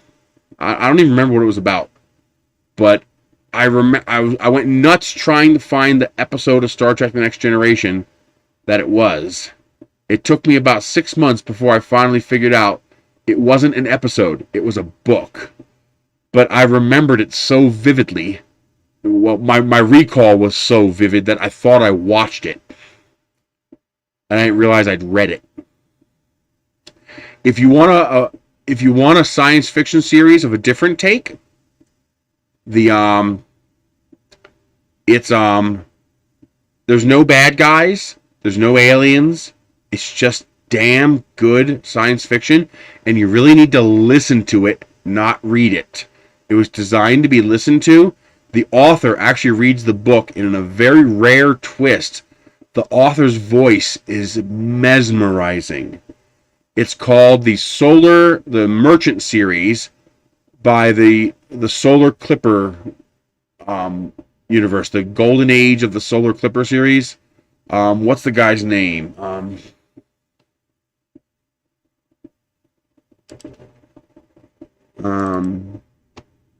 It starts off with quarter share.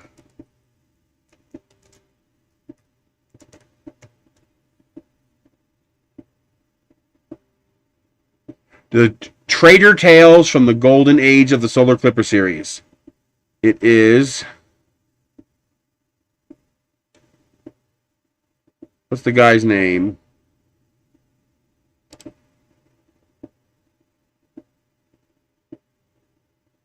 Nathan Lowell. Nathan Lowell, Trader Tales. I think... How many books is it? It's more than 4. I know that. 6 books. So he starts off at quarter share and goes to owner's share. It's so good. I'm getting goosebumps thinking about it. Because the experience was so pleasurable listening to these books. They're not available in hard. If they were available in hardback, I'd buy them just to put on my shelf. But you really want to listen to the audiobooks? Because the author's voice is so good. There's a point where he leaves the first ship he's on, and it makes you cry. Because you're so emotional about this crew that you've evolved with as you listen to this book. It's just, I'm getting little tears now thinking about it. I mean, it was just such an experience. I mean, I'm in it for the experience. And this guy freaking nails it for the experience. You just want more. There's no such thing as enough. Expeditionary Force, is that the what's that big series?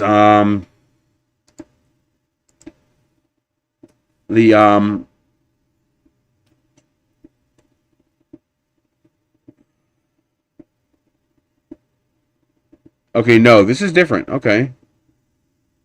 Oh, that's interesting. I haven't heard of this one before.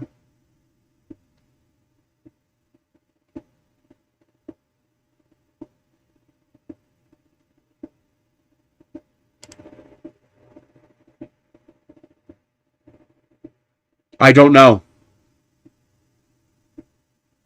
Okay, I have not seen this one before.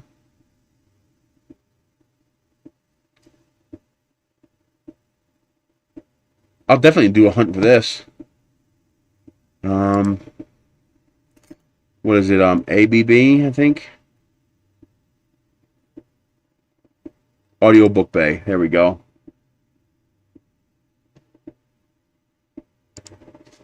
This is one of my favorite sites.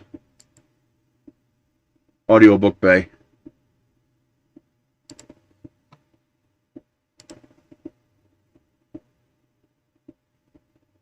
I have not read Ready Player 2 yet. I'm looking forward to it.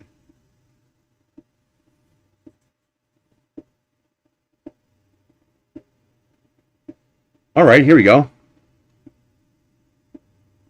So it's Craig Allenson. So there is book 11, book 10, there's book 2.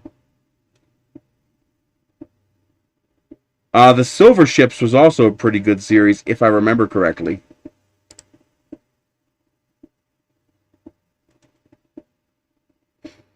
There's book 9. There's book 8. There's a 7.5. I'm okay with a slow start as long as it's good. There's book 1. There's book 7.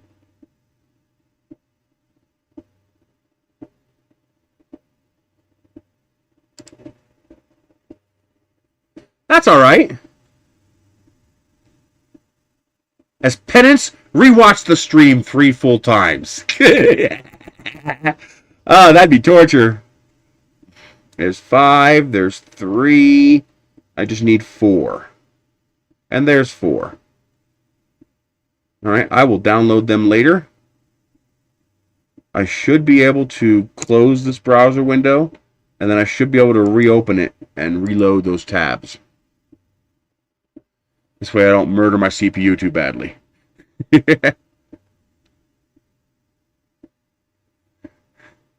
Yeah.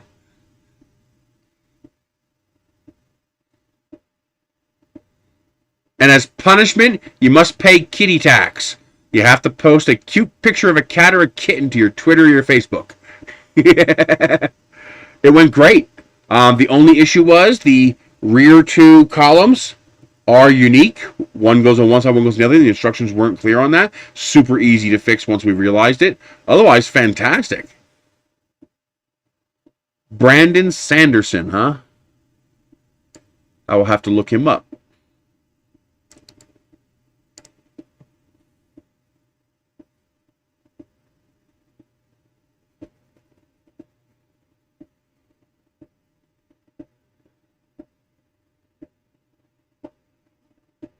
If you guys know sci-fi that you think I would really like, my preference is military sci-fi, exotic sci-fi, and hard sci-fi. I love hard sci-fi.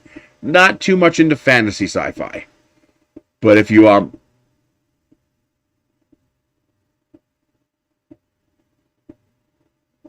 did the price go up a lot?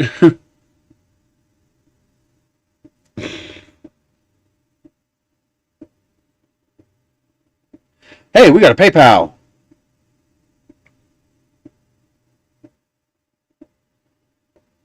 Auto drop, $5 on PayPal. You rock. Thank you very much. Let me give a shout out to all the people who have donated so far. Emery, $100. Let's see, this was JG. Yeah, JG, $20. And auto drop, $5. Thank you so much. You guys rock. I had to leave. I had to leave almost all of my books behind. You know, there's certain key sets of books I brought with me. My NASA books, my rocket books, my hardback science fiction books and stuff like that. But most of my books I had to leave behind. There wasn't enough space. I wish I'd had more time. I really screwed up when I moved. I brought stuff I didn't need to bring. I didn't bring stuff I now regret not bringing. And of course, first time you ever do something like that, you got to make mistakes, but you have regrets now. And yeah, I made big mistakes. I didn't need to bring as much as I brought. I mean, so much of the shit that I brought with me is still just sitting there in the Connex container, and it'll probably sit there for another 5 or 10 years. 500 bucks, holy crap. I really screwed up moving. It was a matter of time, working 3 full-time jobs, constantly being worried about what are they going to steal next, how can I stop them from stealing it, because I have to have them over to help me because I could not load all the stuff into the bus myself. I just wasn't physically capable of it. And it was a grueling situation. It was very aggravating. No, I have not. Oh, that sounds kind of cool. But yeah, send me a message on Facebook or Twitter with the authors and books you think would be good to read. I was just about to check that. Yeah, we're down to... No, it's still up there. It's still 145. But worse, I left behind stuff I shouldn't have left behind, and I brought shit that I shouldn't have brought. It got so overwhelming at times that eventually you just stopped picking stuff and you just start picking containers. Take that crate, don't take that crate. It was too much.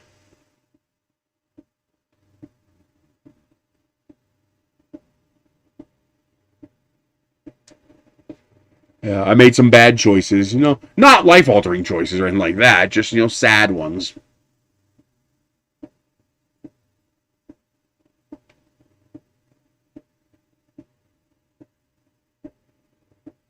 Yeah. All kinds of stuff I think of, and shit happens. Yeah, the movie source code? Yes. Or do you mean the podcast source code? That wouldn't be watched. That would be audio.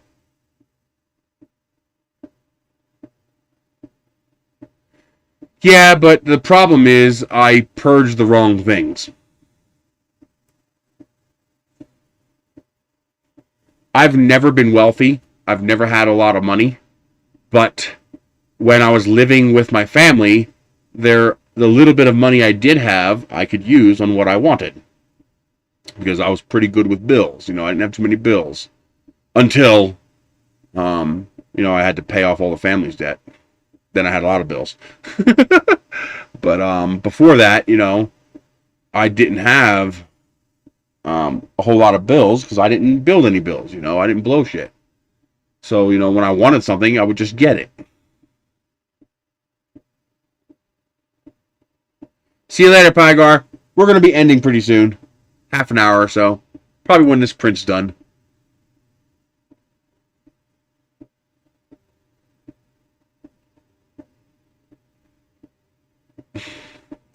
Yeah, that film interests me. I want to find out. I don't want to do it here. Let's do it on here.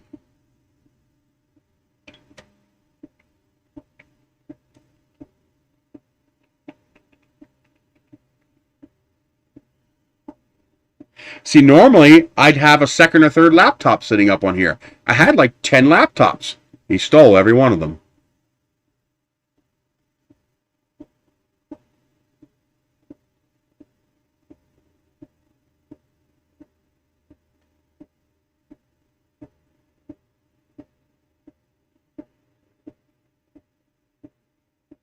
Huh.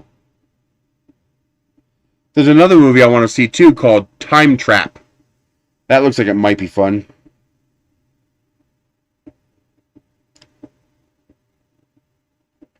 Oh, it's an old movie, 1978.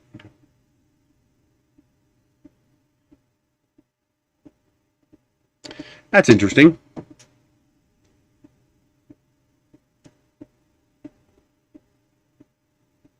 But, it is what it is.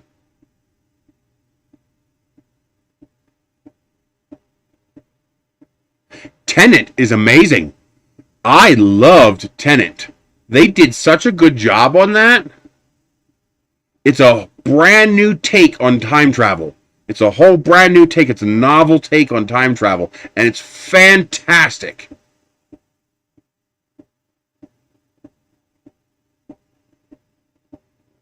Here's where we see if the cooling is adequate on this printer. Technically, I am going too fast for the section of this print I'm about to do.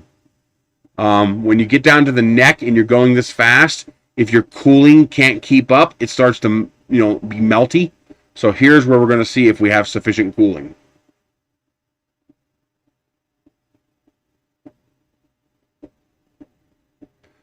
Tenet is fantastic. It's excellent. Truly a good movie. It's going to be a staple classic because it's novel. It's brand new. It's a totally new take on the time travel idea. And well executed.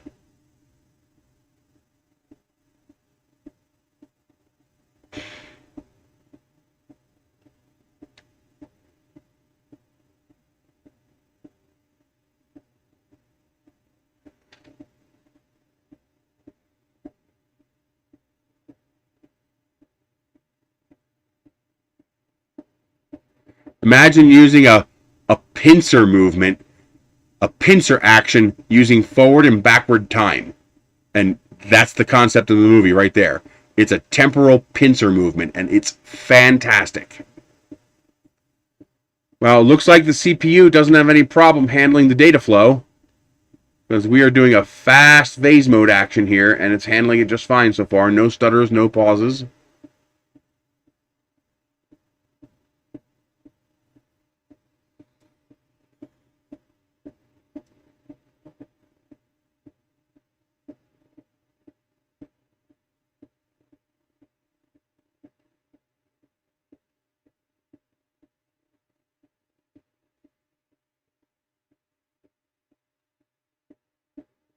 Yeah, and one of my favorite time travel movies was 7 Days. I freaking love that series, the TV series, 7 Days. I love that series.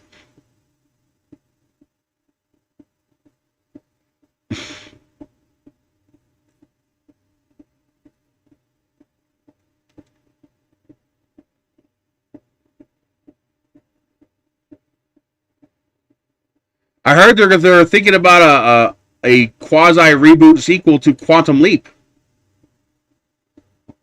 I'd be excited about that if it was well done. Quantum Leap was one of my favorite shows as a kid.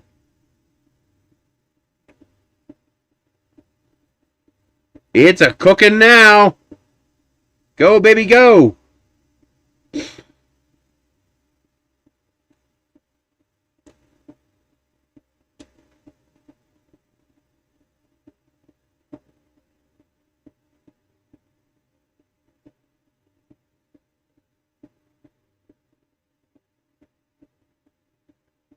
Oh, really? I might have to watch Timeless.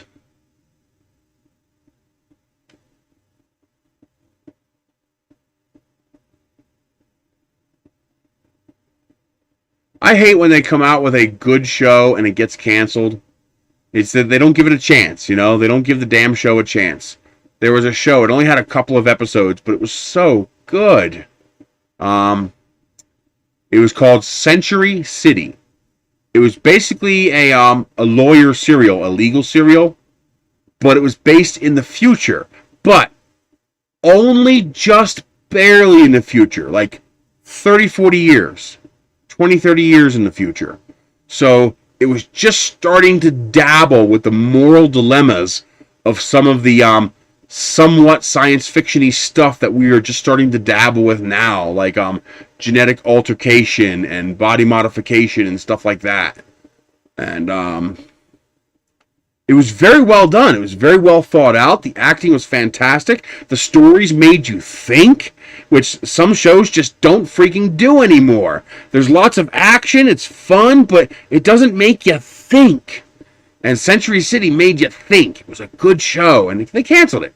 It got like, what, 4 episodes? Terra Nova was doing, I thought Terra Nova was great. And again, they canceled it. Although it was an expensive show. Charlie Jade, what's that? Is that a TV show?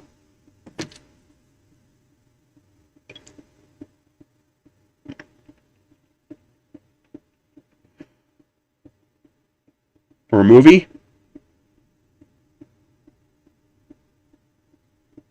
Television program. Cape Town, South Africa.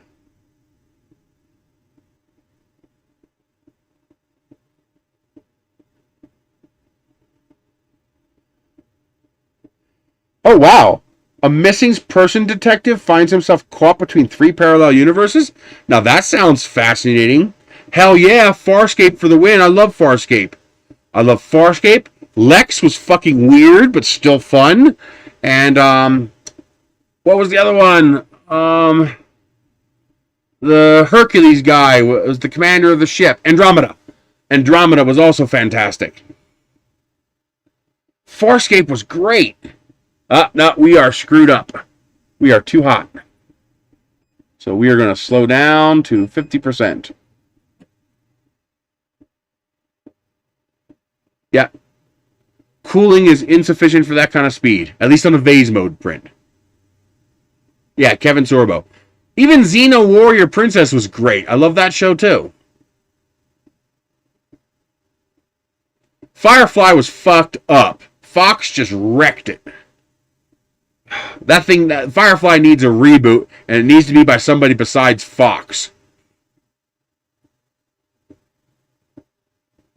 Pissed me off. That show had so much potential.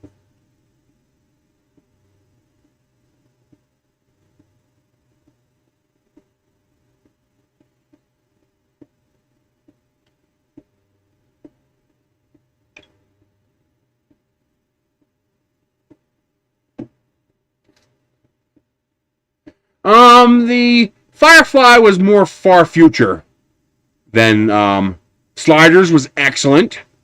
Firefly was more far future, more sci-fi fantasy, while The Expanse is more near future. Like, you know, theoretically, one of our kids might live in a future that looks like The Expanse.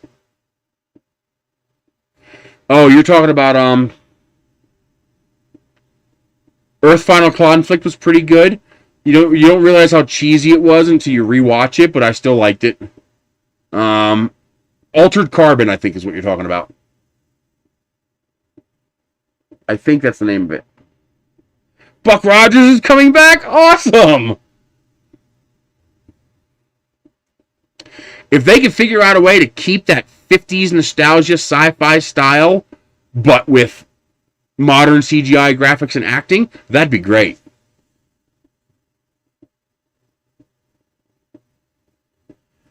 There's one movie I would love to see them do a remake of, if they could remake it without changing it. Just leave the story alone, leave it exactly like it is, and just do it with modern graphics. Would be The Last Starfighter.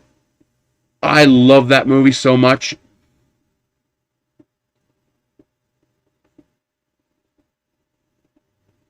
A remake that was true to the original of The Last Starfighter would be amazing. Yeah. 3D printed with sunroof.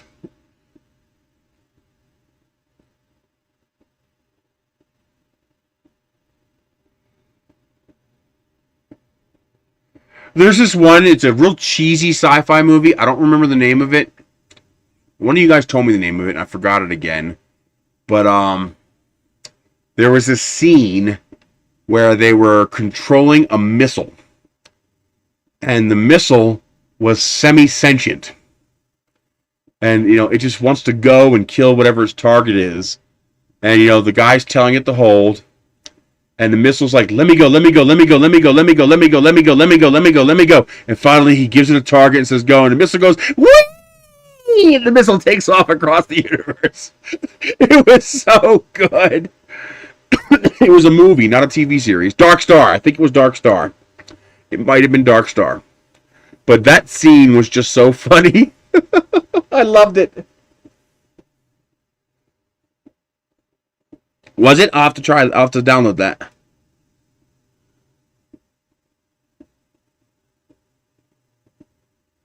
Andromeda was absolutely drop dead amazing. I loved Andromeda. Earth Final Conflict at the time was amazing.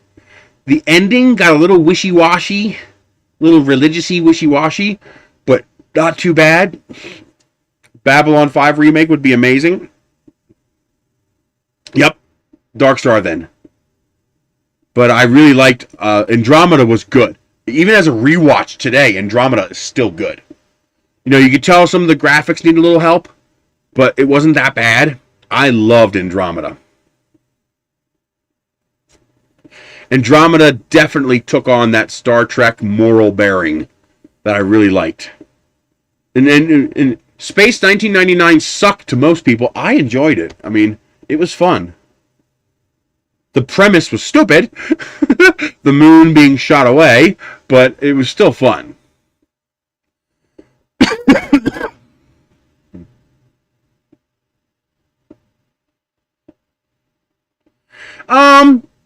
Andromeda's ending wasn't so bad. It didn't get as gooey weird as Earth Final Conflict did. It was still good. I enjoyed it. The Orville is turning out to be fantastic. I hope they keep going with that. I am loving it. Yes, that's the correct spelling.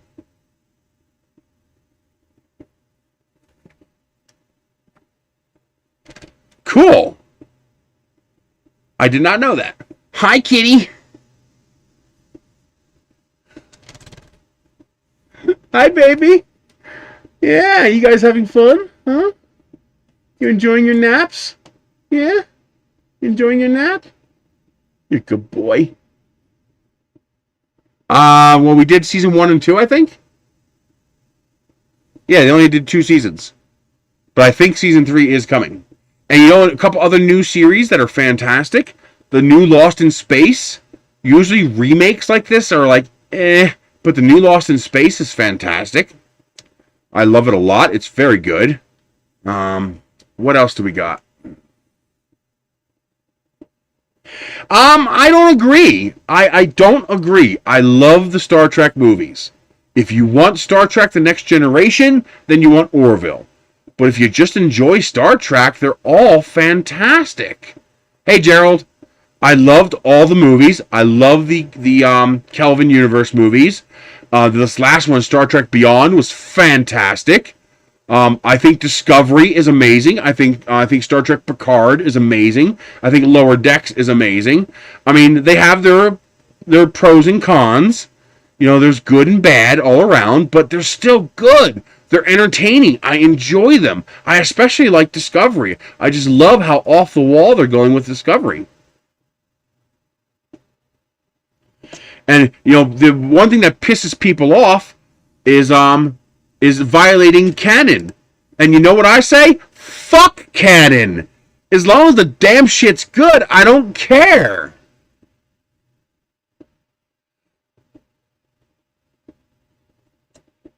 It's about one thing I like about the Kelvin universe is the ships are more realistic. They're large.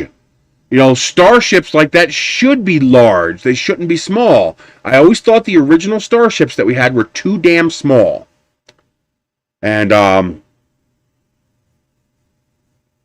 because they have shields. Otherwise, yes, that's what you would do. Fringe was good. And you also have something called morals and ethics. And we're the good guys, so we're supposed to have morals and ethics. So you have to factor that in, too. They do. It's called, what's it called? It's the new series based on Pike and the Enterprise. Oh, I think it's homing to the wrong corner. Because I just heard it stutter. Like it was homing to the wrong corner. That would be a G-code issue on my slicer. Who cares? It was entertaining. It looked amazing on the screen. The effects were fantastic. I thought the acting was pretty damn good.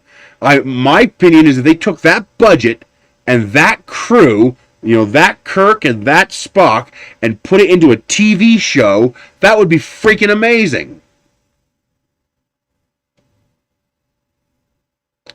I thoroughly enjoy the new Star Trek movies. I think they're fantastic. Are they new and different from the other movies? Sure. Do they need a little polishing up? Yeah, maybe. I agree, the lens flares were a little much. There was an awful lot of them. But that's something they would fix over time. You know, they would get it right. And it didn't kill the movie. It didn't make the movie junk, you know. It was slightly annoying. You guys want to see something awesome? I got something cool. Hang on.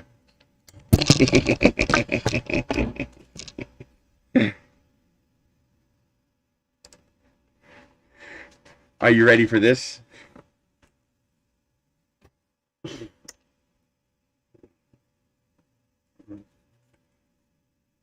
You saw the Fingermatic 3000? Well, if the Fingermatic 3000 isn't enough, we have the Limb Extractor 2000. That got Kitty's attention. It's a freaking little chainsaw. If taking his finger off don't work, take his whole damn hand off. It's like a mafia enforcer's tool. This thing is just freaking awesome. The only bad part is there's no interlock. So when the battery's plugged in, this thing is locked. And there's no lockout to turn it off. Very dangerous. Do not leave this around kids. But yeah, I have the pruners, the Fingermatic 3000 I use to chop branches, and some of them are too big. Well, this takes care of that. I saw that on that review thing, and I was like, have to have it. It doesn't use a standard battery. It's its own proprietary battery, similar to like DeWalt batteries. So it's its own battery. But I'm betting there's 18650 cells inside here. I'm actually thinking about trying to 3D print an adapter to adapt to allow me to use my DeWalt batteries with it. Yeah, he has the nice one, the one from Bosch. You get it on Amazon. Hang on, I'll get you a link. I love providing links because I make money from them.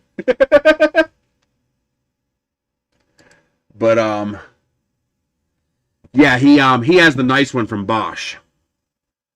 But I can't afford that.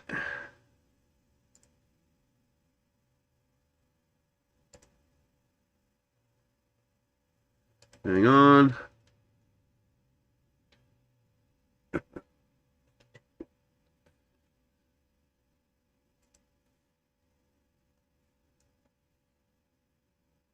There it is.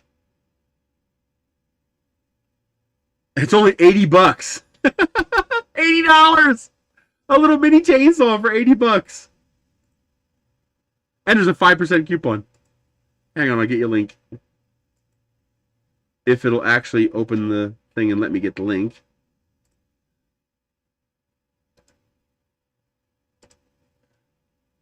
There you go. You know, when you go to collect that debt that's owed to you, you know, and they don't want to pay, yeah, well, now you have a way of making them pay.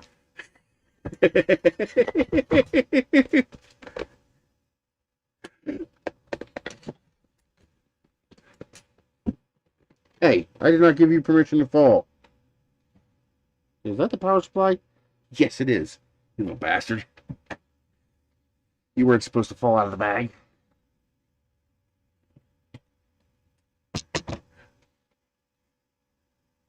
Yeah, just slightly. And it comes with an extra saw blade, too. Which is nice, because I have no idea where you'd get the saw blades. But yeah, pretty darn cool. I wish it came with a hard case. It doesn't. It just comes with this soft case. But any case is better than no case.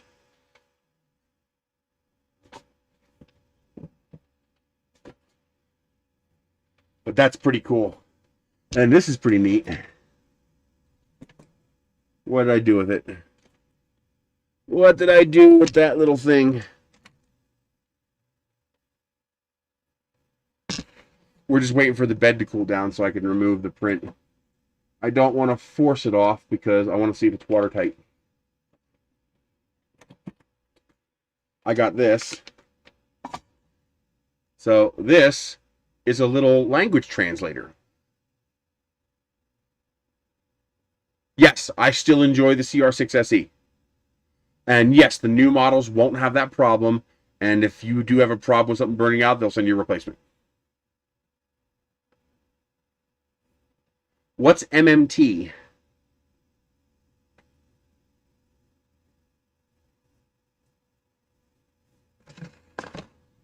While I would prefer a gold standard is not practical in our economic system. It's just not practical anymore.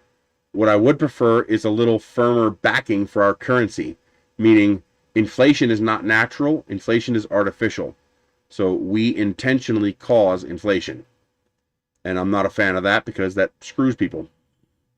So basically it's a translator. So you press and hold the button on the bottom and then you just speak. Where is the bathroom? ¿Dónde está el baño? And it translates it into Spanish. And it's supposed to be able to go both ways automatically. The latest update was supposed to do that, but it didn't work. But I can then just hit this button on the screen here to switch it to Spanish to English. So now that person can speak to me in Spanish, and this will tell me what they said in English. And now, a little expensive. This is like $300. But it comes with 2 years of data access, cellular data access. So this one, it works online, but it comes with a global SIM card with 2 years of data. You can't buy 2 years of data for $300. That's not bad. No, inflation is designed as a hidden tax because the first party to use the inflated currency doesn't experience the inflation. The inflation doesn't happen until after the currency enters the market. It's government. It's a tax. Power it off. The only reason I got it is kind of cool, but the reason I got it was I was hoping that SIM card was removable and that I could stick that SIM card in like a tablet computer. But no, it's dual SIM because it says it has a SIM socket. So it's got a SIM socket right there, but there's no SIM card in there. So you can add a SIM card, but its SIM card is built in. And so, oh well. So I end up, if I have to pay taxes on it, it'd be like $60. Not horrible. But that's pretty cool. What other neat gadgets? Oh, this is my favorite battery pack. I absolutely love this little battery pack. It's only 5,000 milliamps, but it's QC, either 12 or 18 watts bidirectional. So you have a QC port here and a USB-C port here. So it's C charging, and you can quick charge this battery, and it can quick charge your device, which is really, really nice to have in a super tiny little package like this. In fact, I got to plug it in to recharge it. Now that I think about it, it's half dead. There you go, USB-C, and it recharges.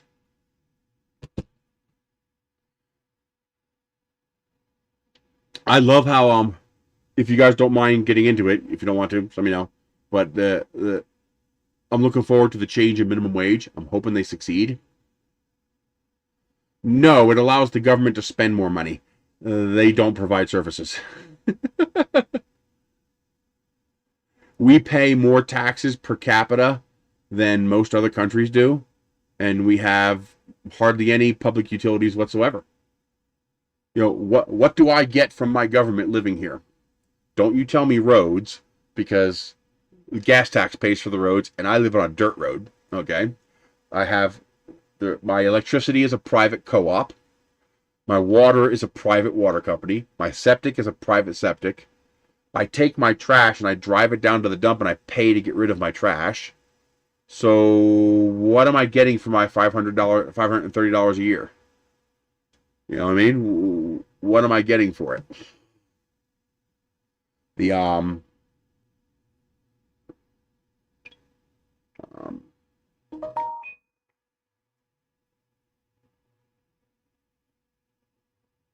There's nobody at my door.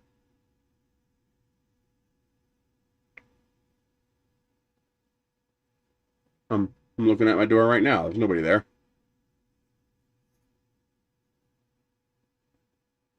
Well, I tell people the United States is it's an imperialist plutocracy.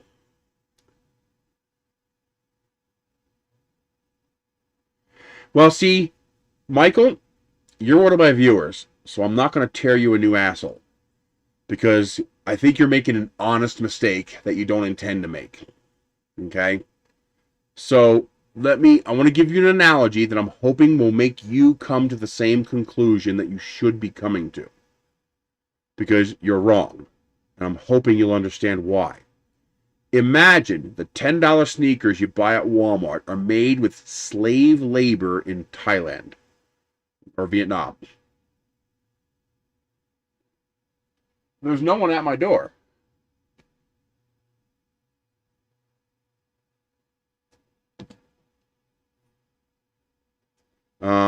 Well, this is actually kind of important. Yeah, there's nobody here at my door. I'm looking at my door right there.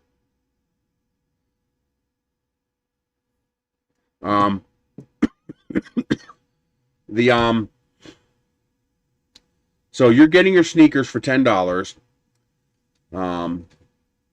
because Walmart has slave labor in Vietnam. The government finds out that Walmart is using slavery to make those sneakers, and they stop it. You know, the Vietnam and the U.S. government work together, and they stop the slave labor. Now your sneakers cost $20 because they're paying proper labor to make your sneakers. And you don't like paying $20 for your sneakers, so you blame the slaves. What? Why would you blame the slaves because you have to pay more for your sneakers now? Well, bitching about a minimum wage increase because your boss is paying you shit as well is blaming the slaves for your situation. Okay, so here's something to think about.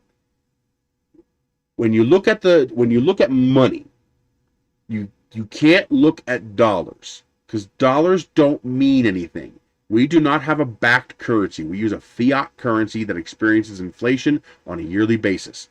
So, you know how you convert from Canadian dollars to US dollars? Well, when you look at different years in the US, you have to do the same conversion.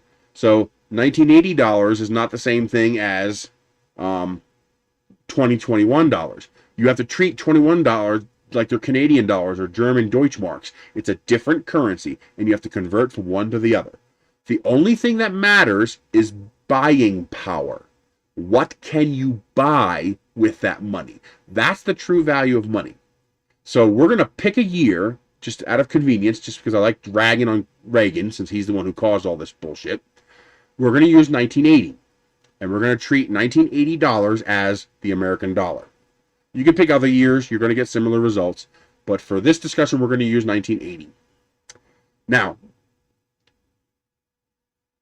no, I don't. My private company that has nothing to do with the government delivers me water that tastes like absolute garbage from the aquifers underneath the ground. I actually have to go to the grocery store and buy water because I can't drink this water. It's safe to drink, it's safe, but it tastes like garbage. I have a energy cooperative where I own a share of for my electricity. Nothing to do with the government. I have a septic tank. Nothing to do with the government. Okay? Our fire department is volunteer. Nothing to do with the government. Okay? Then my road is a dirt road. I don't even have streetlights. I put up my own streetlights. Because I don't like living on a dark street. And I can't even tell what house is mine. So I put up my own streetlights. Alright, so don't give me any crap about it's paying for these services. It's not. We pay more per capita for healthcare in this country than any other country on the planet except Finland. And we have no universal healthcare. That's bullshit. We're paying for universal healthcare. We don't get it. Yes, I know, but originally it was a Deutschmark. I was making the point that you have to convert the currency. I know you use the euro now.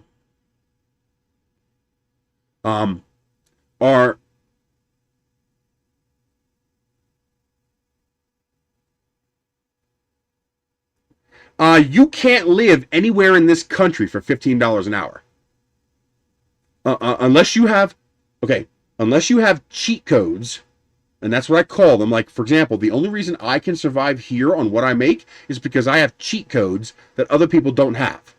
I have advantages that I can use to manipulate the system that allow me to live on the $4 an hour that I make doing this, okay? It used to be upwards around $9 an hour, but when COVID hit, my income dropped by like 70%. Hopefully that'll come back after COVID goes away. But, the reason I could live on $8, $9 an hour is because I have cheat codes. Most people don't have those cheat codes, so you're not allowed to use them. Okay? Minimum wage. The purpose of minimum wage was to be a living wage for a family. Greetings, Stefan from Germany. It is backed by the trust that people have in the currency, but that doesn't stop inflation.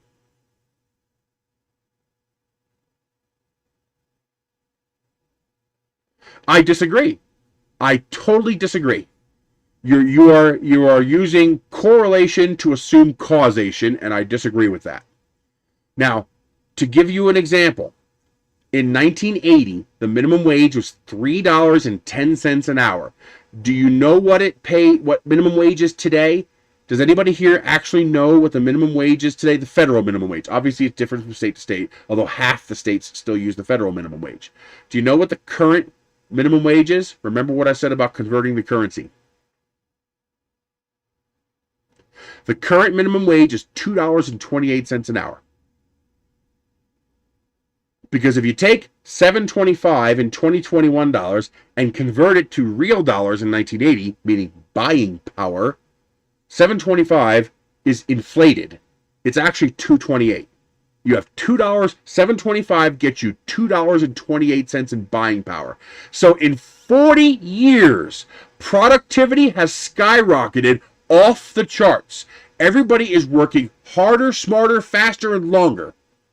And yet minimum wage has gone down from $3.10 to $2.28. If you convert $15 to real dollars, it's $4.73.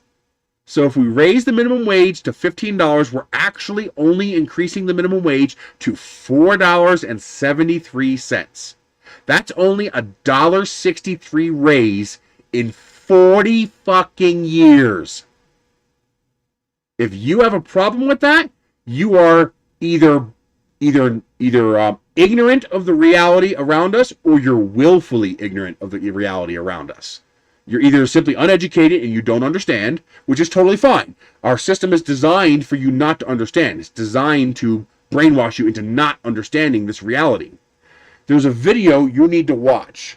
If you go onto YouTube and type in wealth distribution in the U.S., there's a video that is 8 years old and it's got millions of views. Watch that video to understand wealth distribution in the U.S.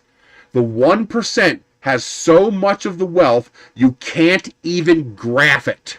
It takes a separate graph all by itself to represent the 1%. And when you try to represent the 1%, the bottom 40% don't even display on the graph.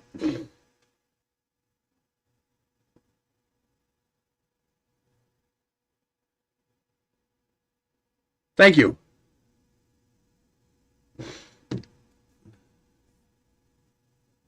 Oh, there it is.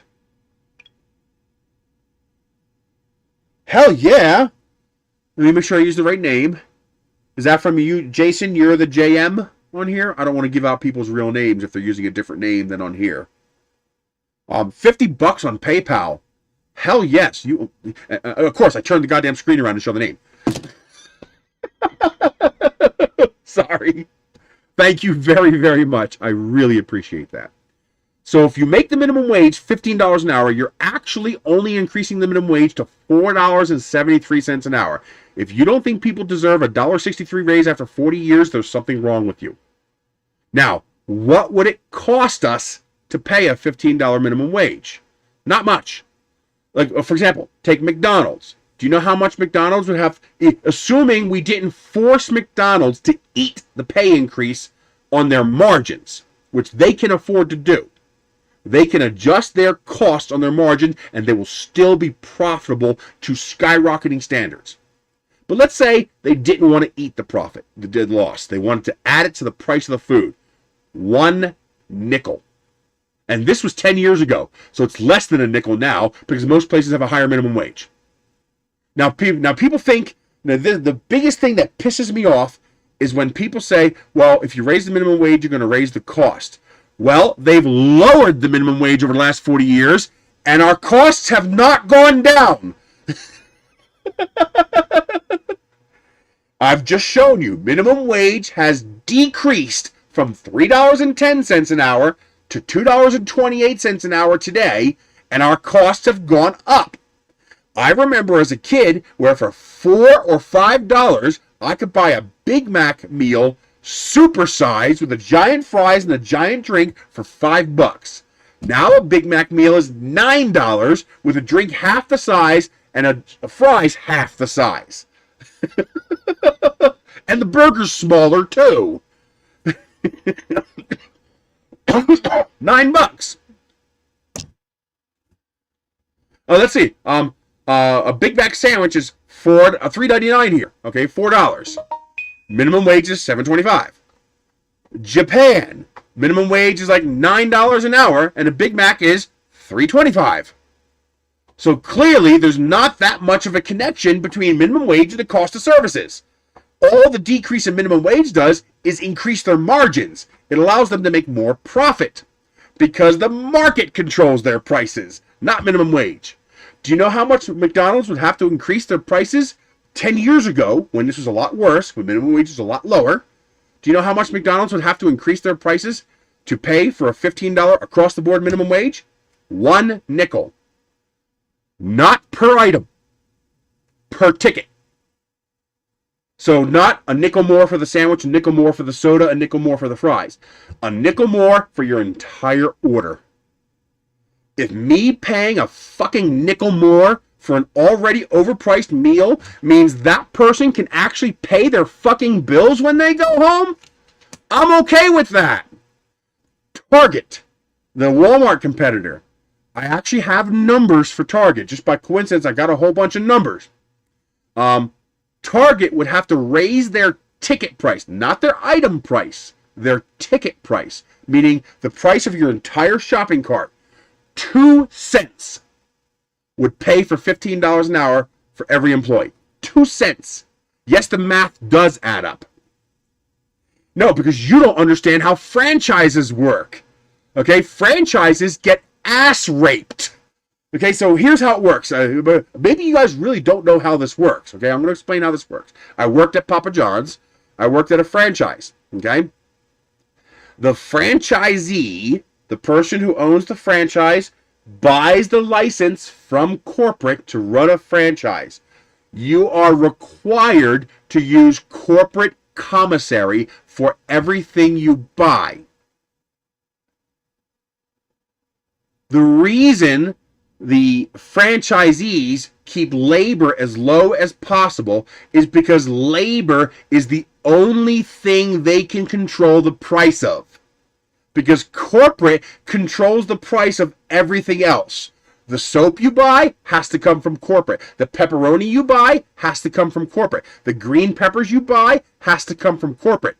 Even though you can buy those green peppers for 1/10 the price at the produce stand right across the street, and better quality, mind you, for 1/10 the price, you're not allowed to go buy those cheaper green peppers to bring your costs down to increase your profit.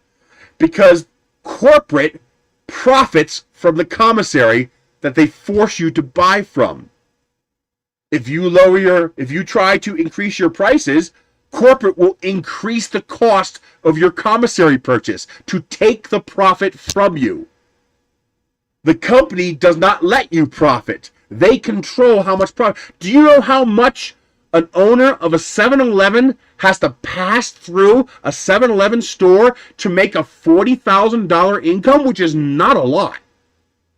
$4 million. A 7-Eleven has to do $4 million in sale to pay for one owner's $40,000 salary.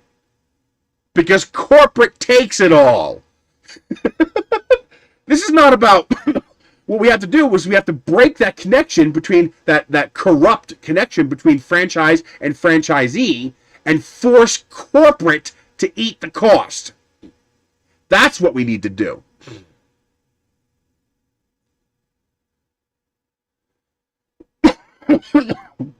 It's insane. The whole system is so rigged, it's disgusting.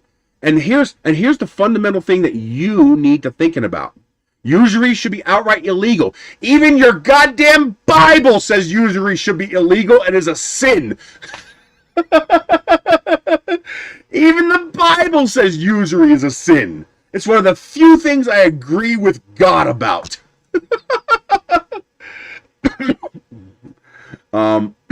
No, I haven't watched The Founder. I might have looked that up, though.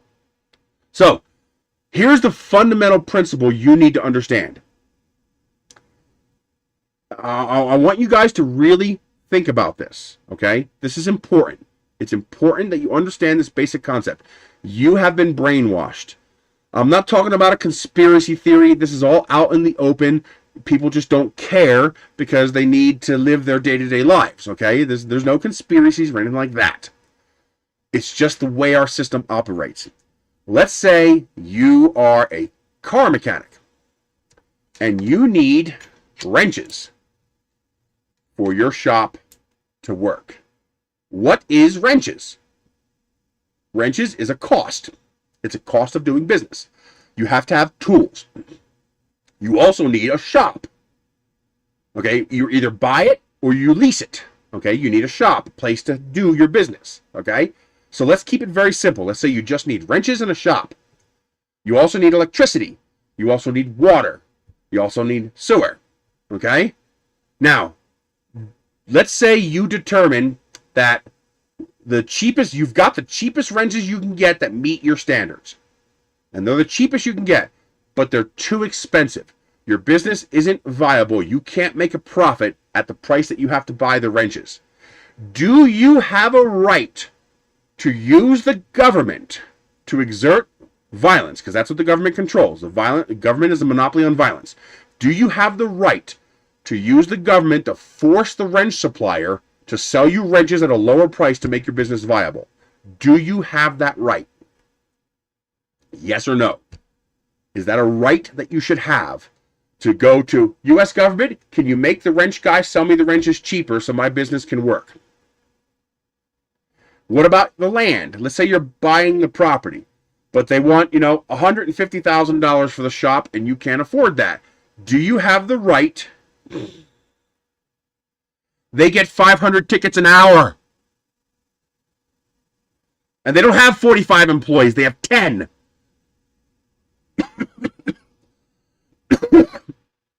And they wouldn't be increasing it by $10. They'd be increasing it by $3 because they currently pay $12. Now, do you have the right to force the landowner to sell you the shop cheaper because you can't afford it? Do you have the right to go, Uncle Sam, can you make this person sell me this property for $110,000? I can't afford $150,000. What about your electricity? Your electric bill is $1,000 a month. You did the math. You need your electric bill to be $800. You can't reduce your electric usage anymore. Do you have a right to force the government, to force the electric company to sell you power cheaper? Yes or no? Do you have that right? Well, then why do you have the right to force an employee to take less than a living wage for their labor? You don't have the right to force the wrench manufacturer to sell you the wrenches cheaper. Why do you have the right to force the employee to sell you his labor cheaper? His labor is a cost. It is something that the employee, the supplier of the labor, is providing to you, just like the wrench supplier provides wrenches. They're not forcing them to pay more. They're stopping them from forcing them to take less. Because the minimum is living wage. Exactly. Labor is a product like a wrench, and you should not have the right to force me to accept slave labor wages for my labor. The minimum cost for labor should be a living wage. If you have the right to take a person's life from them, 40 hours a week, 2,000 hours a year, then you have the duty to pay them the minimum amount necessary to survive. No, it's saying you can't force the wrench manufacturer to sell you at under cost. That's the thing, under cost. Well, you're forcing employees to sell their labor under cost. They can't even break even. Minimum wage was supposed to be a living wage. The minimum amount a person needs to exist, to survive. Not a luxury, not eating steak, not having 2 cars, not having a 2-story, $200,000 house. The minimum necessary to survive. Now, just because your financial system artificially increased the cost of survival is not the employee's fault, because they didn't do that. Yes, it is not a voluntary reaction. Michael, I come up to you on a dark alley. I am stronger than you. You cannot defeat me in hand-to-hand combat. I am faster than you. You cannot run away. I put a gun to your head and say, give me your wallet. If you don't give me your wallet, I pull the trigger and I paint the wall over there with your gray matter inside your skull. Do you have a choice? Is that a voluntary transaction? I mean, technically, you have a choice. What? Yes, there is! If you don't work, you die! If you don't work, you die! We live in a society that you cannot exist without money. You die! That's the gun! The gun is death! Now, technically, you have a choice. You can choose to say, fuck you, I'm keeping my wallet. And then I blow your brains on the wall. I mean, sure, there's a chance you might survive. I got 5 bullets in my 6 barrels. Maybe you'll get the empty bullet. But then I'm going to pull the trigger again. And you're going to have to run those odds every time. Are you kidding me? Oh my God. The largest killer of people in the world is poverty. More people die of poverty than anything else. I mean, are you... The only reason we have welfare services at all is so that we don't have open revolt. That's the only reason we have welfare services. They learned from the Nazis. You got to keep the people somewhat fed and mildly entertained to keep them from revolting.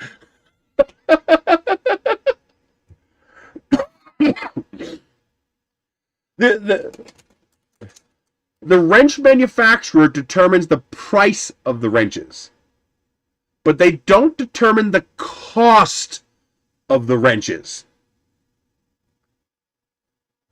The cost is determined by the materials and labor that go into making the wrenches. There's a minimum number that no matter what the manufacturer is willing to accept, there's a minimum number that they can sell the wrench at to break even. Okay, that's called cost. The break-even point for labor is a living wage. If your company cannot afford to pay a living wage, then your company cannot afford an employee. Just like your company can't afford the wrenches or the building or the electricity. Well then, what does that mean? Well, if your company can't exist without the employee, then your company is non-viable.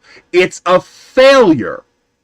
So what we've done is use the government to put a gun to people's head to say, you will take less than living wage to survive and do this work, or you die. And so people take the work because they have to. And it's not anybody willing to take the wage. The only time this is a voluntary interaction is when the number of jobs and the number of people who need jobs is equal or greater. The moment the jobs available goes below the number of people who need jobs, it's no longer a voluntary interaction. You don't have a choice. Okay, if you say no and I blow your brains against the wall, it's voluntary. Don't have your family coming after me for murder.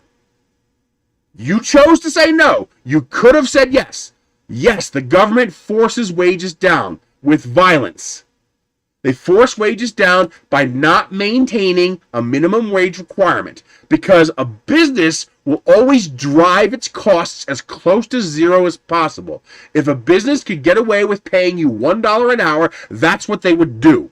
And it is the same thing. The problem is you not understanding it's the same thing. You've been brainwashed through bullshit economics for the last 100 years that have brainwashed you into believing into this market and supply and demand bullshit. Well, supply and demand determines my wage, but it doesn't determine my fucking costs. Supply and demand doesn't make my rent cheaper, doesn't make my health insurance cheaper, doesn't make my food costs cheaper. So your wage shouldn't be attached to supply and demand. There should be, just like with the wrenches, there should be a minimum, the cost, not the price, the cost. And the cost is a living wage.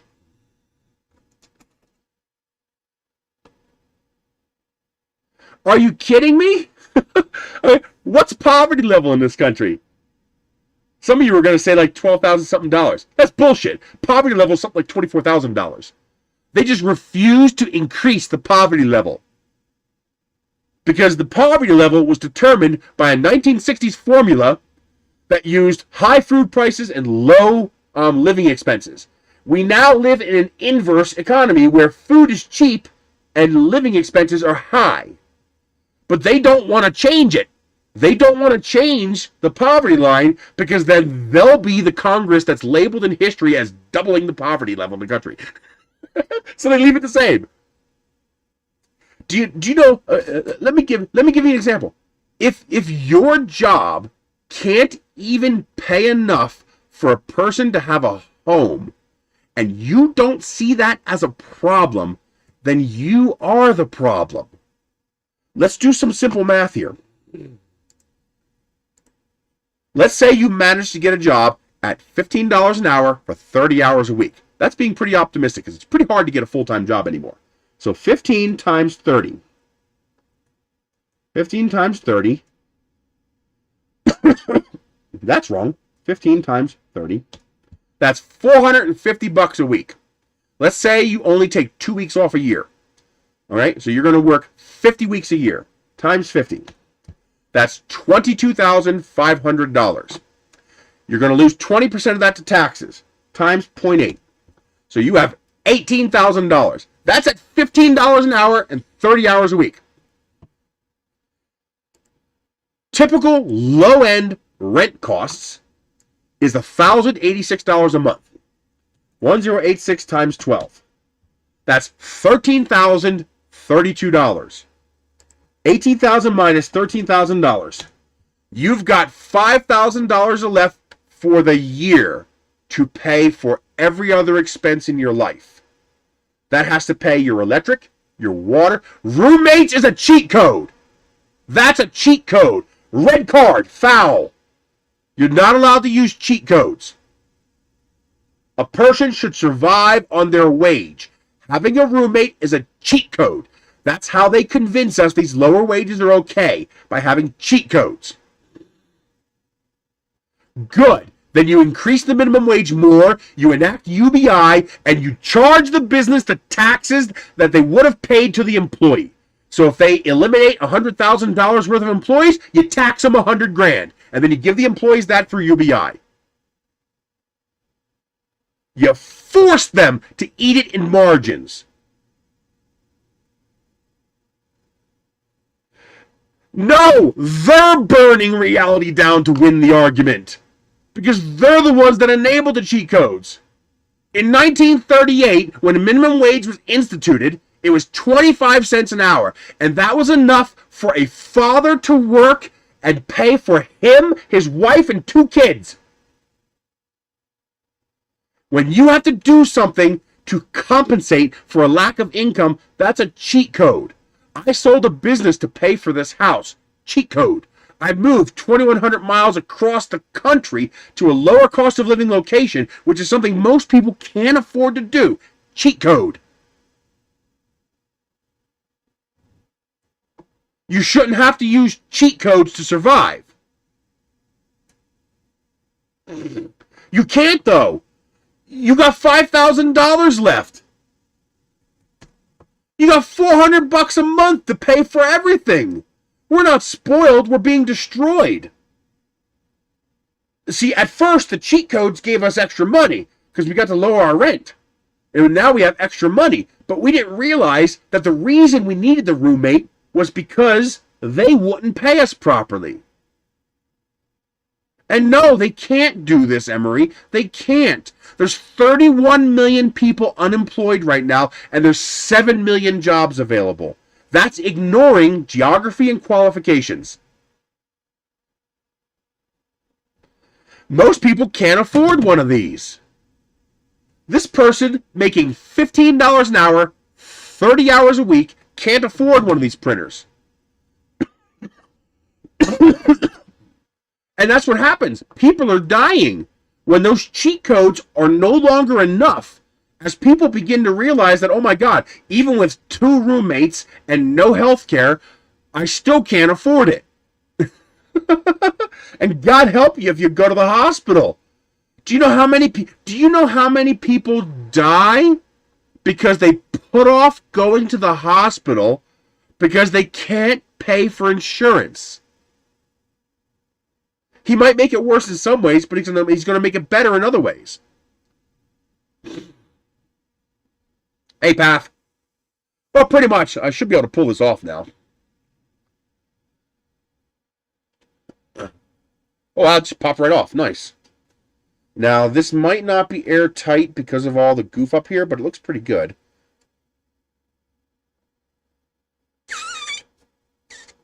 Airtight. 'Tis a clean print. No, what happened was, back in the 80s, when life was good, and productivity was high, and wages were good, and CEOs weren't being paid 3,000 times what their employees were being paid. He had to do that. He had to kowtow to his party to win, and his party had specific requirements that the things that they targeted, just like Trump did the same thing. He had specific things that he had to target in order to appease his party that got him elected. So, $400 a month, you have to pay electric, water, and food. You're already over budget. Even if your electric bill is $100 a month and your water bill is $30, you now have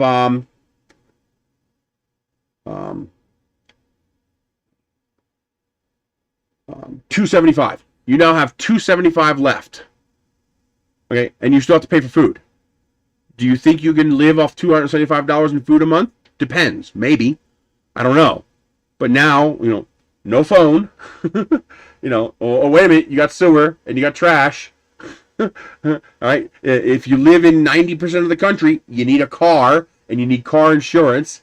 Even if you buy a $2,000 beater and fix it yourself, you're still going to have to feed that car $100 a month in gas and $100 to $150 a month in insurance if you have good credit and get good insurance. If you're not 25, if you're 25, fuck you, it's $300 a month or $600 a month. In a country where you have to have a car. In the vast majority of this country, you can't exist without a car. Move to the city. Well, sure, now your rent just went to $1,400. That's the reason you moved out of the city, to get the lower rent. Because you're not making enough to pay the rent in the city. So now you don't get access to the public transportation. We're paying $15 an hour now already. We're paying more than $50 an hour now with welfare services. You pay, no, $2,000 car. You can't afford a $4,000 car and $15 an hour. You ain't getting no $4,000 car. You can't afford it. Now, I can tell you how to make minimum wage cheaper. I can tell you how to make $12 an hour an effective living wage. We have to get rid of property taxes on residences, and we have to have universal health care. You do that, and $12 an hour works. For year what? No one's going to give a person who has $416 left over a loan to buy a car. No one. The bank's going to laugh at you. No, you're not getting a loan, Emery. You're not getting a loan. The bank is going to look at your income, look at what your expenses are, and go, yeah, I'm not giving you a loan. Or you're going to have to go to a car shark loan and pay $8,000 for that $4,000 car. I bought a $600 car, fixed it myself, and drove it for 300,000 miles. Thank you very much. I paid $600 for a Geo Metro. I put $400 in parts into it. The guy who sold it to me let me use his lift to install those parts. So I got $1,000 into a car that gets 65 miles to the gallon, and I drove that thing for 7 years. Yeah, by lying or cheating. By making your costs versus income look different. No bank is going to give a person with a negative disposable income a loan. It should drive up the cost of living for everyone else. All the people who are living and skating off of the work of the people at the low end.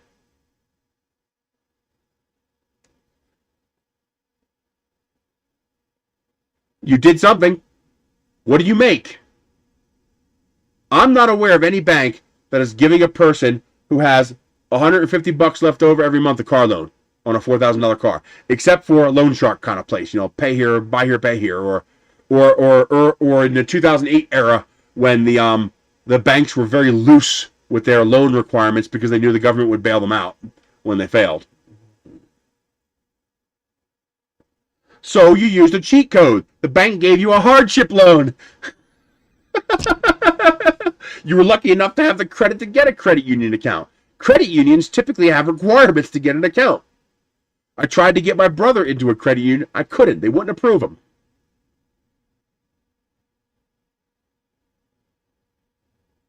If they're not paying their fair share, yes. And we're not talking about the people who make $60K. Do you realize there's no difference between the person making $60K and a person making $20K on the scale that we're talking about? Oh, I have absolutely had banks laugh in my face. Yeah, I came this close to punching him in the face.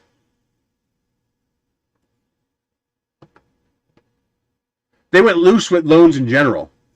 There are some shady places that will go loose with loans in general because they know they can take the car back. That's why you have these places that have GPSs in the car so they can turn your car off remotely and then come repo it. Because they're charging you 32% interest on a $2,500 car that you can never pay down. If you had to use an alteration in the system to afford what you have, then one of two things was happening. Either you're living beyond your means, or it's a cheat code. Now, what do I define as a cheat code? I define a cheat code is when I have to make a manipulation to the standard in order to make something work that should otherwise work. So, the standard is a person working full-time should make enough money to survive. That means pay for healthcare, pay for car insurance, pay for a cheap used car, pay for basic utilities, assuming the person has no debt, pay their taxes, and pay their rent.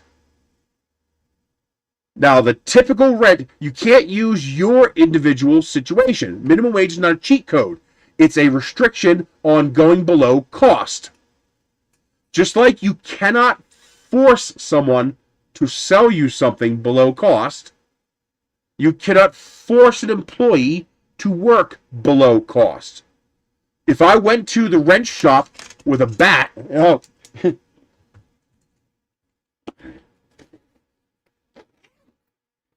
if I went to the wrench manufacturer with my Limb Extractor 4000 and said, sell me the wrenches cheaper, guess what happens? I get in trouble. I go to jail. Well, guess what happens when the lobbyists force the government to not raise minimum wage at the rate of inflation? Nothing happens because the government is forcing it. They don't have a choice but to work. If you don't work, you die.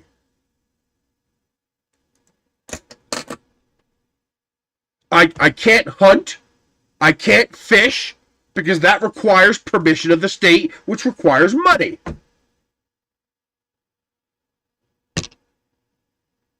Yeah, that is a big cheat code because they're not paying their fair share. You don't understand. You are no different than the guy making $60,000. I, making $4 an hour, less actually, about $4 an hour, am no different than the guy making $60,000 an hour, or a year. I am no different than the guy making $100,000 a year. You don't understand. In the graph of wealth distribution in this country, the guy making 20K is down here, and the guy making 100K is also down here. Okay? He's down here with us.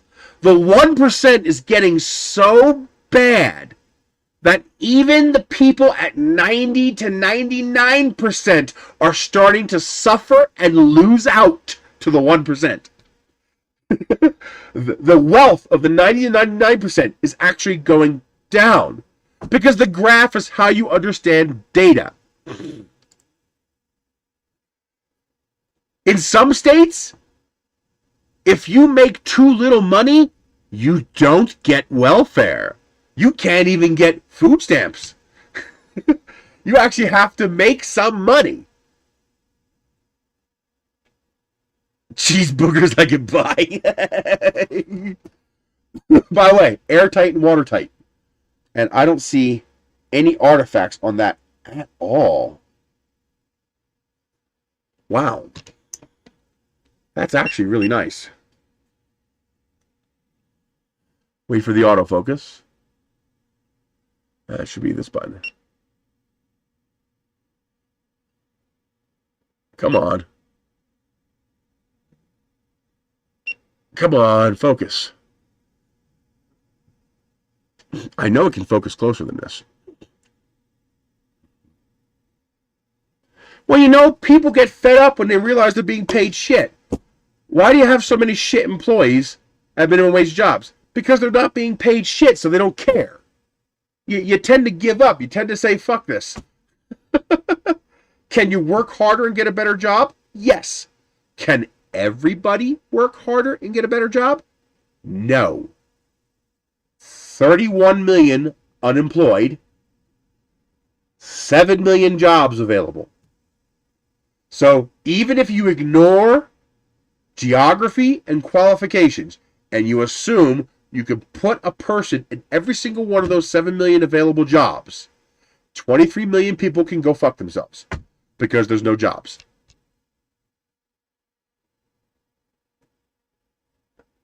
See, we're automating and improving efficiency, but we're not passing the savings into society when we do that. So unemployment goes up. I would not see it that way. If you ordered this, I would probably be able to see it on Friday. There's a delay from when something happens to when I can look back and see it. And then I can't see names, I can't see people. All I can see is this item was ordered, this item was ordered, this item was ordered. I'll say it again. 31 million people unemployed. 7 million available jobs. It doesn't matter if there's jobs available if the people with the qualifications aren't there to do them, or if the people who need the jobs can't get to the job to do it. I had an electric car. I can afford to drive 19 miles away to work a pizza delivery job. Not everybody can do that. Now, I can afford to drive 54 miles one way to the porno shop to work there. I can afford the $100 gigabit internet connection that lets me do this. Okay? I can afford that stuff. The guy without a job can't. And worse, the whole point of welfare is to stop people from dying from poverty. That's the point of welfare. And I say, well, people just sit on welfare because they don't have a choice. The cutoff point when you go from welfare qualified to welfare unqualified is a hard cliff. So you're talking about a person who's effectively making $21 an hour on welfare. And now they go get a job making $8 an hour. They lose their food stamps. They lose their health insurance. They lose their LIHEAP. They lose their subsidies. Because they need to make $21 an hour to get the same thing they had on welfare. And there's a huge cliff between the minimum wage and the amount welfare provides. Say you got a person that's sick. Telling them they're lazy, go get a job is a death sentence. Because when they go get a job, they lose the health insurance. And now they die. You should see how many videos there are of people crying on video because they went to go get their insulin that they will die without. And it's $600 a vial. And they're making $12 an hour. They need 2 of those a month. It's more than the rent. Not millions, thousands. And I disagree with that. I personally disagree with shutting that down without already phasing it out into another job. It needs to be shut down. There's no question about that. But you don't just do it cold turkey like that and put these people out of work. That's the wrong way to do it. Maybe they could make solar panels, but they can't do it like that. They can't go, oh, I lost my old job today. Hey, solar panel manufacturer. Oh, I got to move to China? Anybody who says that's stupid.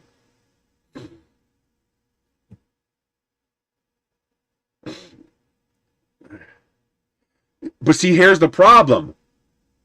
The counter cheat codes are failing. They're not working anymore. Landlords are starting to charge per person.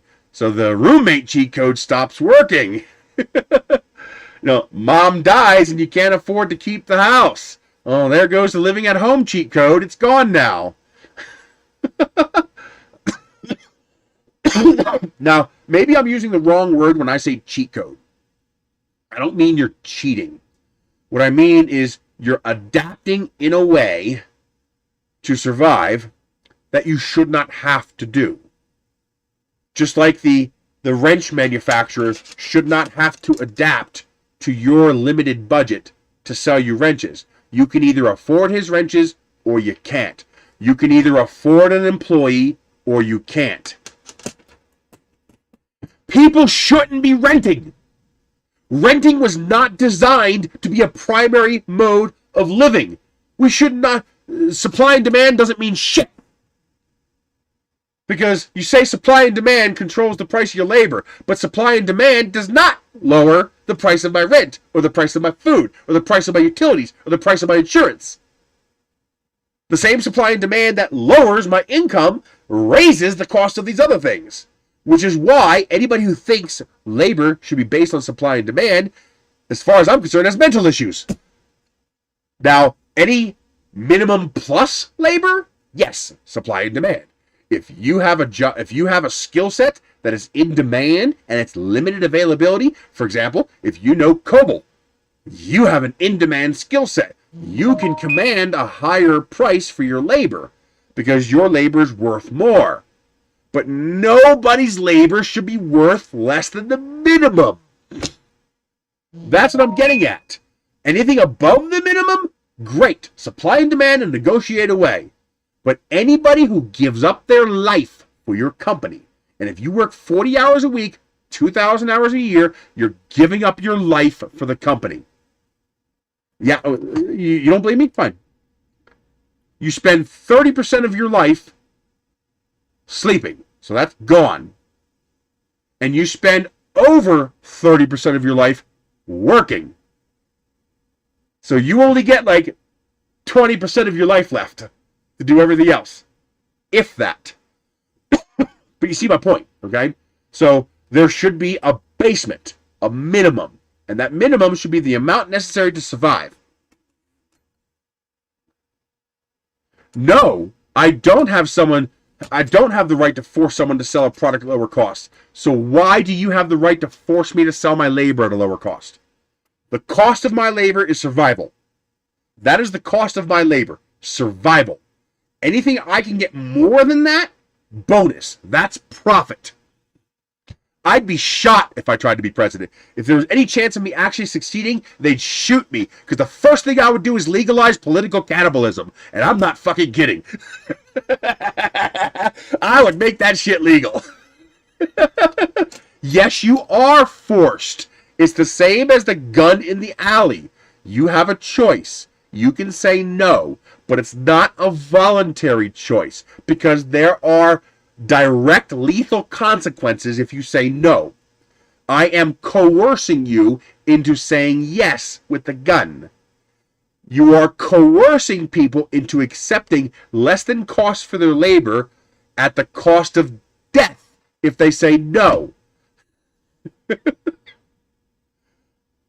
That's a fact. Why you can't understand it? They don't have to. Because you'll just die. And you don't think they're going to shove a gun in my face? Oh, yeah?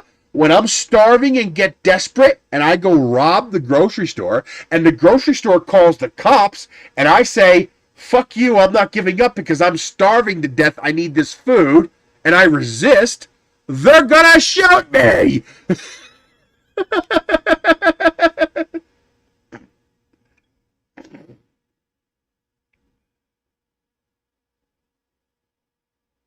Holy shit, John. 50 bucks from John. I got that one already. And, Richard, $20. You rock. See, now, there's a limited capacity for people to do what I'm doing. I become public broadcasting and I make my own job. And if you guys enjoy it enough, you pay me. But at least I don't have to go and suck someone's dick for $7 an hour. Breaking my back, working a horrible job with horrible labor requirements for a wage you can't live on. What is an action on my part? No, it's not an action on my part. It's an inevitable result of starvation. It's an automatic response built into your genetic code. People don't just lay down and die. They don't.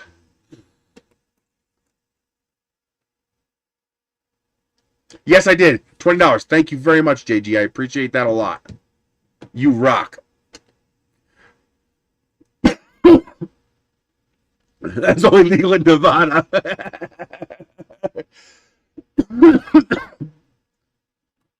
And we don't have a free market. The market is rigged. Instead of paying billions of dollars into welfare and food stamps and housing assistance, which is just a tax on the people that the corporations implemented in order to keep more of their money by forcing someone to take less than cost for their service.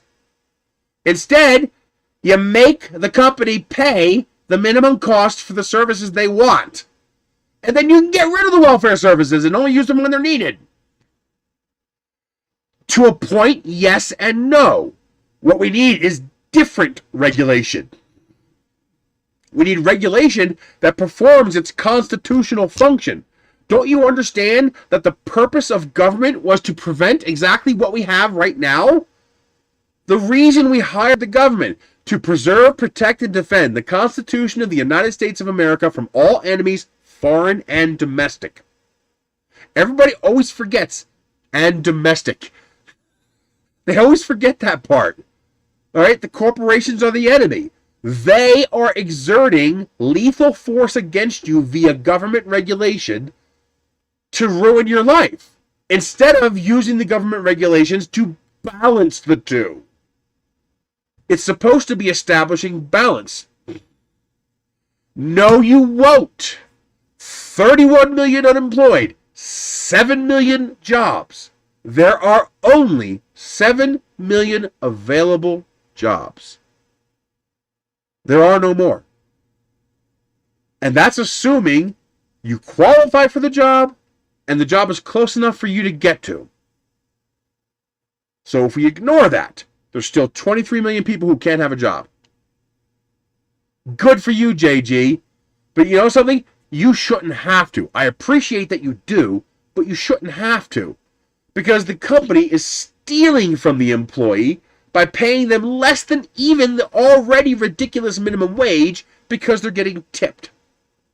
And so they're stealing their tip money and counting it as income. The prints are fantastic. I went a little too fast for the cooling, and you can see where it began to warp a little bit right there because it was going too fast. Why won't that focus? Because I think it's because it sees my face. And it's concentrating on my face. I know it can focus this close. It's done it.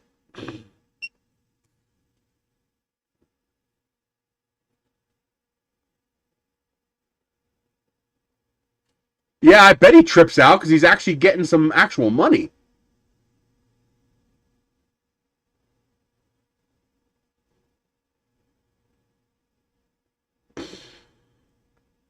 Come on. Why won't it focus? I don't get it. I know it can focus closer than this. It's supposed to be able to focus 10 centimeters. But you can see the way the glistening happens? That is nearly perfect. Oh, that's the even bigger thing. What did we do when we shut down the economy? People says, well, businesses were open. No. Only the big corporations were open. All the small businesses were told to, fuck you. I can't apply a recommendation for this printer yet because I've only had it for 4 hours. So, initial impressions, very good. Right now, the things I do is I stack it up on shelves like this. Some of the things I got because I want them. Some of them I'm going to end up not needing, but I'm not allowed to sell it for 6 months.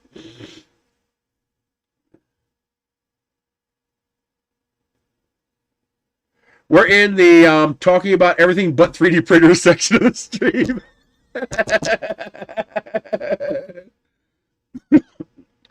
Big core. Walmart got to stay open. but the small businesses were forced at gunpoint to close. So if anybody complains about stimulus checks and unemployment, I will personally punch you in the face if I can meet you, because these people had their jobs taken from them at gunpoint. They didn't quit. They weren't lazy. They were told, you're not allowed to work anymore. So you're goddamn right the government owes them for that. Especially since it was the wrong decision. It didn't work. Lockdowns don't work if you can't actually lock down. So let's see. Let's close all the little stores and only keep the Walmart open, and then tell all the people in the pandemic, go to the Walmart. And we wonder why the pandemic got worse.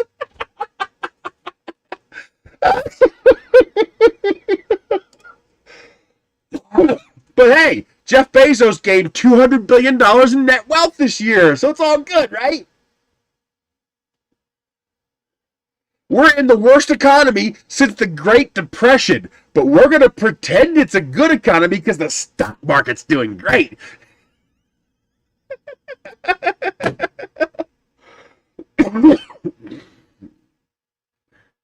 Oh, absolutely. It's direct drive, so it should have no... I don't know what the... I do know there is an escape path inside that extruder. Because we had a problem where I put the filament in and the filament curved. Now, if that is if that's before the extruder gear, not a problem. If that's after the extruder gear, that's a problem for TPU. Because TPU will find that opening and it will take it.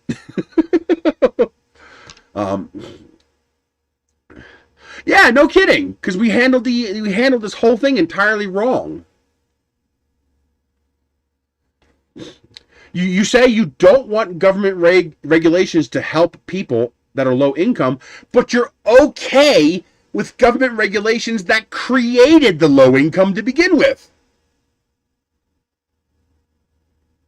Do you not see the hypocrisy in that? The whole purpose of government is to protect us from people who are more powerful than us, who we don't have a say against.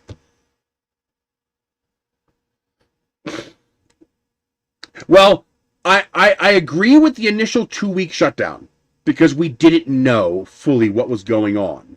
So the smart thing to do was shut down as much as possible, assess the situation, and see what you can do. Well, I am okay with government regulations when it's used to help the people and enforce the Constitution fairly. A free market cannot exist without regulation.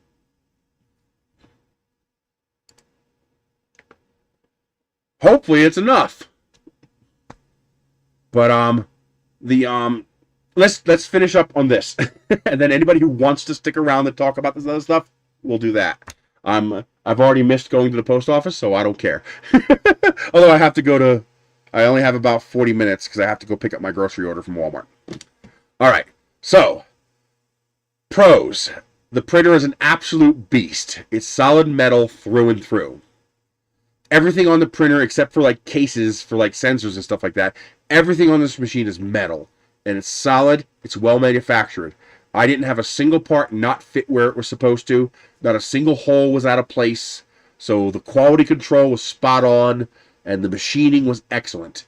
The only part I had a small issue with, and it's very minor, was the 2 screws that hold the vertical extrusion in. It was a little tough to get the screw to go into the hole because it was a clean hole with no chamfer, so there's nothing to center and put the screw into place.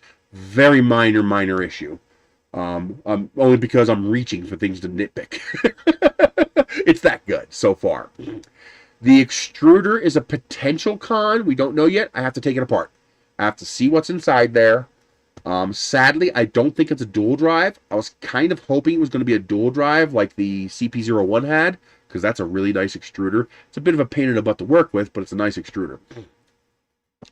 Well, a nice hot end. Well, actually, that's extruder. That's the whole thing.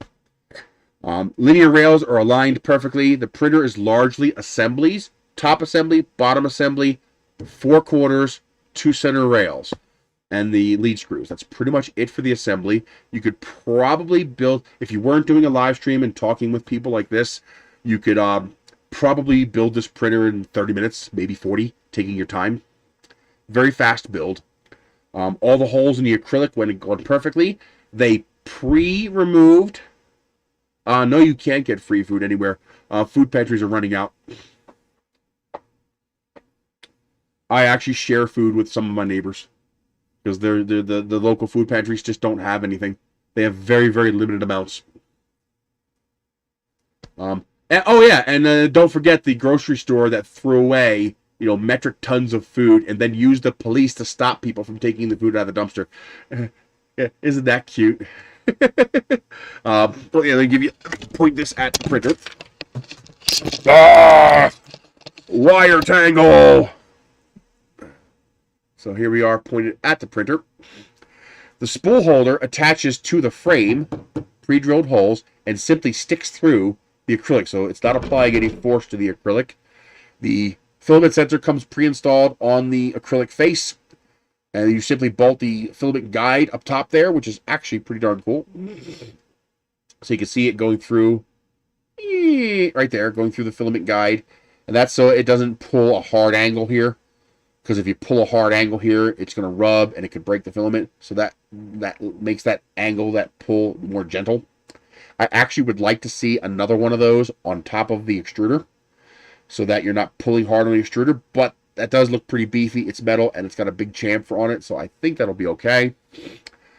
Belts were tightened correctly. I didn't have to adjust any belts. I still haven't. This is an issue with their color LCD screen printers in general. Possibly. It looks like it might. I'll have to take it apart to see, but I'm guessing that this is a separate construct right here. This part right here in the printer. So you might be able to, slide this forward 50% so half of it sticks out. Or print your own shell for this to make the screen straight up and down. So that the screen sits right against here. Then you could just cut an opening right here for the screen, little weather stripping on the metal, and you'd still have your seal, good enough seal, and still be able to access the interface. That is a filament guide. So that the filament doesn't pull a hard angle around the frame, because the filament's down here and has to make a 180-degree turn to get into the printer.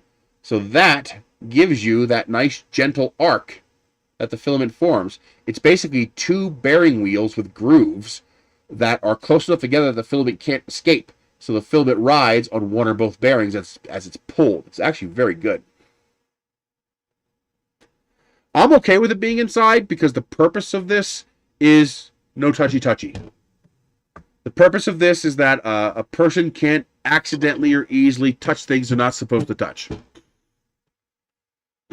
The president can't rule by executive order. Executive orders are only effective on a federal level. For example, he instituted $15 a minimum wage, but that only applies to federal employees. If he wants to apply anything outside of the federal government, he has to go through Congress, which is what he's doing now. Yeah, actually, it is kind of like a hose reel. And I wouldn't be surprised if that's how they got the idea. But that's actually fantastic. I like that a lot. The bed is supported on two sides by a lead screw on both sides, with a 2040 rail that is bolted top and bottom to this absolutely monster beast aluminum frame. That's not going anywhere, and that shows in the print quality.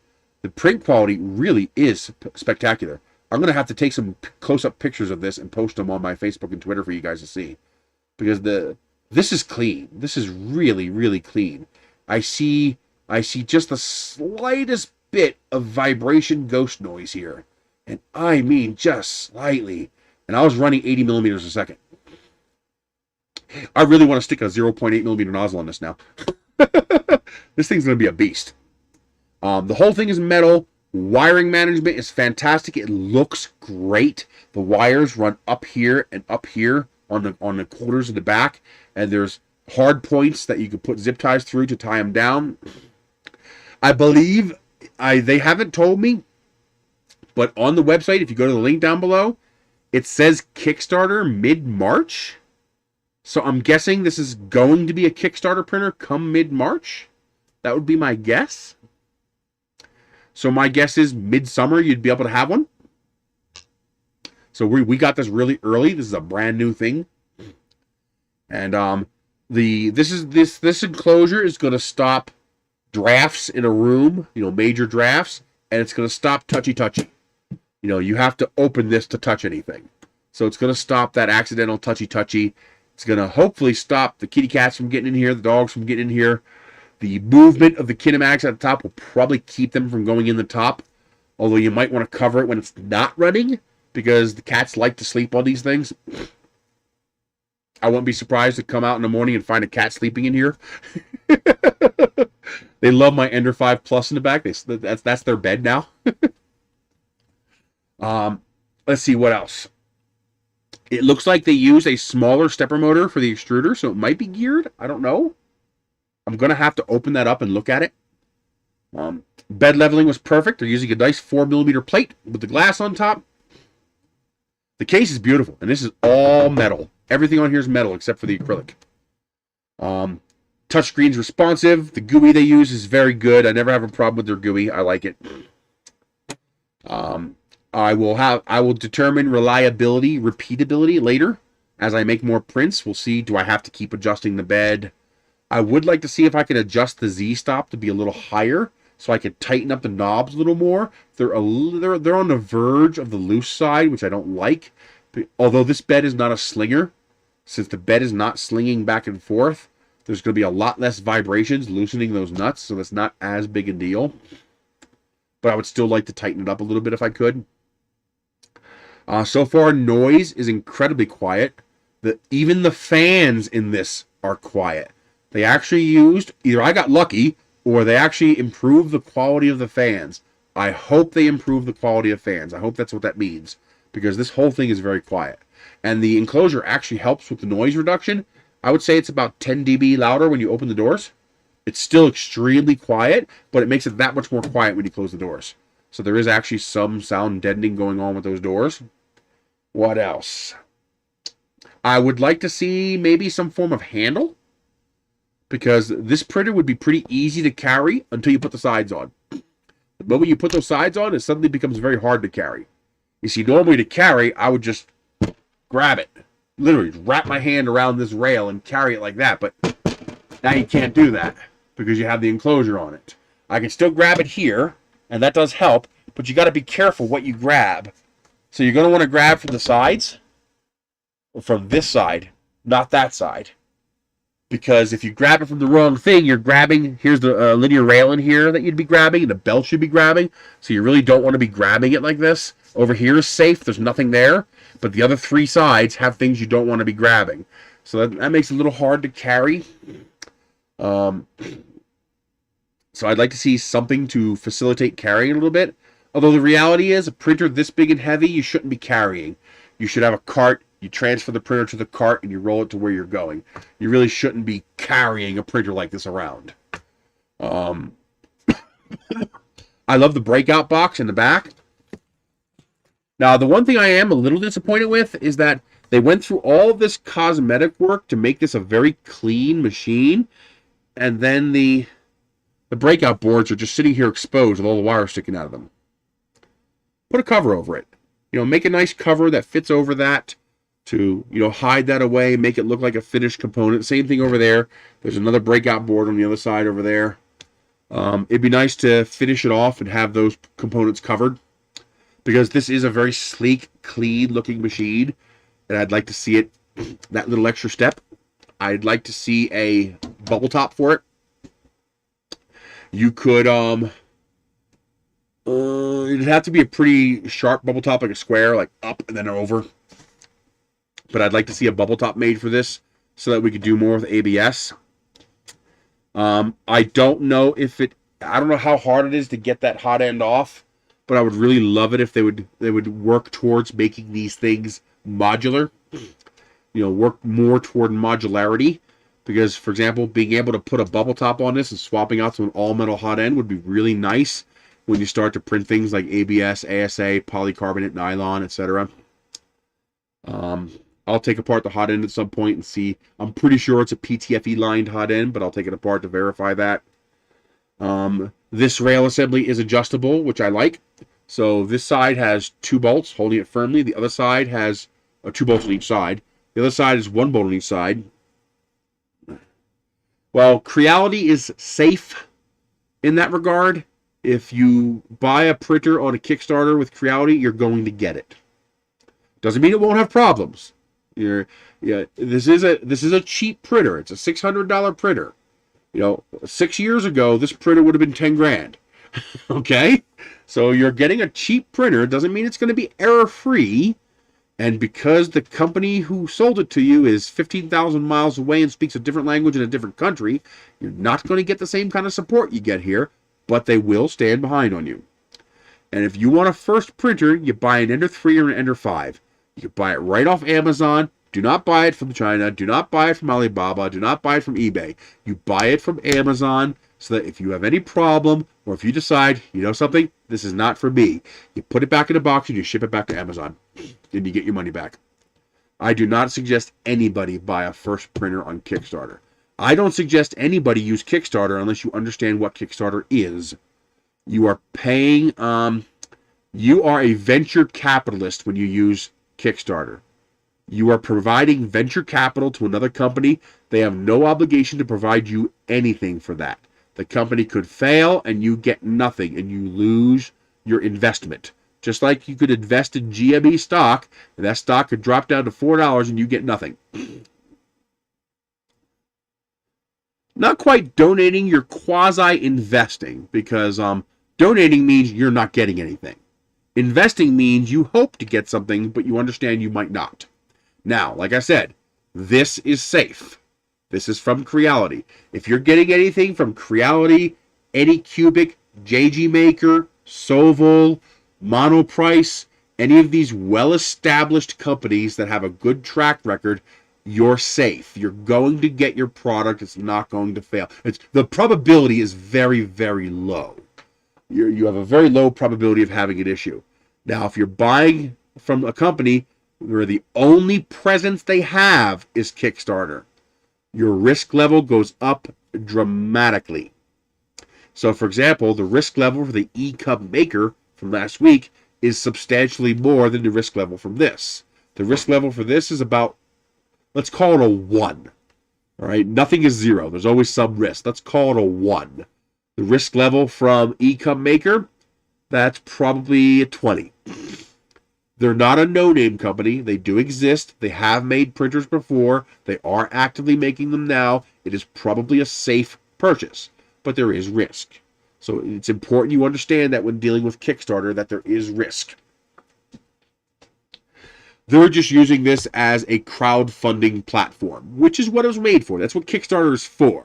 When you have a product that you're not sure how much market interest there's going to be for it, they have to sell a lot of these to make a profit. All this extrusion work costs a lot of money. And the printer is actually pretty compact considering its build volume and the nature of its style. So this printer takes about 20 inches front to back and 24 inches side to side. So what is that?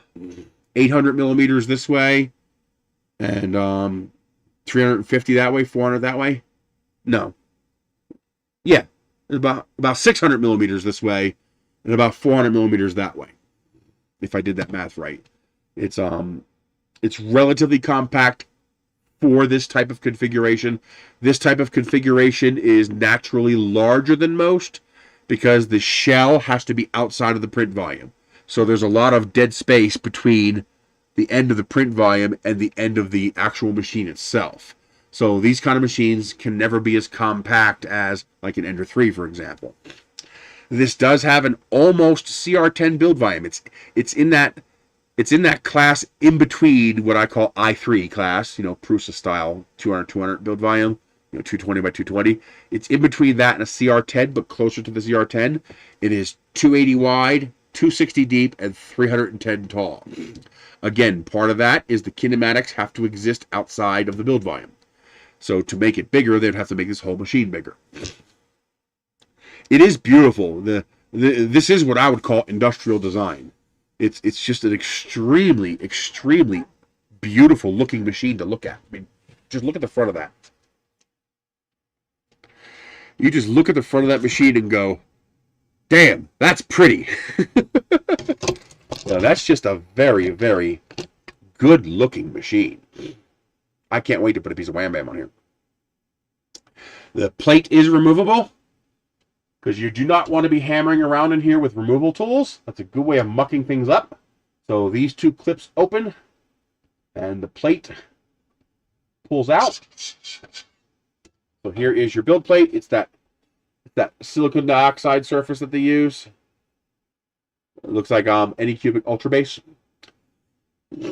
This one's a little different though. This has a matte finish to it. It has a satin matte finish to it. I don't know if you can see that. Yeah, you can see that.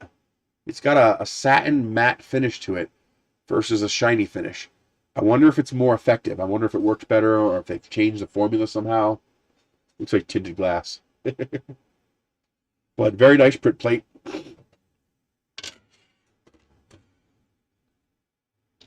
That pushes in there like that. Your tabs lock down and you're ready to go. Lead screws were perfectly straight. They were safely stored inside the machine. Again, all the quality control in the CNC was excellent. I mean, I did not find a single mistake or error. The only mistake or error I found was in the instructions.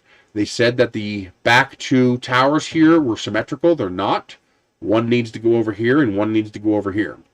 The one, if you have a problem with one of the acrylic brackets bumping into the frame, you've got them backwards. Just swap them. They're interchangeable. The machining is fantastic. Quality control is excellent. They really did a nice job on this. It's finished off nicely. It's well polished. It's clean. It's one of the best machines I've seen them make in a while. I mean, it's just this is the kind of printer where they kind of, the kinematics aren't super special, but the printer itself, the outward appearance of the printer, they threw the kitchen sink at it. So they just made it really pretty, really nice. They just did a really good job making a clean this. If you have an office environment, this is the kind of machine you would want sitting in your foyer, in your office, in your waiting room, in your office. You know, people could see the kind of thing you do. You have something on here printing, for example, and it's quiet enough that it's not going to be an annoyance in the room. People can talk at whisper level, not a problem. So this is a show and tell machine. This is the kind of thing where if you have an engineering firm, you have one of these on your desk behind you, or in your sitting room, you have one of these sitting on the table running. It's really, really nice. The extruder assembly is actually not heavy. It's actually pretty light. Let me give you a close-up of that. So there is your extruder assembly. And you can see there's actually not a whole lot to it. The bulk of it is actually the bearing blocks sitting on the bottom. You can see the extruder, the hot end is actually in between the bearing blocks. It's actually really tiny. That's a super tiny fan. I don't know how, I wonder if that's a 25 millimeter fan. It's a really small fan there. So that little fan down there, that is your hot end fan. And then up here is your stepper motor and your feeder unit. This whole entire assembly is called the extruder. That's the hot end. That's the feeder. The two together make your extruder. There's your input. The bulk of this is actually empty space. That's just a pretty cover to cover up all the wires going into the assembly. It's actually a third smaller than that. So it's, and they're using a a smaller size stepper motor as well. So this is actually a pretty compact extruder assembly. I'm really surprised how compact they made that. It's a nice design. I'm looking forward to taking it apart and seeing what it looks like inside. And I think it's one of the reasons why the noise level is so reasonable. The nice prominent name display without being in your face and overstated. The breakout box back there is pretty interesting. That's your IEC and your fuse and your power port. And obviously that goes down inside the printer. The I guess I understand why, but I'm surprised they didn't clean that up a little more. I'm surprised they didn't have that grommet inside that box and then simply have that wire come out and go up. that would have looked a little cleaner. Again, not a big deal. It just would have looked a little cleaner. Maybe they wanted to make it symmetric with the other side. I don't know. I would like to see a little something on the bed, even if it's just a little bracket that comes out and holds on to the end of that wire, because this bed does not sling back and forth, so that the bed heater wires aren't being bent back and forth like on a normal printer.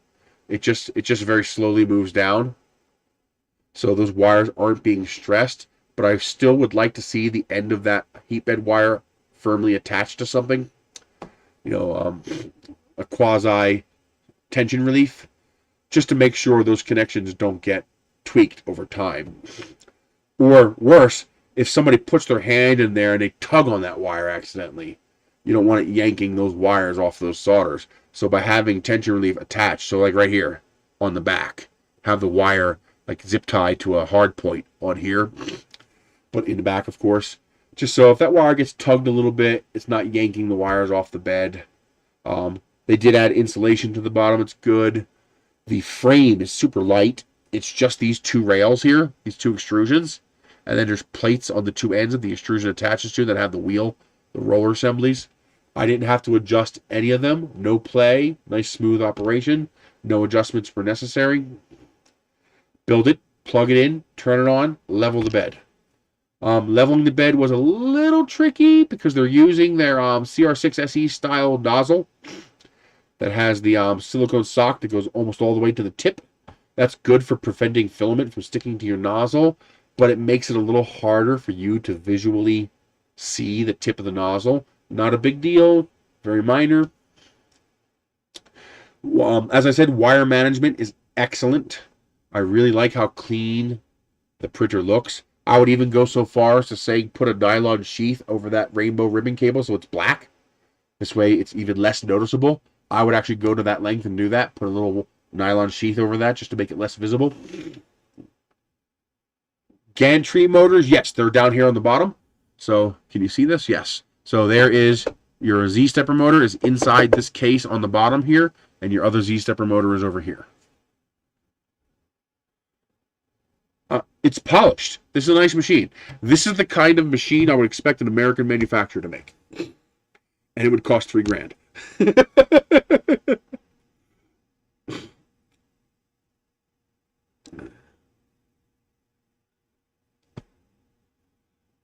Metal hinges, they do have, you see how kind of springy?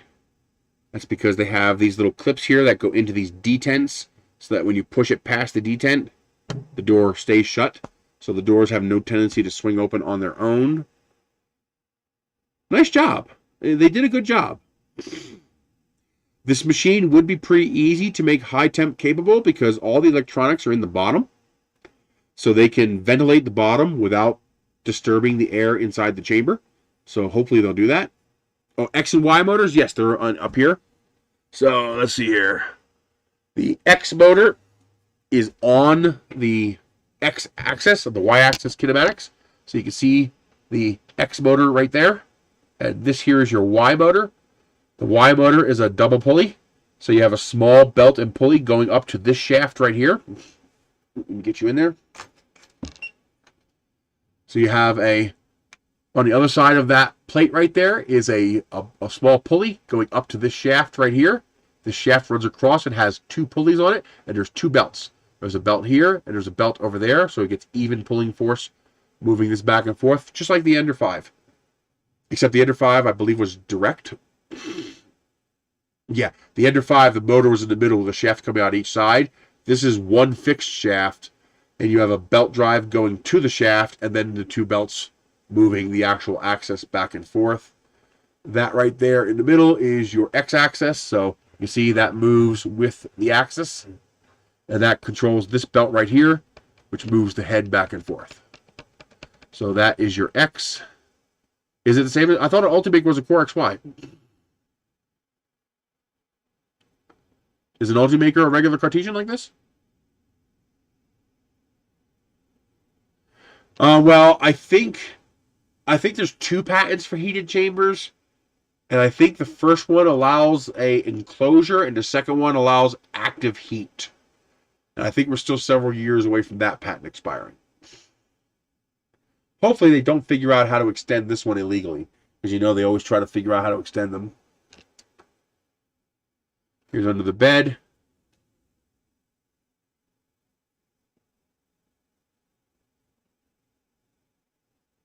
It's a nice machine. It's very, very nice.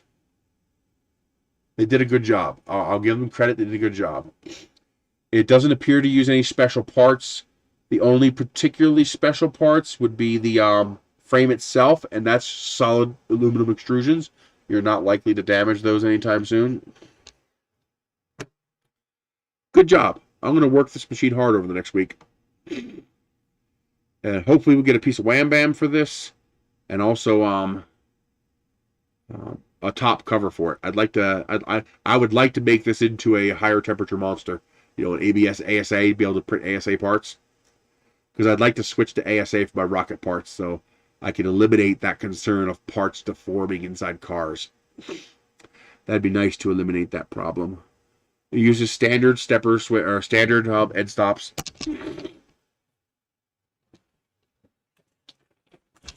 So there's one of your end stops right there. You see that little yellow tag coming off of it right there. So that's your Z-axis end stop. So I should be able to move that up a tiny bit. It should be possible. I'll have to look into that, see if I can move it up. Depends on what part it touches.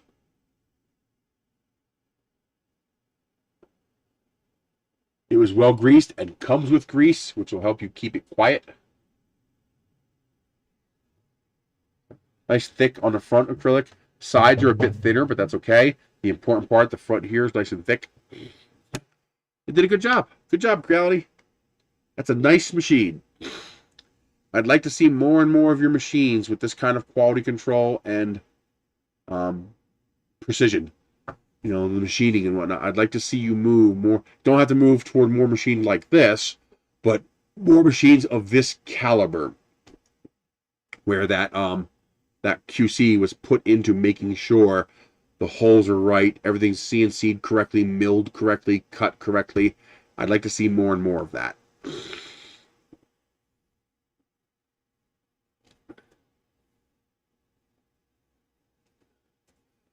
Alrighty, guys, it's 5:30.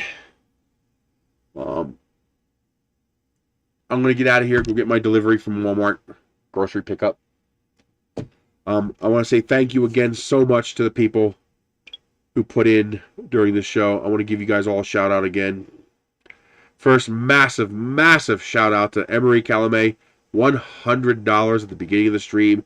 You are absolutely amazing.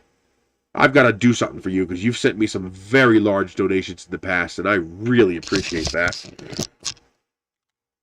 Let me switch cams. There we go. Let's see here.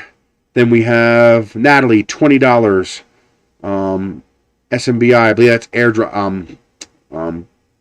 Auto drop, $5. John, $50. Thank you so much. And Richard, $20. Thank you so much. And Natalie, $20. JG, thank you so much. You guys are absolutely amazing. We have some crazy conversations. Hopefully nobody's feelings are hurt. There's no intention to hurt anybody's feelings. If you don't have discussion, what's the point, you know? Yeah, I think $640 is a very fair price for this machine, considering the quality that goes into it. I will report back on bed level stability. Oh, it does have a Z offset adjustment as well, so if you need to tweak your Z, if you got it nice and level, but you just need to tweak the offset, you can adjust that in the settings. Yeah, this is a good deal for $600. I mean, a smaller Lulzbot, the little Lulzbot, the little 200 by 200 Lulzbot, is $1,200. And this is half that. I mean, that's pretty amazing. And it's not a little printer. It's not a little 200 by 200. It's 280 by 260 by 300. So this will do, 90% of what a CR10 will do in a much nicer form factor with much nicer kinematics and a beautiful frame to hold the whole thing together. I'm really impressed. This is a sweet printer. So keep an eye out for it when it gets released. I think this will end up being a pretty hot machine.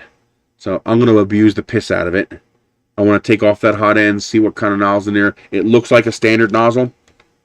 That looks like a standard, M6 nozzle, just like any of the other printers use. So I should be able to drop a 0.8 or a 1.2 in there if I want. I'll probably put a 0.8 to balance high extrusion with quality. I save the 1.2s for my 400 by 400 and bigger machines typically. Where I really want to print a very large part. This one I'd like to maintain the ability to print lower quality or lower scale parts. If I can swap the nozzle, I will. I'll also do a little tear down video of the hot end because that is a new hot end, so it'll be interesting to see what that looks like inside. Hopefully it's TPU compatible. Fingers crossed. I'll let you guys know. But yeah, nice job. I'll also get into the bottom of this, and I will see what might be involved in shifting this screen. I have a feeling it shouldn't be that difficult to print a brand new box, a right angle triangle instead of the isosceles they have in here, so that it sits flat against this face. Then all you have to do is cut out a section where the screen is with some weather stripping, so your door will have a notch in it, so that when it's closed you can still touch the screen. For those who want that, so that'll be interesting. I'm going to look and see if I can find some of my red aluminum wheels and stick them on here. Creality, if you're listening, I think you should stick those nice aluminum wheels you have on here. That nice little red touch would look nice on here. Give it that little race car, that red pinstripe kind of thing going for it. What else? Maybe have an option for a built-in camera. It wouldn't be a bad idea to add a camera to this. You've got the space for it. You just have to pick a corner where nothing's going to be in the way. How close does it get to this end? Okay, so it only goes this far. So you have about a 1.5 inch gap. What's that about? 40 millimeter gap between this and the extrusion. So you should have enough space to put a compact camera right there in the middle where it won't interfere with any of the kinematics. And just that would be nice to have. It would be nice to have. Not required, but it'd be nice to have. Allowing people to remotely, watch what's going on here. Not bad. It's a good machine. This is a nice machine. This is this is the kind of machine I'd keep. This would be one of the last machines I would give up, assuming it proves itself reliable. Just because it looks nice. It's built like a goddamn tank. I could totally see this moving across the country and not having a problem. It's nice. It's not special. It doesn't do anything besides direct drive. It doesn't do anything special over an Ender 3 or CR10. It's just a really nice shell, case, structure that they built with it. Alright, I will see you guys later. I'm going to go get our Walmart order. I keep saying Wawa. I miss Wawa so much. Boy, do I miss Wawa. I can only imagine how much money I spent at Wawa. I will see you guys later.